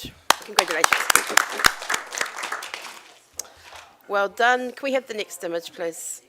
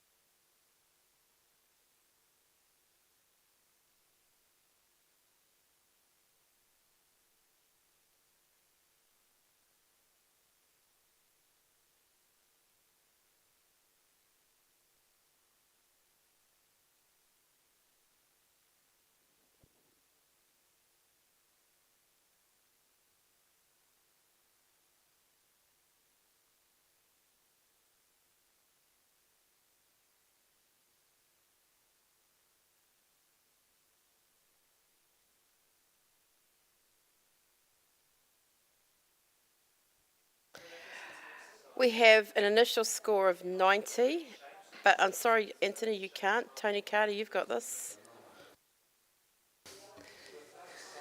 I'm on 96. Okay.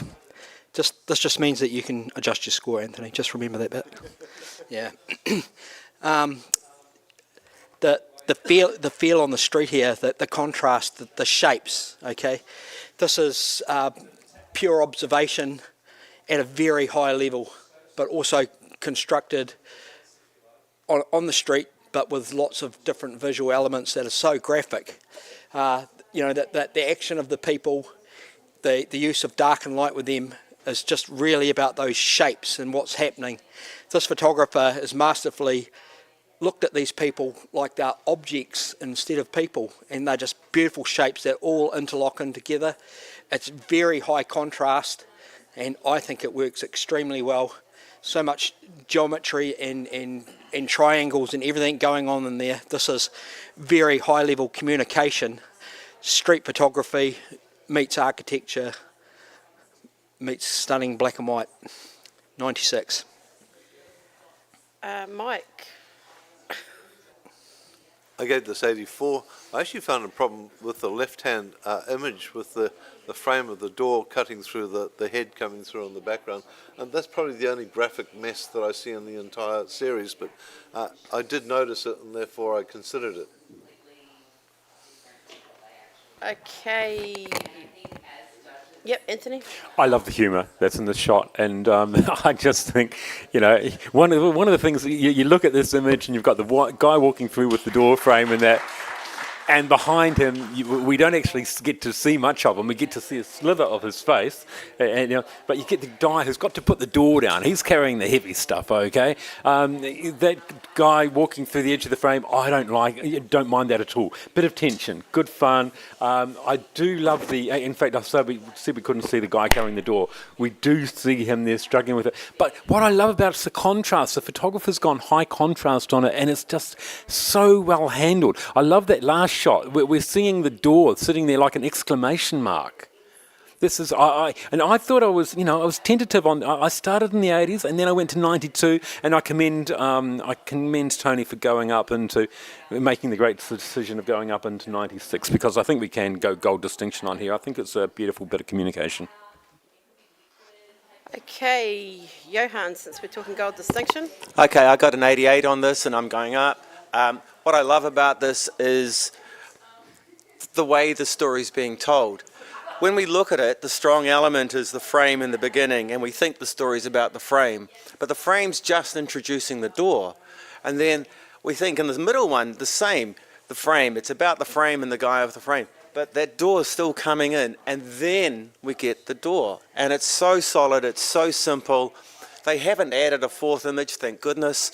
They've done a great job of holding it all together, wonderful use of diagonals, etc. I'm going way up.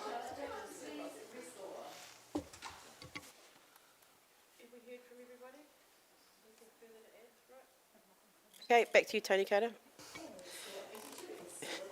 Yeah, probably the only thing that I could really hear was Mike was a negative for that door frame with the person in the left-hand image. I did consider that. Then I went, oh wait a minute. Then you go to the middle frame, and then you got those legs at the bottom there coming through from the back. So I thought, oh, that's fantastic. I love in the first image the guy on the right in the first image with his arm up, and then you go to the end frame with the door with the hand on the door. That door is very bright, but so is everything else in the image. And the other thing that's very bright is the photographer that took this, because this is outstanding work, and would love it to come up into gold with distinction, please. Yeah. Fair enough.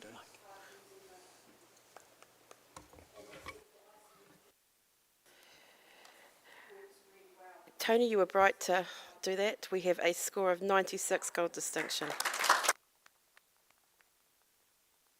Congratulations to the photographer. Next image, please.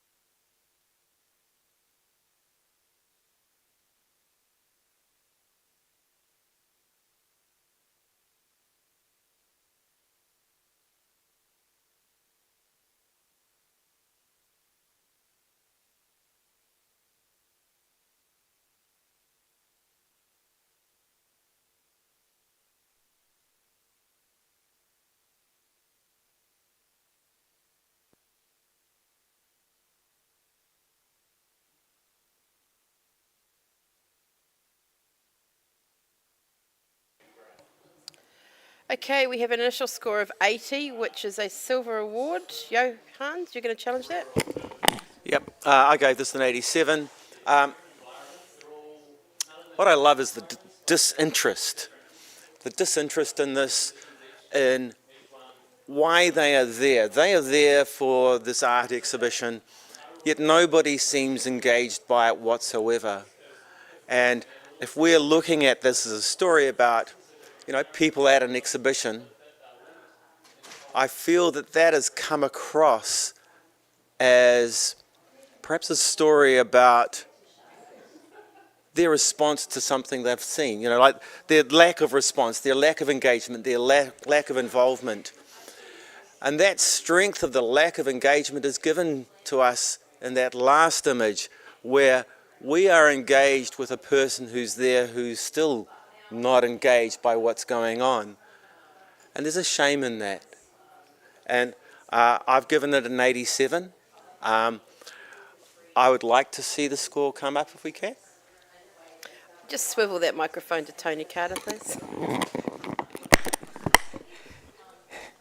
I guess I felt disengaged, so I apologise for missing that.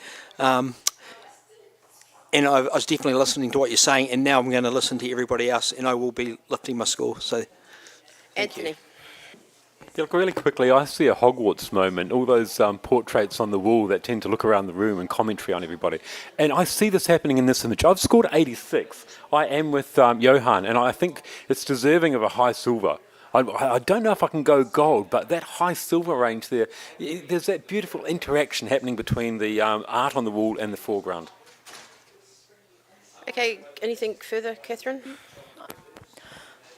Look, I feel like there's the seduction of what the art is in the background in this. I don't feel that the disconnection is actually really a thing in this. I feel like it's almost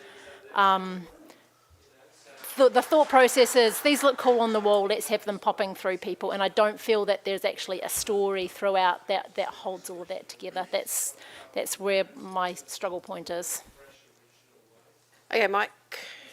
Just one question for Johan. All the paintings in the background, or photographs in the background, are in focus, except for the last one where the focus has changed to the foreground. I find that disconcerting. How do you feel? Amazing. That is the point. So the the photographer is telling us to look at the artwork, look at the power of the artwork, look at the disengagement, and then look at the people. And making that last photograph of the subject in the foreground makes us look at that person, makes us understand the amount of disengagement, and that the art is the background to the story. And the story is not about the interest in the images, it's about the disinterest as presented by the photographer. The photographer has told us the story. I'm sure there's many photographs that would also have been taken that showed a lot of interest, and probably the most telling one is the photograph that has the guy on the phone. That says the story completely. The next image along, the one on the left-hand corner down below, with everybody facing away from what is, you know, a very vigorous image, says more. And then the last one where you see a person who also is expressing that same disinterest. Yeah, I think it's quite seductive and quite powerful. I've given it an 87. Okay, rescore, please.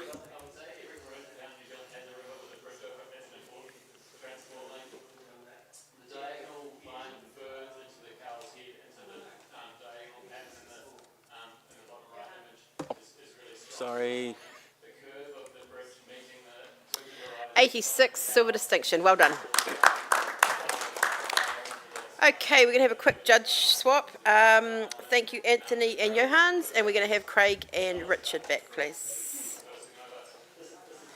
So if you want to just do that. Yeah.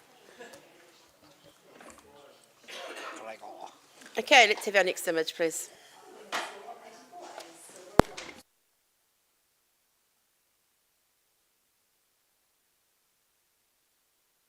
Hey, if you've been enjoying the judging in this room today, go and vote for your favourite judge at the Ian Poole Awards, for the Ian Poole Award, for the favourite judge of the conference.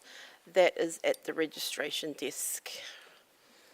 And this category, documentary, is sponsored kindly by NZIPP.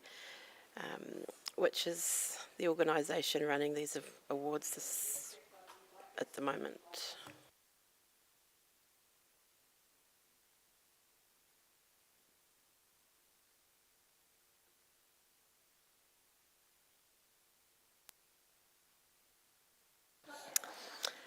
Okay, we have an initial score of 78. Craig's waving his hand. Yeah, I'll do it. I have this at 82. I think this is a really fantastic moment. The photographers caught it really well.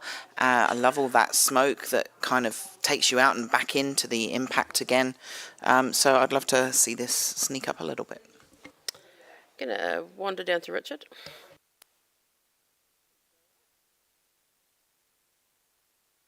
Electric shock. Came out the other arm. I was sitting at 73, professional standard.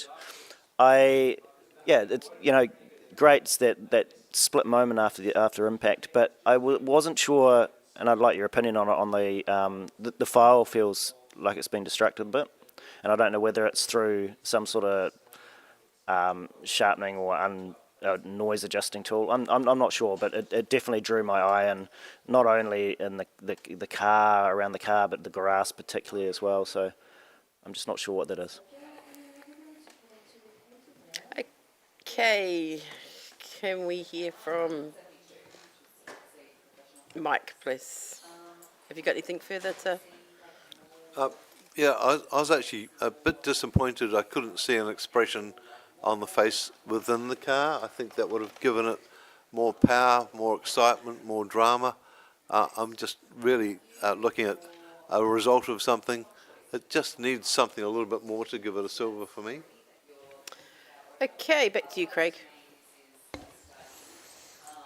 I initially was looking for an expression to Mike, and then I found that the movement and the clutter and the dirt all flying around was actually enough for me in this one.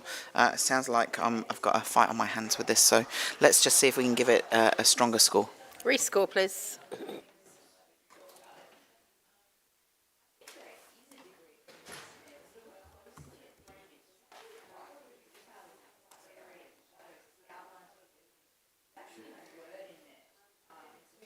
Actually got a score now of 76, Bronze Award. Hey, can we have the next image, please?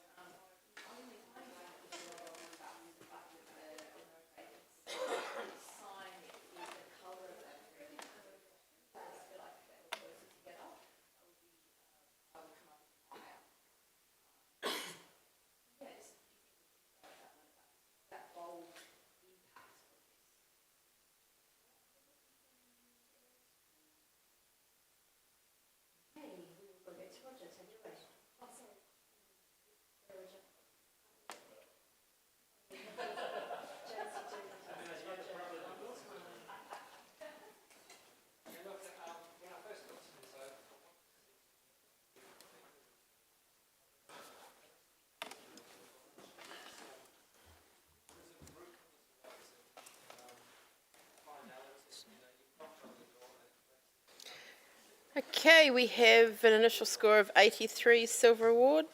Mike's hands waving. I gave this 88. I just find this really superior in terms of visual communication. Great editorial piece. The lights against the dark, the moment of celebration of a shot, the destination told in bold type. The graphics is what's making it more outstanding, is the bull being against the dark part of the background. The positioning of this photographer, I'd say that they planned this, that they went to this particular point in the stadium because the light was like this at this time of the day, and I see that as pre-planning, and I see it as a superior piece of visual communication. Okay, down the other end, Craig. You are the lowest. No, I'm not. Oh no, sorry, Tony Carter. Come to you in the middle, yeah. I'm on 78. for me, I could probably come up into silver, but I feel that when I look at this, I see lots of elements just about all at the same time. I find the tennis player feels, even though it's sort of right at that, point where the ball's going, it doesn't really feel like any energy, and the shadow on the ground feels like it's just got one leg sort of going on. So, and then my eye just gets stuck on Melbourne and all those other elements. So I don't think anything's really showing strength. It's just lots of different elements. And I have seen a lot of this type of work, and I just feel that this is not quite at a high enough level to go to silver distinction. Sorry, Mike. Okay, Craig, did you want to, or did you want Catherine to? Yeah, I was on 83 with this, and I am going to come up in support of this. I was pretty close already, and I feel that everything is actually packed all into one story. I think there's plenty of action in there. The one leg thing, well, this is part of what sports people do. They are, every single part of them is so finely tuned, and I think that this is a great representation of that. Further, I think that the exacting placement of that ball, as Mike has said, but it's also placed exactly in between those parallel lines there, and then the top also coming into the dark space as well. I just think there's enough, and the frame is full. So I'm just applauding that, and I'll come up to silver distinction. Okay, Mike. Yeah, the dark areas, this is one of the things I really enjoy about this. The dark areas have got rid of all the things that we don't want to talk about, we don't need to see. So what we don't see is equally important to what we are being shown. And that's another decision by the photographers to say, look at this amazing light. And it's light that I'm responding to. Beautiful light and beautiful action within the light. This is a superior piece of photography. Please come up. Rescore, please.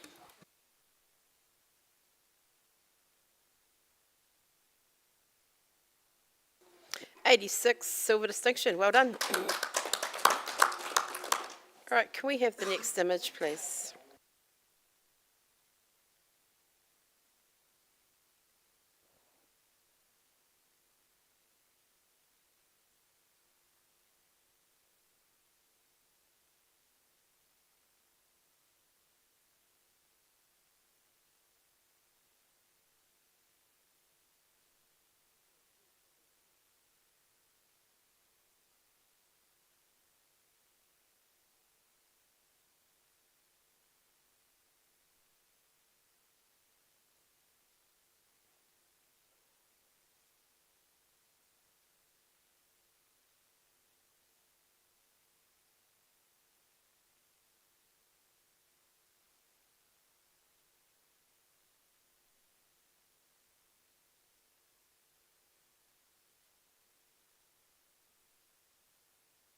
Okay, very even scoring. 71 professional standard. Can we have a comment from Craig, please? Yeah, I think this is a well-caught moment, getting told off for taking photos. I actually think that left half is where the story is. I don't think you really need the right half, so maybe just explore cropping. It's also really bright, so bringing that exposure down a little bit would give it a bit more mood and drama. Okay, thank you. We're going to say thank you to Catherine for the moment. And Joe, do you want to step back in, please? Right, next image, please.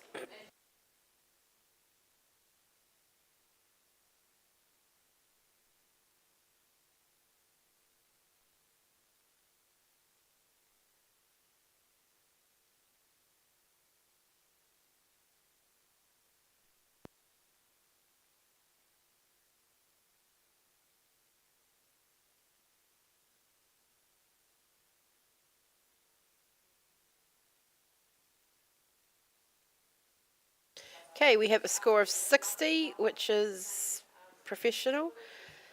Can we have a comment for the photographer, please, from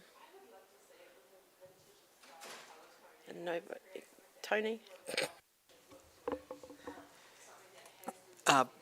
very engaging face here with that eye contact with the camera. Where the image is sort of let down is probably in its overly bright nature and the sort of one-arbedness of the boy in the front. And so you're not really getting any context about what's going on here. So just think about those elements.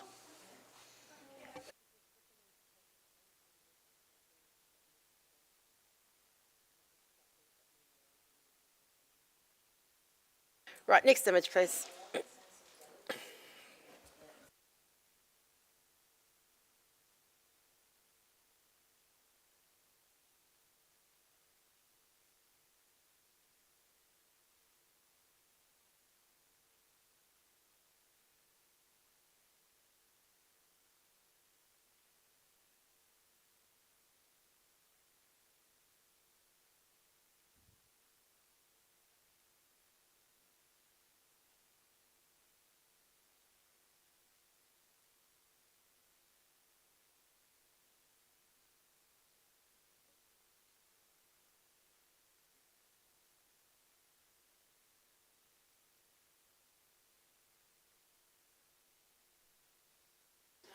Right, we have a score of 78, which is a bronze award.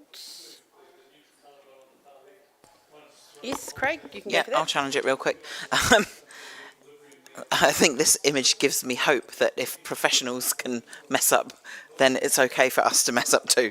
And I think that blur on the ball is really great, and I just thought this was quite a fun and humorous moment to have put forwards when in a match like this you would have had all of those epic moments. To show us something like this is quite brave, so I gave it 83.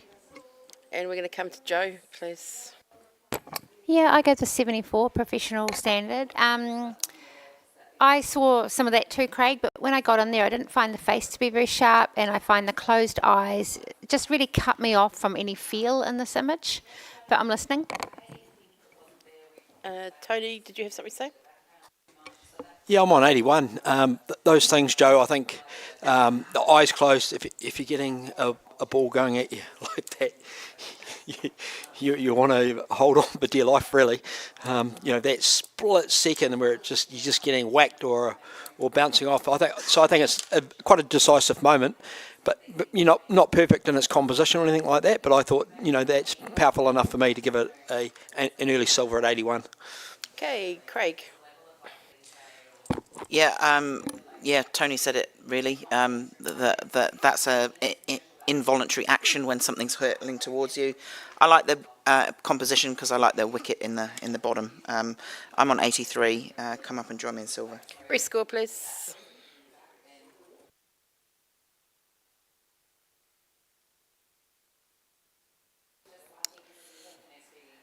$79. I'll just hit the button. 79 for bronze, 80 for silver, please.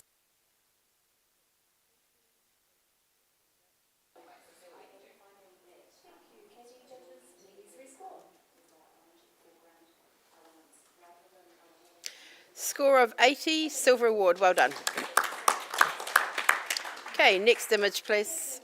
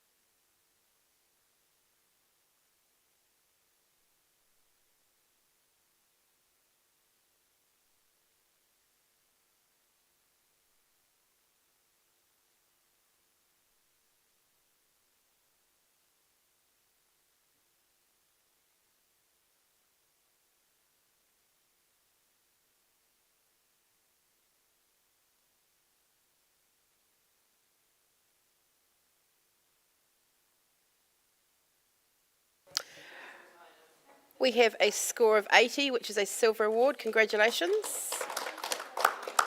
Can we have a comment from Mike, please? I think this would have been stronger had there been fewer pictures. There's some really strong images in here and there's a few weak ones. So just tighten it up and I think you'll go higher. Thank you. And Mike, you can have a wee break. Tony Stewart, would you like to come back, please? And we'll have our next image, thanks.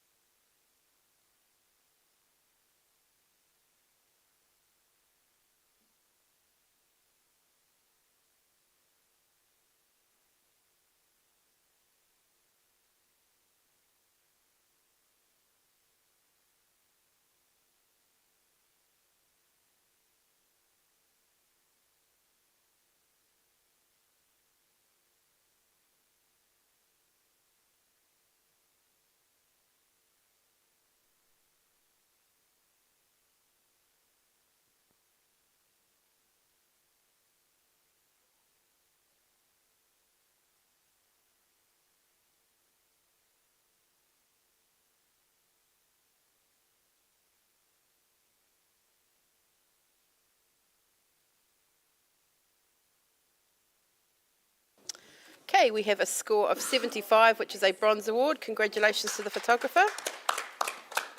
Could we have a comment from Joe, thanks?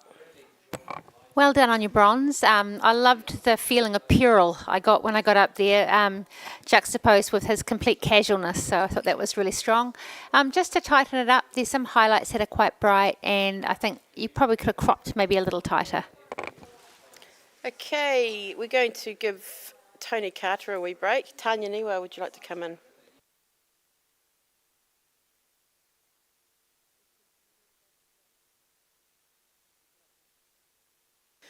Okay, Richard, we'll give you a break as well, and let's bring back. He's been off August.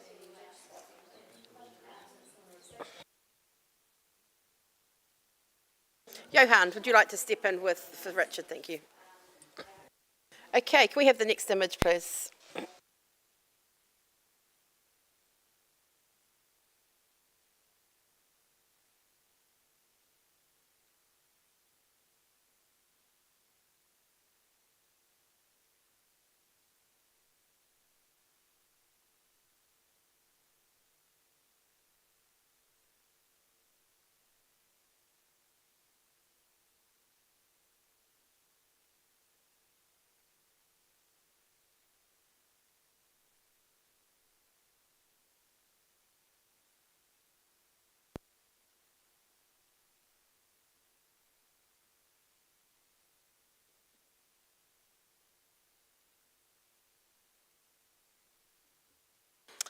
Okay, we have an initial score of 75 bronze, and Johan's waving his fingers. Because I got an 82. Normally, we would be looking at something like this and going, well, I wish it was straight. But in this sense, the sense of peril caused by the tilting of the building is actually quite powerful. The lengths that people have to go to get their daily needs is illustrated here particularly well. I've given an 82. It's interesting, it's fun, and it tells a really strong story. Okay, we're going to come back to Tony Stewart, please. Look, I'm on professional standard for the fact I'm not really too sure. There is a huge story there, Johan. I think I see this more as a construction site and someone sort of hooking up the tap for concreting or something. So yes, it's seen in a country, perhaps overseas most likely. I'm not understanding the need for the angle. I think that it's an implied peril rather than actual peril. I'm not sure if the angle was necessary to assist that. I think it's sort of trying to add drama that's not particularly there. Okay, Joe, you're in the middle. Oh, I'm not really in the middle. I'm on 80. I'm definitely in support of this image. I definitely think that the angle is adding to our sense of unease. And I also think the dark spaces down the bottom are also giving us that foreboding sense. To me, it's really strong storytelling about what life is for this worker. I'm getting a real sense that they have to go to this rather shoddy place and they have to put themselves on this narrow ledge of danger in order to kind of have their daily lives. So yeah, I'm at 80. I'll come up a bit with you, Johan. Right, Johan. Joe said it. I gave it an 82. Do what you can. Rescore, please.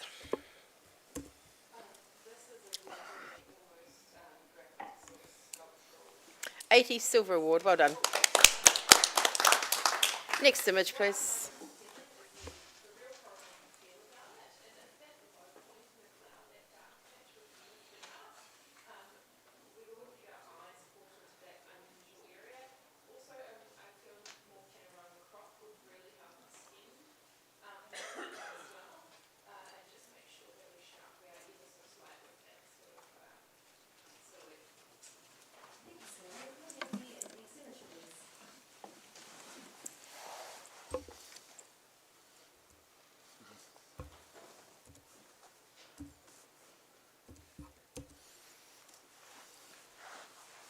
We have a score of 68, which is professional standard. Could we have a comment for the photographer from Craig, please? Yeah, I think that the moment here is really lovely, but with the amount of foreground, the distortion on the edges, and the way the light's falling on the subjects, I just found myself wanting to read the birthday card. So I think just a tighter crop and thinking about where your highlights and shadows are falling would really help you strengthen something like this. Thank you. Next image, please.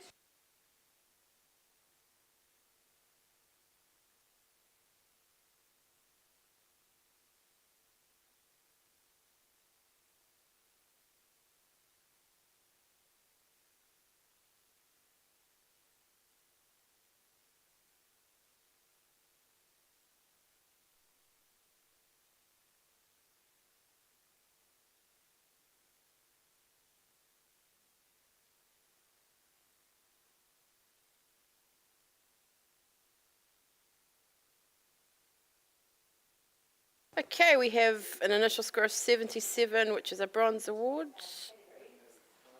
Cool. Can we have a comment from Tanya for the author? Thanks.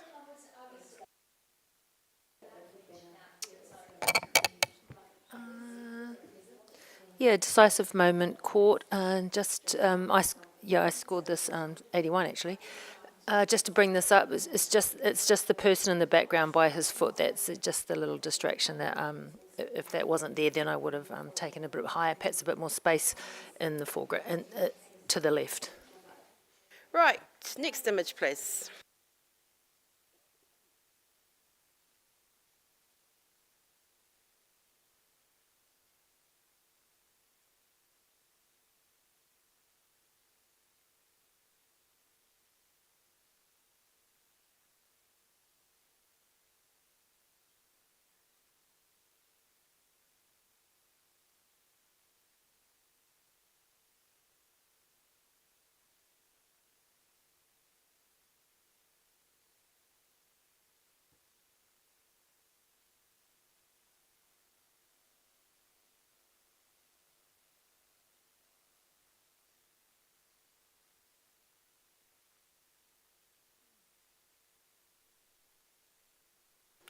Okay, we have a initial score of 77, which is a bronze award.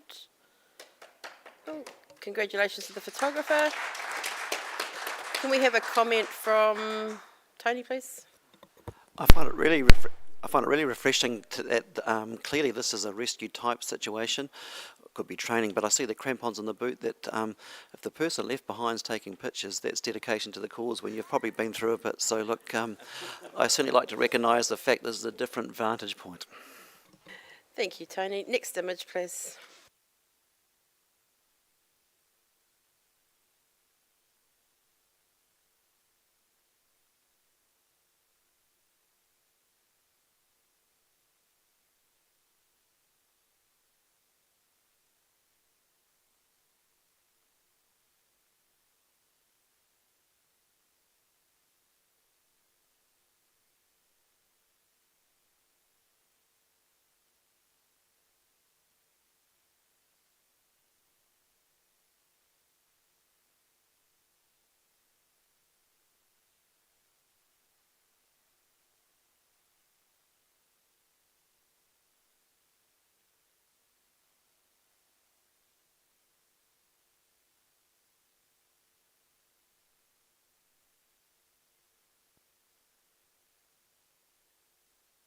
Okay, we have an initial score of 76, which is a bronze award, and Joe's hand's gone up. Yeah, I gave this an 80, a silver. I love the fact that when we normally look at sports photos, it's all about the sport, it's all about the hero moment, it's all about someone flying through the air. But this is actually about the community of the sports people and the togetherness. And although they may compete against each other, ultimately they all enjoy getting together and really enjoying each other's company. So I think that's quite a refreshing view. I think that it's been really well constructed with the two, all the shots on the. You guys can see what I'm talking about. And then the kind of hero yeehaw moment in the middle. Yeah, some of the actual photos could have been handled a bit better, but I feel like for storytelling, for sheer joy, energy, well constructed, well put together as a series, yeah, definitely worth a silver. Okay, Craig, you know I'm coming down to you. So I'm at 72. I think that this is very solid professional work. I particularly like the first and last image. I get the sense of the kind of camaraderie from the other images as well. I've just felt that central image was not a good anchor point for this, and I get that you're trying to focus on the camaraderie aspect of it rather than the actual sport itself, but just the flow of the images didn't quite sit together for me as well. But I've probably been a little bit harsh on this. I'll definitely come up a bit. Okay, Johan, you're in the middle there. Yep. The sequencing of the images is sometimes frustrating. I understand what it is. You've got the corners which show the action photographs. You've got the cross which show the camaraderie, and then you've got the winning photograph in the middle, and that's a design element. But in a documentary category, what I'm looking for is the sequence of the story, and it took me a while to get there on this, so I kind of felt frustrated by that. I did give it a 78, which is a bronze award. I don't know if I can go to a silver, but you know, just keep talking. You never know what's going to happen. Okay, Joe, back to you. We've looked at lots of sports photos today, and nearly all of them are about competition or being the best. This one is about enjoying the moment and being part of a team, and they're all young people for the most part. And how refreshing is that view for New Zealanders to have sport that's about being part of a team and enjoying each other's energy. I think for telling the story that's actually here rather than the story you might think about a sporting event, I think it's really powerful. So do what you can do. Rescore, please. 77 bronze award. Congratulations. Okay, can we have the next image, please?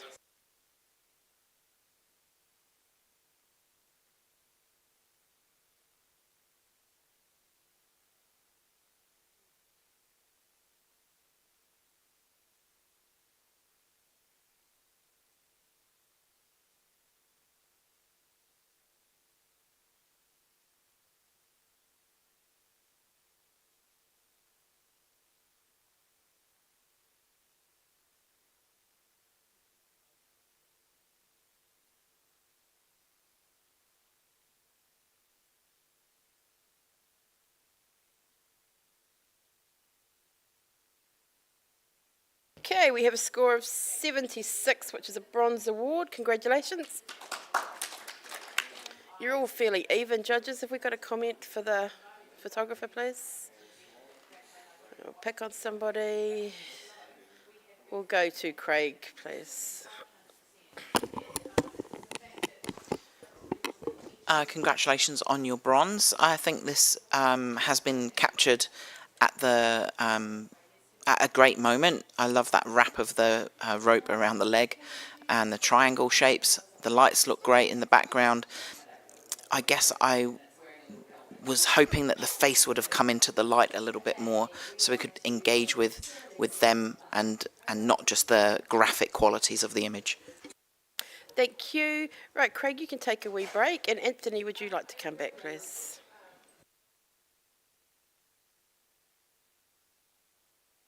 Next image, please.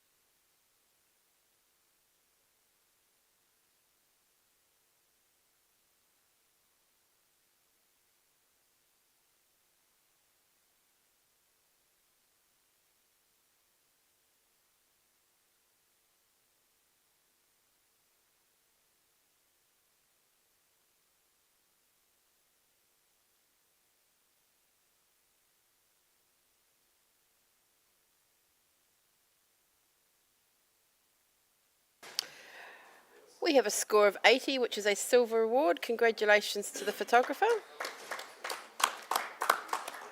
Can we have a comment from Tony Stewart, please? Like to acknowledge the concept here, which you've got this model that's almost the texture of the top is mirroring the volcano, and the message of, oh, look, it's all about me, as opposed to this natural wonder that's been there for millennia. So I think it's quite a strong statement in modern society. Well done for showing us that. Thank you. Next image, please.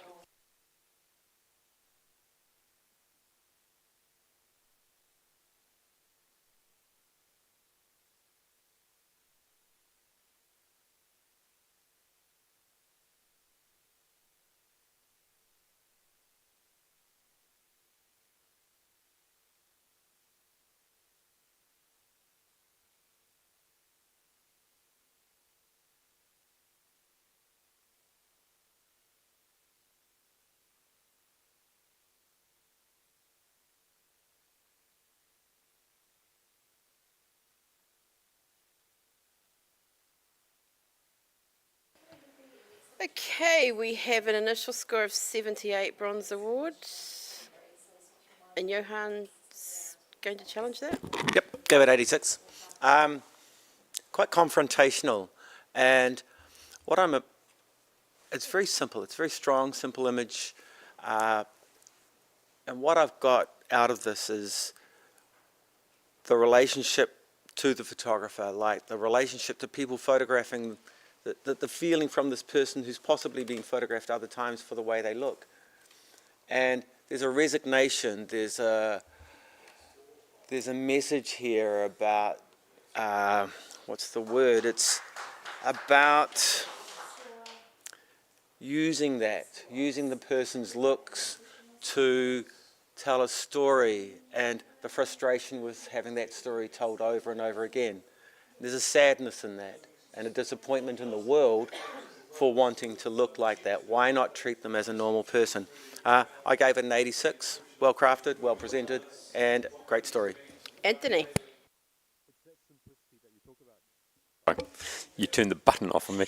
It's that simplicity that you talk about that I find disappointing in this image. And if you've travelled enough, you know that even in Melbourne, you do get to see disadvantaged people. And to some extent, it almost becomes like shooting fish in a barrel. And what I really want to see in these situations is for the photographer to actually give us more enlightenment, kind of like show us more, show us the environment that they're in, show us the interactions with other people, show us, create more than just simply going into a market and seeing something, seeing a poor, disadvantaged person. And so I've scored 70, and I don't want to go into the silver range. I don't think it's there. I'm sorry. Okay, Tony. 82 silver. I certainly agree, Johan, that this resignation and sadness is coming through. Unfortunately, I'm being drawn out to the bright areas, the sort of the background pillars, where some simple burning would solve that, to retain our interest on the face and the sadness, and that's probably what's keeping me from going higher than I'd expect at this award range. Okay, Johan. Great. Thanks for mentioning those bright areas. What happens when you see those is you go first off to the left and then to the right, and having to do so, you pass across the face. And then if you do it again, you go from left to right. And in a way, it's kind of like the avoidance that people have when they look at somebody who's got some sort of disfigurement. And there's a sadness in that even. And I think it may not have been intentional from the photographer to do that to us, but they have. And I think that's been a success rather than a failing. And again, look at those eyes and feel disappointed as a photographer, because some photographers they prey on this. They look for this sort of thing and say, I'm a great photographer for doing so. And what this person is doing is they're saying back, really? So I'd really like you to give me something higher than what it got. Was it 80? Let's go higher. 78. Let's get into something shiny. 86 is what I did. Rescore, please.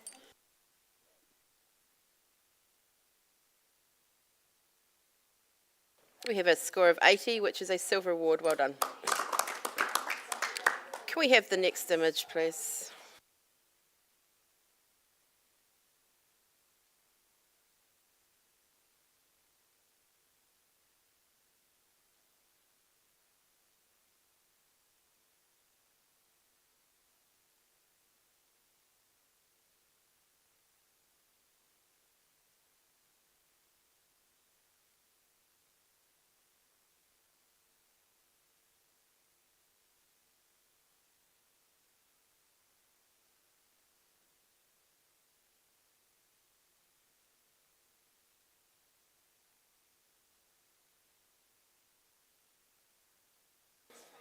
Okay, we have a score of 70, which is professional standards.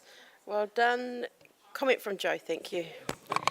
There's a great little moment in there of the boy jumping into his shorts, but unfortunately we're just completely drawn out to the sides of this image, which don't give us anything. So have a rethink of the crop and I'm sure it will be better. Okay, next image, please.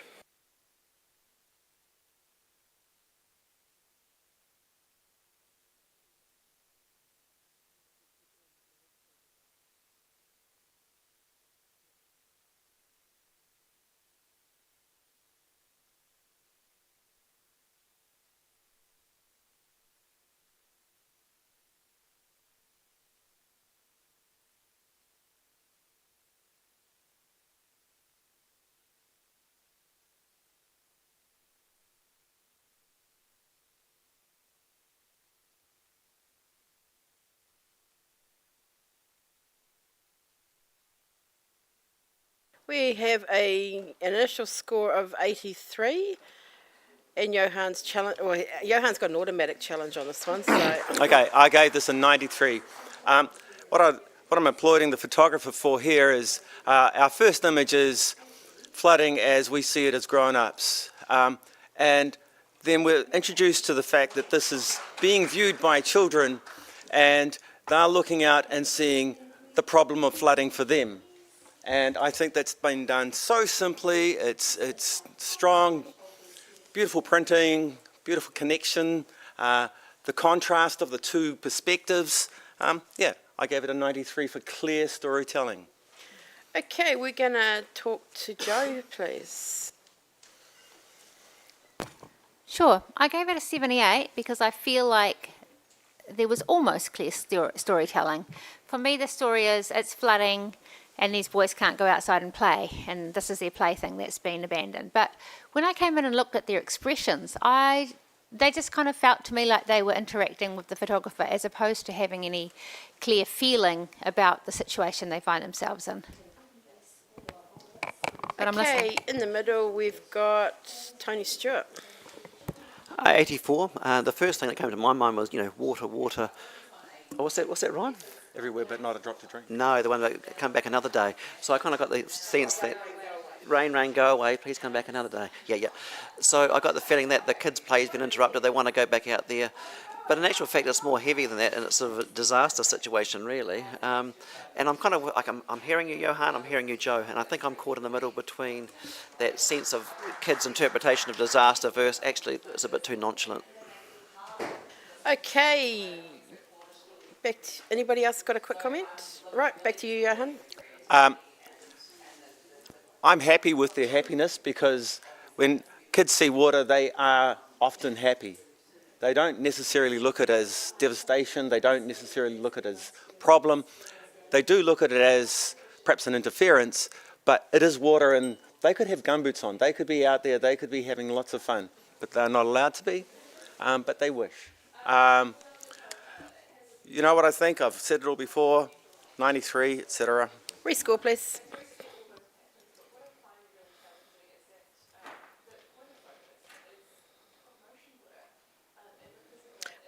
We have a score of 85, which is silver distinction. Well done. Okay, Joe, take a wee break, and so can you, Johan, and we're going to bring Catherine and Mike back on, please.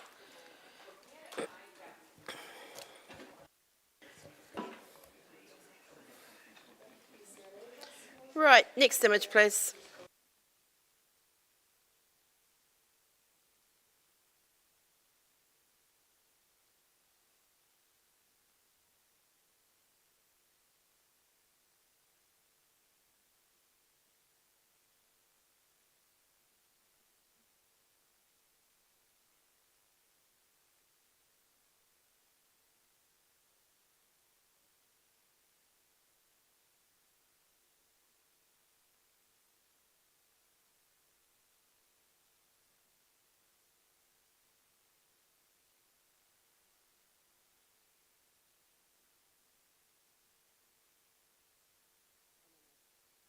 Okay, we have a score of 80, which is a silver award. And you're happy? Would you like to give the comment to the photographer, please? I really enjoy this image. I think you're doing some great work, whoever you are. Just the moment. I love seeing the splatter coming off the edge of that ball. Well done. Righty-ho, next image, please.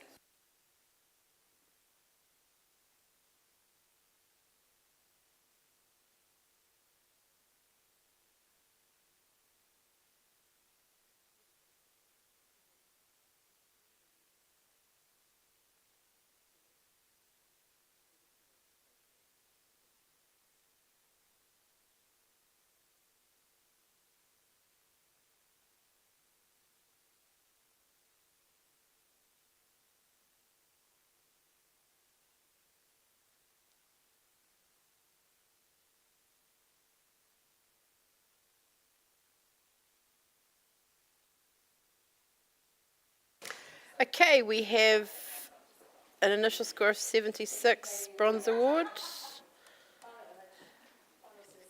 Lovely. That is. Can we have a comment from Anthony for the photographer, please? Yeah, look, I love your vision. I would have liked to have seen the crop moved slightly towards the left, just so we've seen. Then we would have had the bookends, the faces of the props on the edges, both in balance in the shot. That would have added to the strength of the image.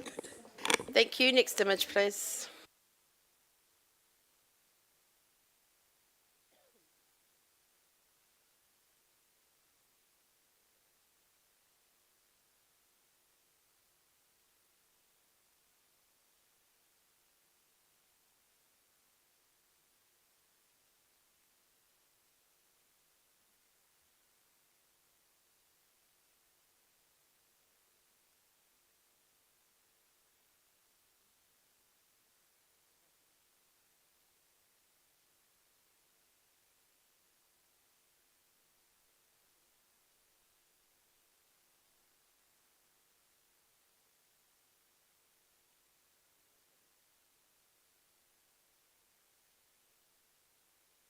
Right, we have a score of 80, which is a silver award. Congratulations to the photographer. Can we have a comment from Mike, please? Great storytelling, great use of edge of frame to bring things into the centre, great backlighting, beautifully done, well done. Thank you. Thank you. Next image, please.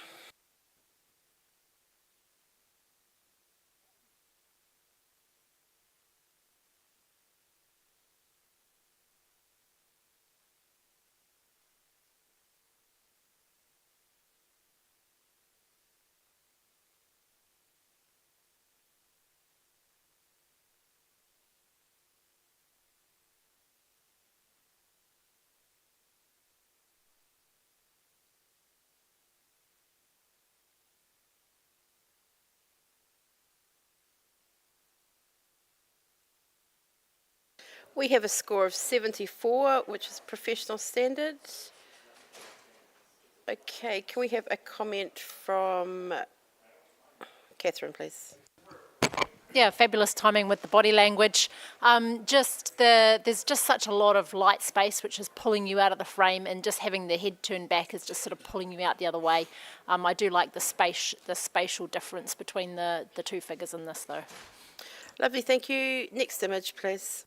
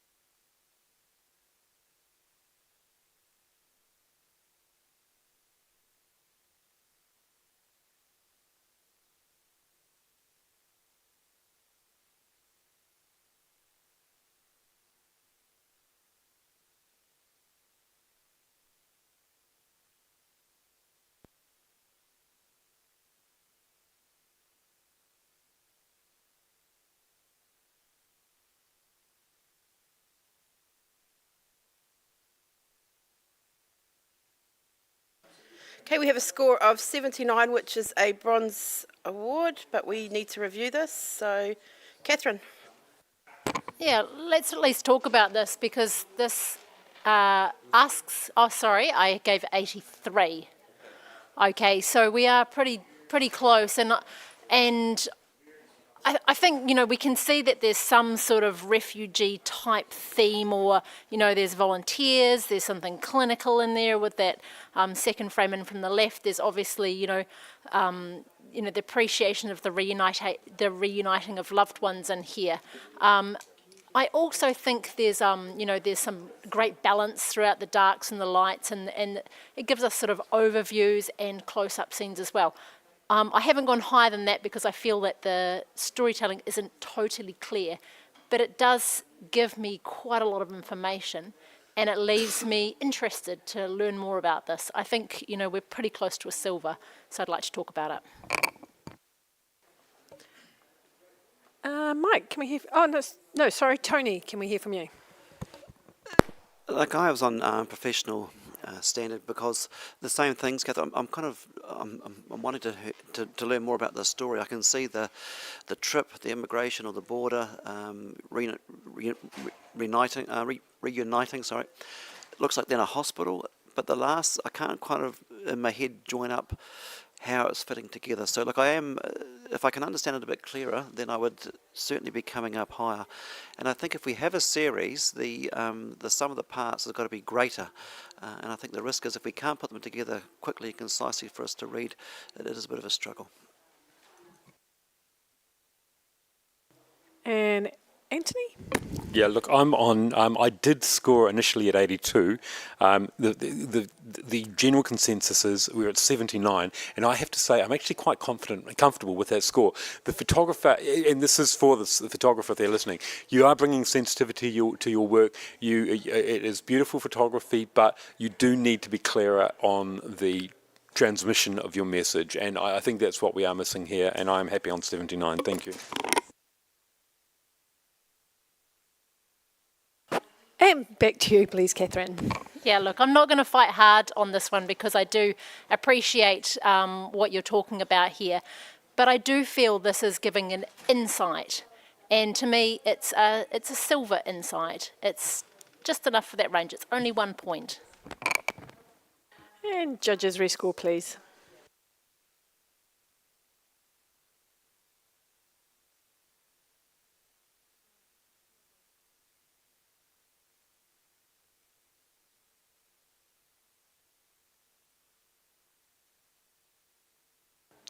Stand by. It's thinking.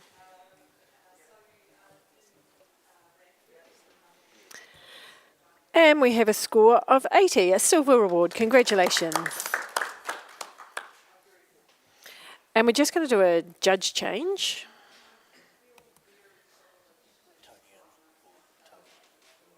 Tony and Tony's are swapping. I'll leave that to you.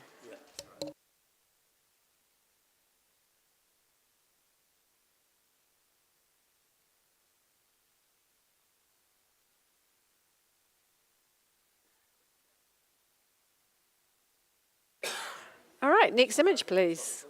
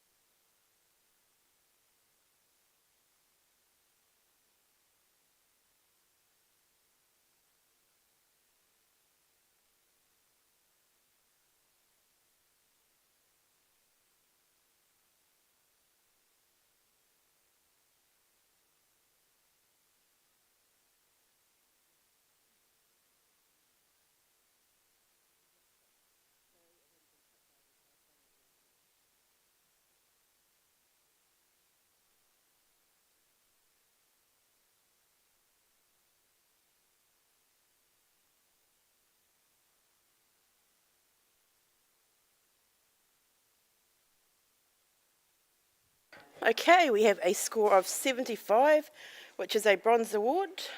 And Mike's got his hand up. You can do that. I gave this 83. I actually love the original viewpoint, the way of seeing not the obvious, but the not obvious. It would have been so easy to have just focused on the foreground and let the kids be in the background. This has actually said the foreground's what you'd normally expect to focus on. The choice of focusing, making that foreground so out of focus that you have to then say there is playthings out the back, there's fun out the back. The foreground really is just parents not engaging, is parents doing whatever. I would sort of feel like there's a disengagement between the foreground and the background, and I think this has been beautifully illustrated by the focus, or lack of focus. Okay, let's come to Tony Carter, please. Oh, no, actually, sorry, Tanya. You're a little bit lower. Yeah, I appreciate the concept. However, I scored the 70. I'm really drawn to the sand hill and then the greenery behind the man, and I just can't get past the really strong highlight on the man's stomach. I appreciate what you're saying, Mike. I just feel like there's a real conflict of the narrative there. Okay, Catherine. Yeah, I was on 77 with this. I don't think the highlight matters at all. I mean, this is a bright sunny day. It's the middle of the highlight tells us that this is the middle of the day when, maybe I'm guessing, but Dad has turned his back on his kids and he's on the piss. And there's something exciting happening. I mean, the kid in the background, that silhouette of the kid, or almost silhouette, there's enough information to see an expression, and he's holding something up, so he is showing pride. And for such a tiny piece of the frame to show you that pride at that distance, I think it's actually really effective. And then that bottle in the front is pointing up, straight up to them. I think that Mike has been brave to challenge this, because I was initially on 77 because I found it visually hard to look at. But I think from what it's telling us is quite powerful. Anthony, if you've got something else to add quickly. Only I do just wonder what would have happened with this image if the photographer had stepped back a few paces, shot slightly longer, maybe included the drinking partner, whether or not we might have had a more interesting image. I'm on 73. Okay, Mike, back to you. Obviously, the photographer isn't showing us what you would like to see, which is why we're judging what's in front of us. And what's in front of us is a very powerful social communication. It's a brave communication. It's something that, if I was a photographer putting this in, I'd be going, it's either success or failure, like just snap. It's black and white. It's documentary, it's telling a story, it's doing it in a really original, strong way. And I'm compelled to actually give this a silver. Rescore, please, judges.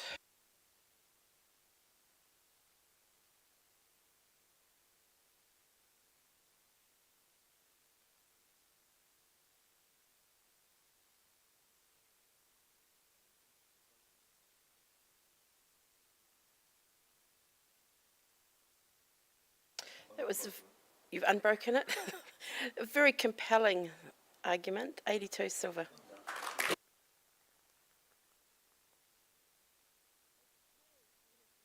Can we have the next image, please?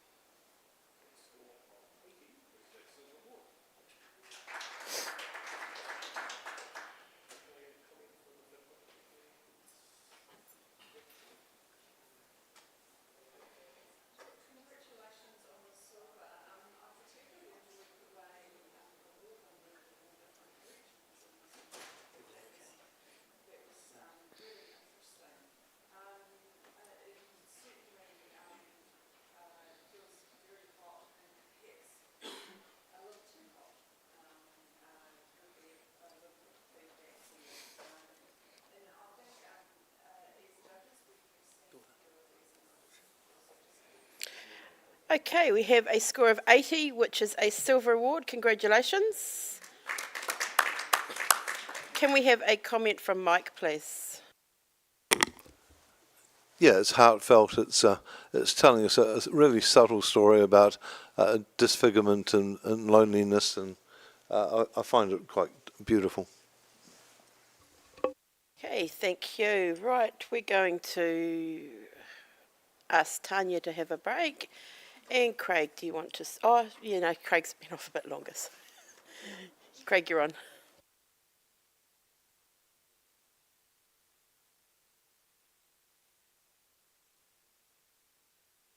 Next image, please. Right.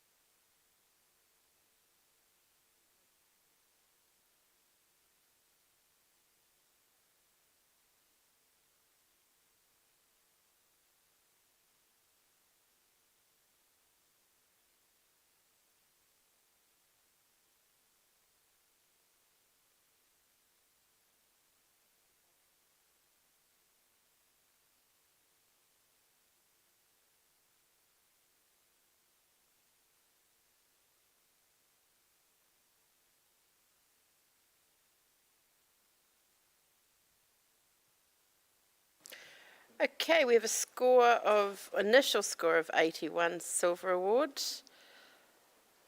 And Tony's pushed the button. I'm on 88. Obviously, the photographer pulled out a different lens than what he normally uses for shooting this. That's what I think, anyway. But yeah, how the crowd and the scene surrounds the image, but doesn't take over from the power of what is going on with this man serving, and just how the drop in depth of field in the foreground just really emphasises the top half of him and the energy. So I sort of find this a really different take on something that we've seen a lot of, in this type of sports photography. You sort of feel like you're in a miniature world of something, which, because everything's dropped out of focus, you really sort of concentrate on that, on what he's concentrating on, which is getting the ball across the net. And I think that's quite fabulous. Okay, can we hear from Mike, please? Yeah, I gave this 78, which is an award. It's a technique, and unfortunately it's a technique that I've seen many times used in international sports events mostly. It's very successful, but the moment of this isn't a great moment. It's a reasonable moment, and the perspective isolation through the tilt and shift lens hasn't done a great power to add to it. It's helped, but it's not fantastic. So it's worth an award. I totally agree with you, but not a high award. Craig, you wanted to chat? Yeah, I'm at 63. I really enjoy this. No, sorry, 83. What did I say 63 for? 83. We've got like 4 more images or 5 more images to go, but anyway, and I mean, I don't look at a lot of sports photography, so I haven't seen this sort of thing before. I really wanted to go up there with you, Tony, but what let me down is, I mean, I feel like this is a photographer that knows what they're doing and is having a bit of fun before the game starts, and he's just having a practice serve. There's no opponent on the other side of the net, and so it just kept me out of the distinction range, but I'm with you all the way in silver. Okay, Tony.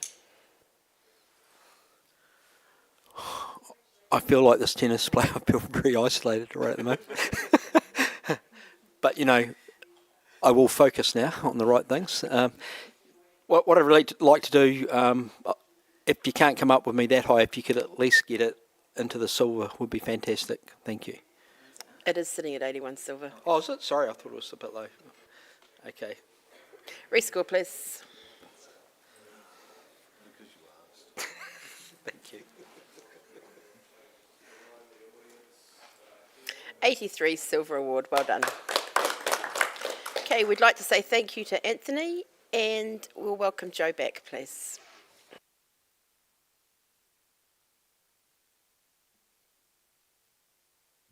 Next image, please.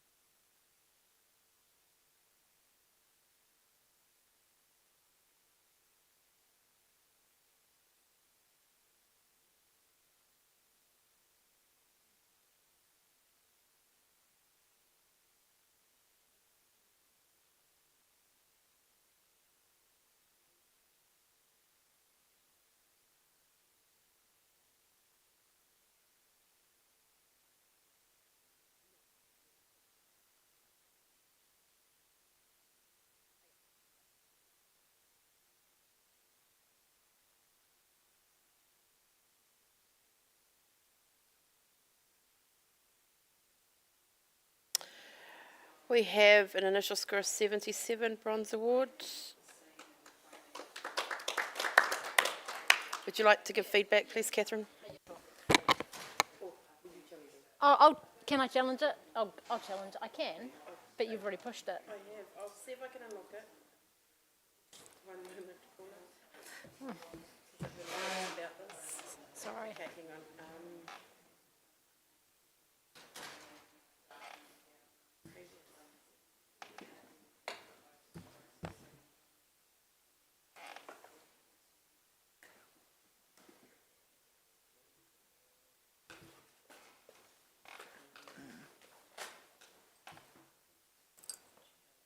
You just scored. Oh. The slide number on here doesn't match the slide number up there. What have you got? We've got 111. Okay, we have one. I'm just going to see if It was on 112 and it's just gone back to 111. Oh. it should be on 119. Yeah. There's image acceptance here. We've got that.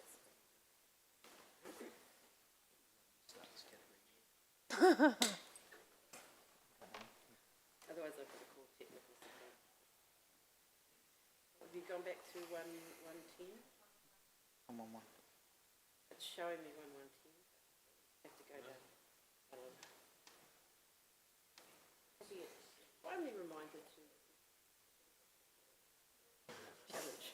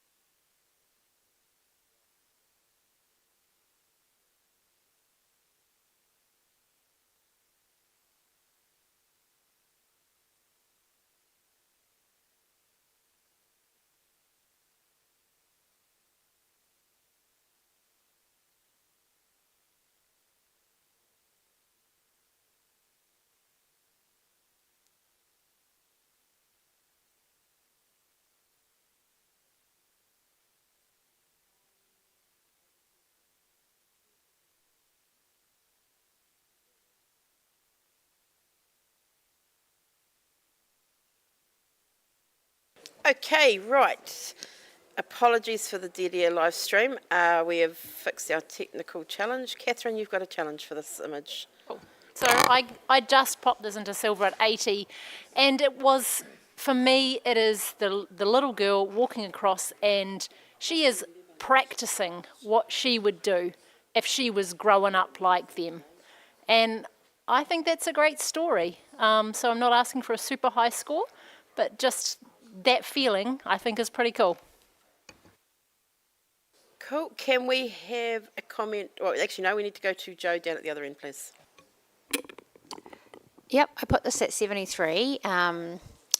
I just got up there and I just felt like the photographer was in the wrong place. I really wanted them to move sideways so that we could actually see all the kids and see all their expressions. I feel like the kids are really giving it, but the photographer not so much. And then I looked at the little girl and I thought, well, maybe she's the story. But I found her really overblown and not that sharp, so I couldn't really engage with her, apart from her body stance, which is pretty cool, but I felt like if she is the story, then I want her face to be a little easier to see, really. But I'm listening.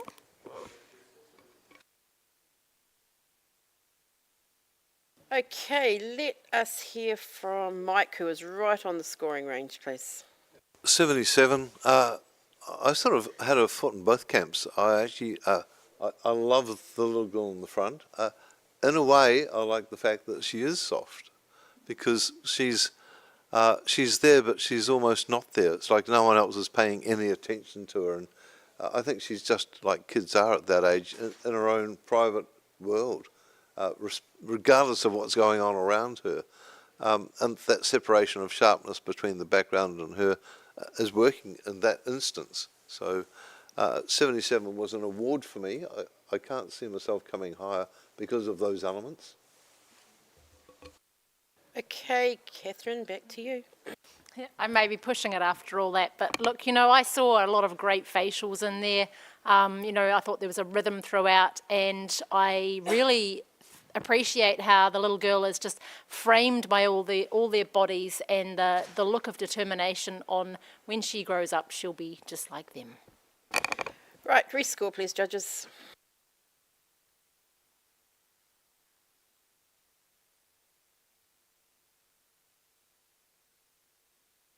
Score of 78, Bronze Award.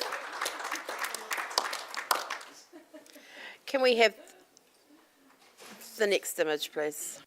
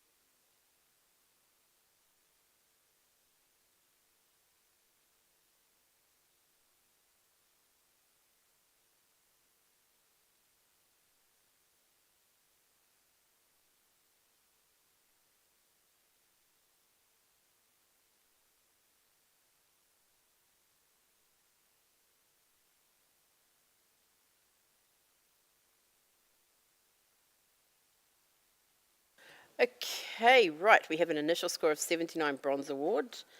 And Craig, we're going to talk about it anyway. Talk about it, so let's get it to an 80. I'm at 84.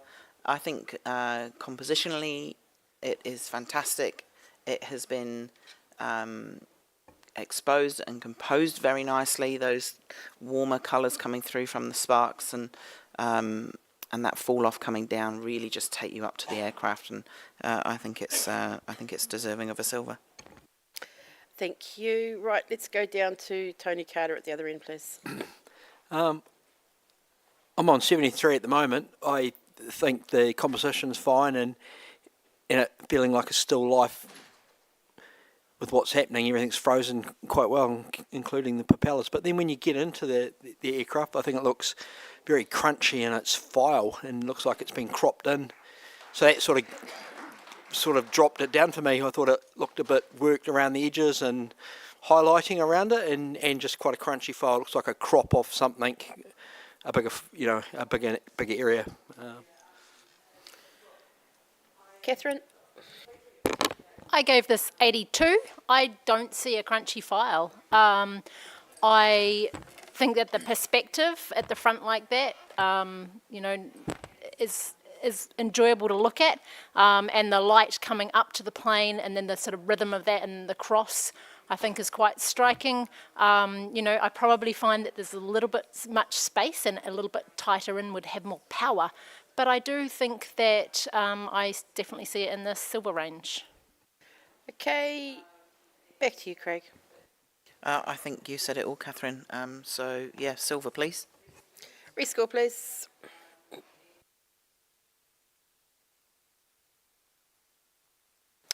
$80 silver award. Well done.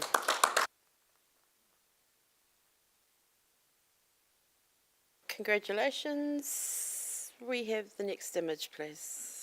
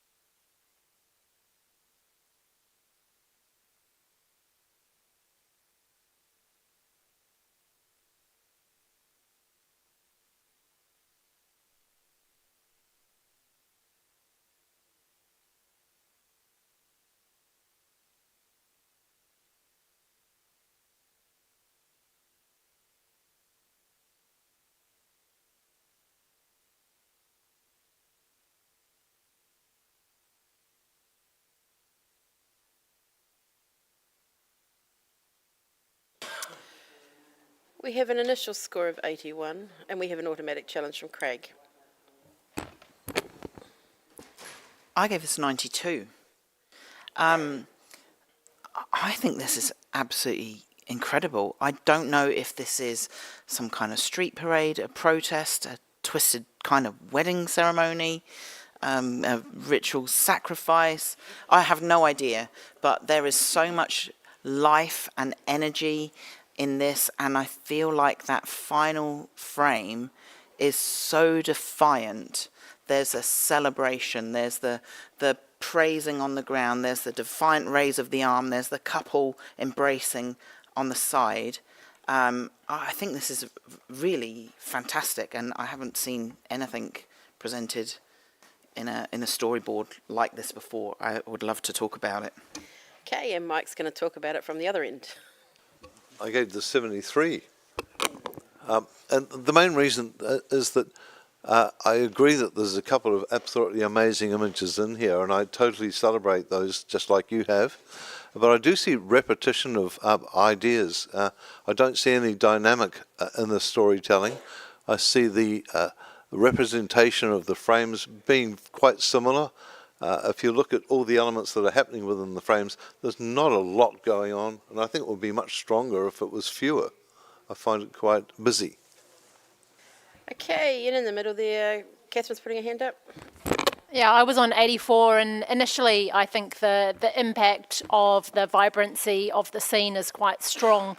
I probably I hear what Mike is saying. I think there's some really fantastic images in here, but I don't think it's enough to carry it into a gold space.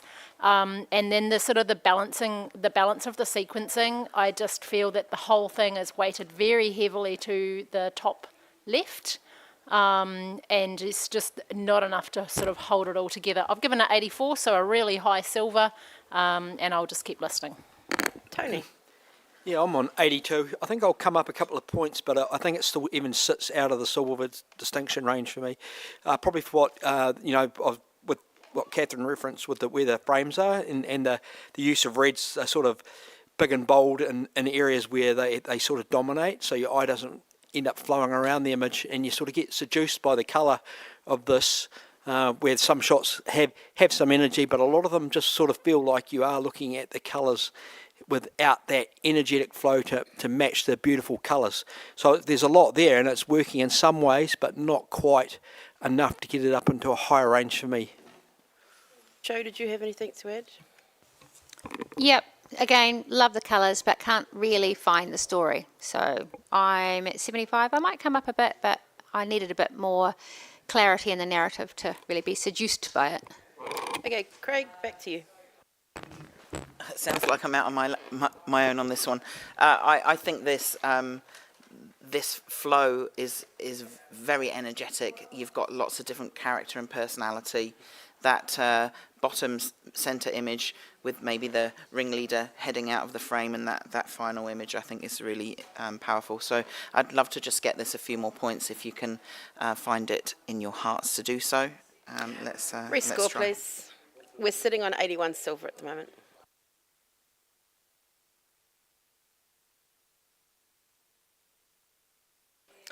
And we have a score of 84 silver award. Well done.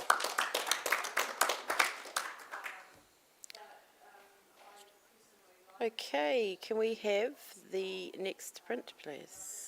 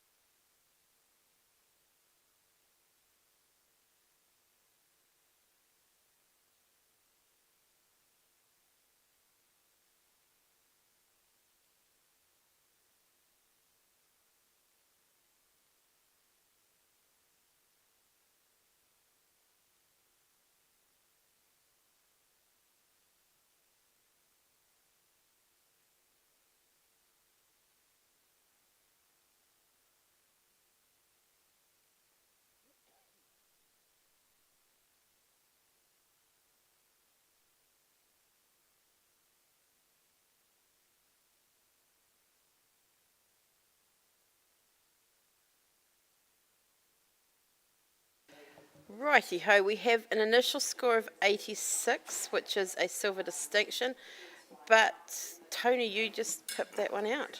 Yeah, I'm on 92. They look like male ballet dancers rather than hardcore sports people. Go in there, look at their bodies and their body language and how they sort of lock in together, and those hands sort of interacting and touching. Just where the ball sits, it's like a dance move, and when you can freeze action like this, look at all the colours. But you know that background could be so distracting, but actually it all just ties in. Look where that leg's coming up on the right hand side as we look at it, and where it sits comfortably with the ball, and even just the branding with the T. All of those colours and those bodies interlocked in. This is sport at its height, at its peak. These, where everything just interlocks in together and is taken to a different level. The out of focus background is just very masterful. Everything about this, I think, says gold. I'm sure Mike's going to have a conversation at the other end. I gave the 78. I actually found a very successful sporting image. Unfortunately, I've seen a lot of the sport being photographed over the years. It's not exceptional. It's very good, is the way I see it. And to put something into gold means there's got to be something going on that transcends almost the sport itself. But this is a very good sporting image, and I've given it a bronze. Okay, thank you. Let's hear from Joe, please. I gave this an 84 because it's beautiful ugly. And I don't know that I've seen that in a male sport like this before in quite this way. I got up there and it was almost tender. I thought that was pretty clever. So yeah, but Tony, I'm listening. I might be willing to sneak up a bit more. Catherine, do you want to have a chat? Or Craig? Either one? All right, so I'm on 83. I don't have a lot negative to say about this, to be really honest with you. I am probably more up in the distinction range. I think that the things that haven't been said is, you know, the pressing of the fingerprints, you know, like literally you can see fingerprints on the neck, you know, all the aspects of sport, you know, the extremes that we go to, the bandages, everywhere. I also feel that seeing the colours of the both teams in the crowd, I think really adds to this. It sort of, you know, shows a little bit more than just the two sports people. It sounds like I might be talking myself up in some sort of direction anyway. And Craig? Very good. I like to hear this. I'm on 91 in support of Tony. Mike, I think this image transcends this sport. It does take it into the realms of dance, and it is a beautiful, ugly dance, as you said, Joe. And I love all of that strapping, the drama, the commitment that these people have into doing this. And then what I really loved about this is you've just got that tiny strip of grass at the bottom that just grounds the image. I'm on 91. I'm going to come up a few points, Tony. I think we should be in gold for this. Okay, Tony, back to you. I just hear so many great comments about this, and you know that that sensitivity. There is just something a little bit different about this. Like you said, Catherine, about that hand on the face there. It's just such a moment where I think everything sort of perfectly just comes into line with their bodies and their linkage. You know that they're at total opposites and they're fighting away there. But this definitely takes you somewhere else. You know that background fading away behind them. You can see every ripple in their legs and their bodies. These are fine athletes, but they're in a modern modern gladiators. But this feels more like a dance, and I think it's well deserving of a gold. Okay, rescore, please.